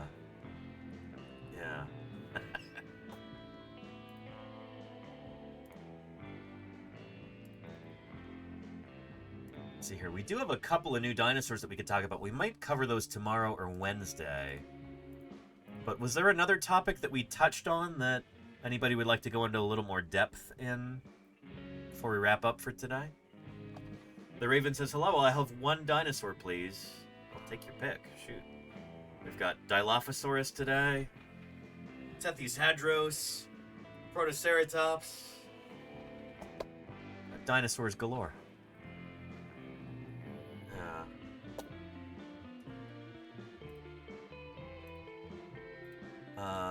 Oh, I did want to show off again this really, really cool illustration. And this is a way that, well, yeah. This is from Jennifer Campbell-Smith, who is... Where's she from? Well, she's a behavioral ecologist, a corvid expert, so she works on crows, ravens, magpies, jackdaws, jays, etc. Artist and all-around zoology or behavior nerd. This is such a cool piece of art that I wanted to show it off again. This is the sort of thing that I get really excited about as a paleontologist, because we have a link from the present to the past. So this is meant to show a coyote, Canis latrans, very common animal in North America today. And this is its past, stretching back billions of years to the first single-celled organisms. Up into the first multicellular organisms, and then protovertebrates, and then jawless fishes, and then lobe-finned fishes, and then the first fishopods and amphibians and amniotes and synapsids like Dimetrodon. Our first true mammals, all the way up into the present. I love this so much, and I'll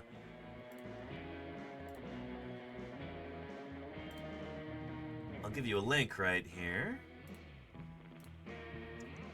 But this scientist slash artist says she's working on a bird one now, which is super cool. Let me find that for you. And she's looking for suggestions for which taxa to include. So if you get in early, you might be able to make a suggestion and have it show up in the final piece of art.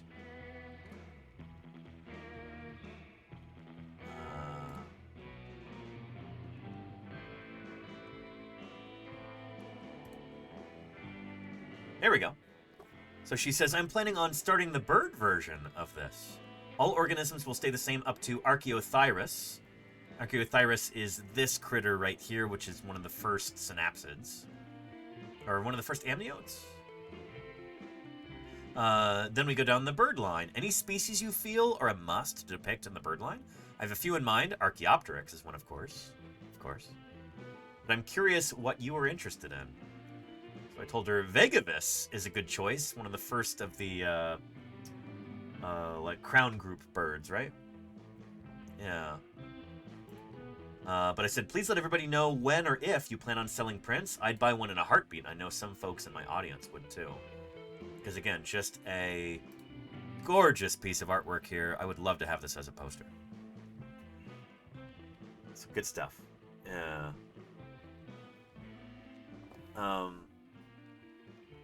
But yeah, and there you go, Ken. Yeah, I know what you mean.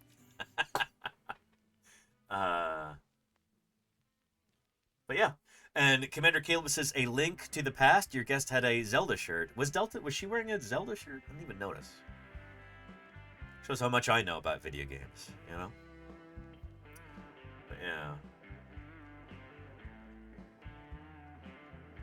But yeah, very cool stuff.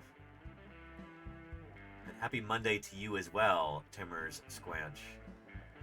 It was a Japanese... Oh, gotcha, Commander Caleb. Yeah. Nice.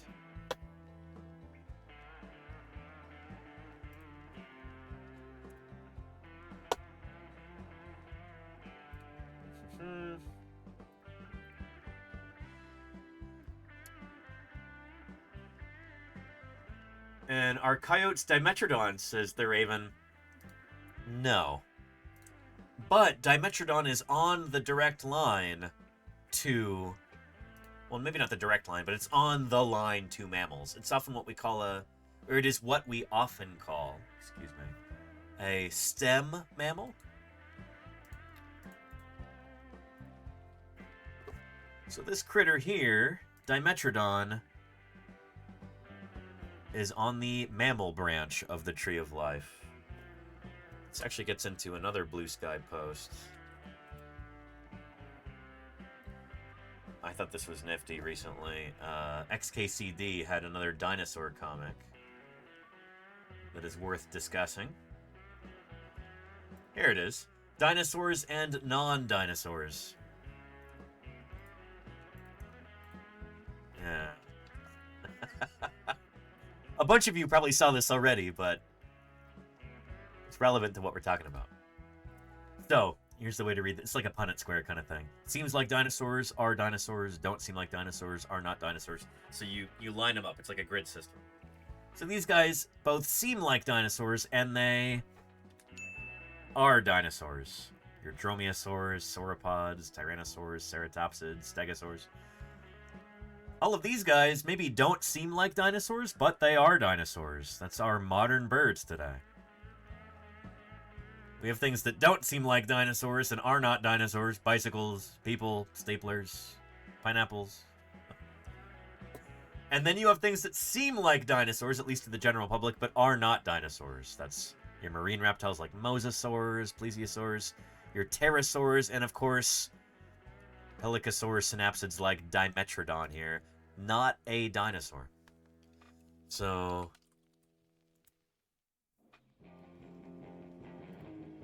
I love this diagram too. Human evolution from protocells to people.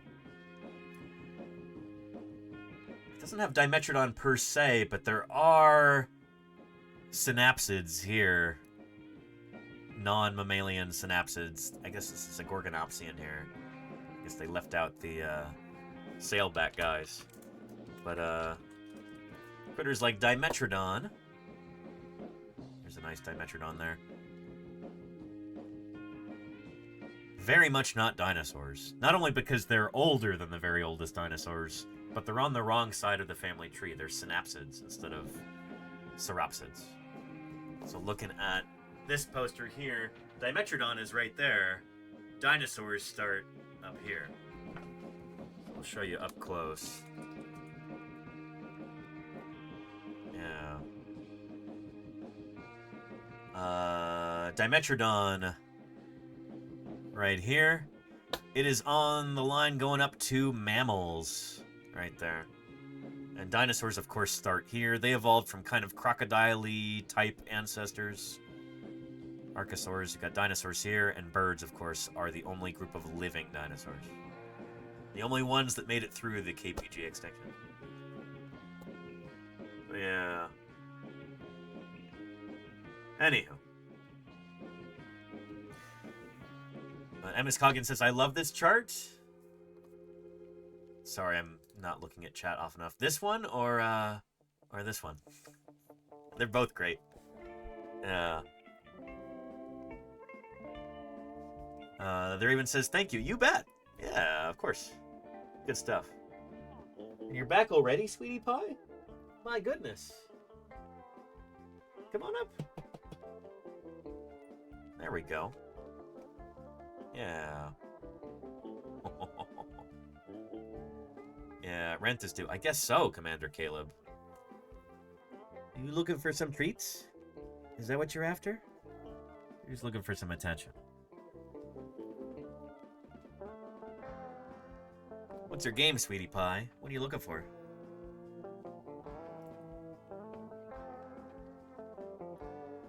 Huh?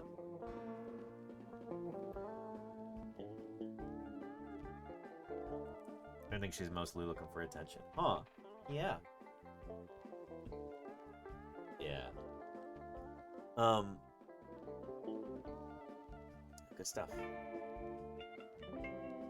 Oh, I hear that purring. I wonder if the mic can pick that up. Can we hear that?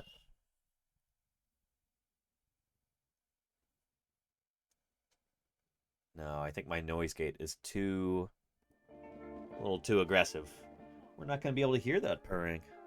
No. Not at all.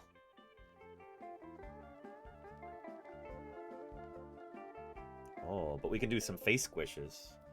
I know how much you enjoy that. Look.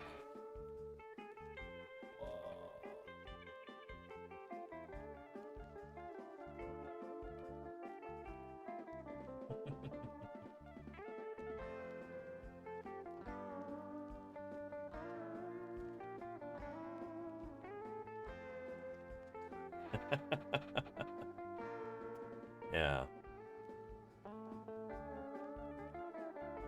Yeah. What do you think? Yeah.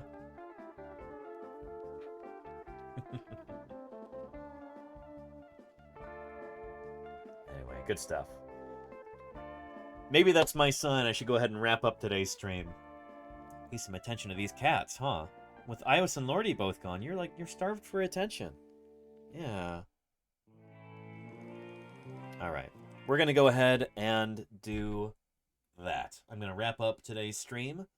We're gonna go right into somebody else doing some science, and yeah, I might be a little bit late coming to stream tomorrow because I think I might be going to a seminar and might be doing some stuff in Berkeley, so yeah, typical Tuesday. I might very well be late to stream tomorrow. Maybe we'll do a Turtle Tuesday thing, or yeah. Do I have anything on the schedule? Let's see. Oh, and today was supposed to be World Whale Day? I forgot about that. Shoot. I've had so many unexpected things lately. But National Public Science Day is tomorrow. That's cool. We might do something for that. Yeah. Anyway. It's time to wrap up this stream, I think. What do you think, sweetie? So let's go ahead and do that. There we go.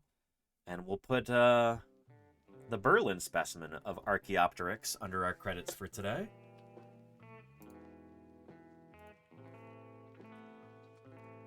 We'll see who else is doing some science on stream. Maybe we can raid into them.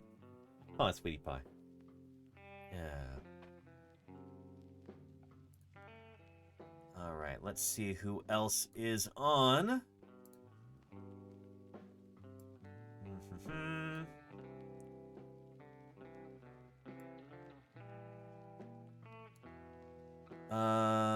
Casey Snowart is on. Casey's doing an IRL stream? Let's go see what she's up to.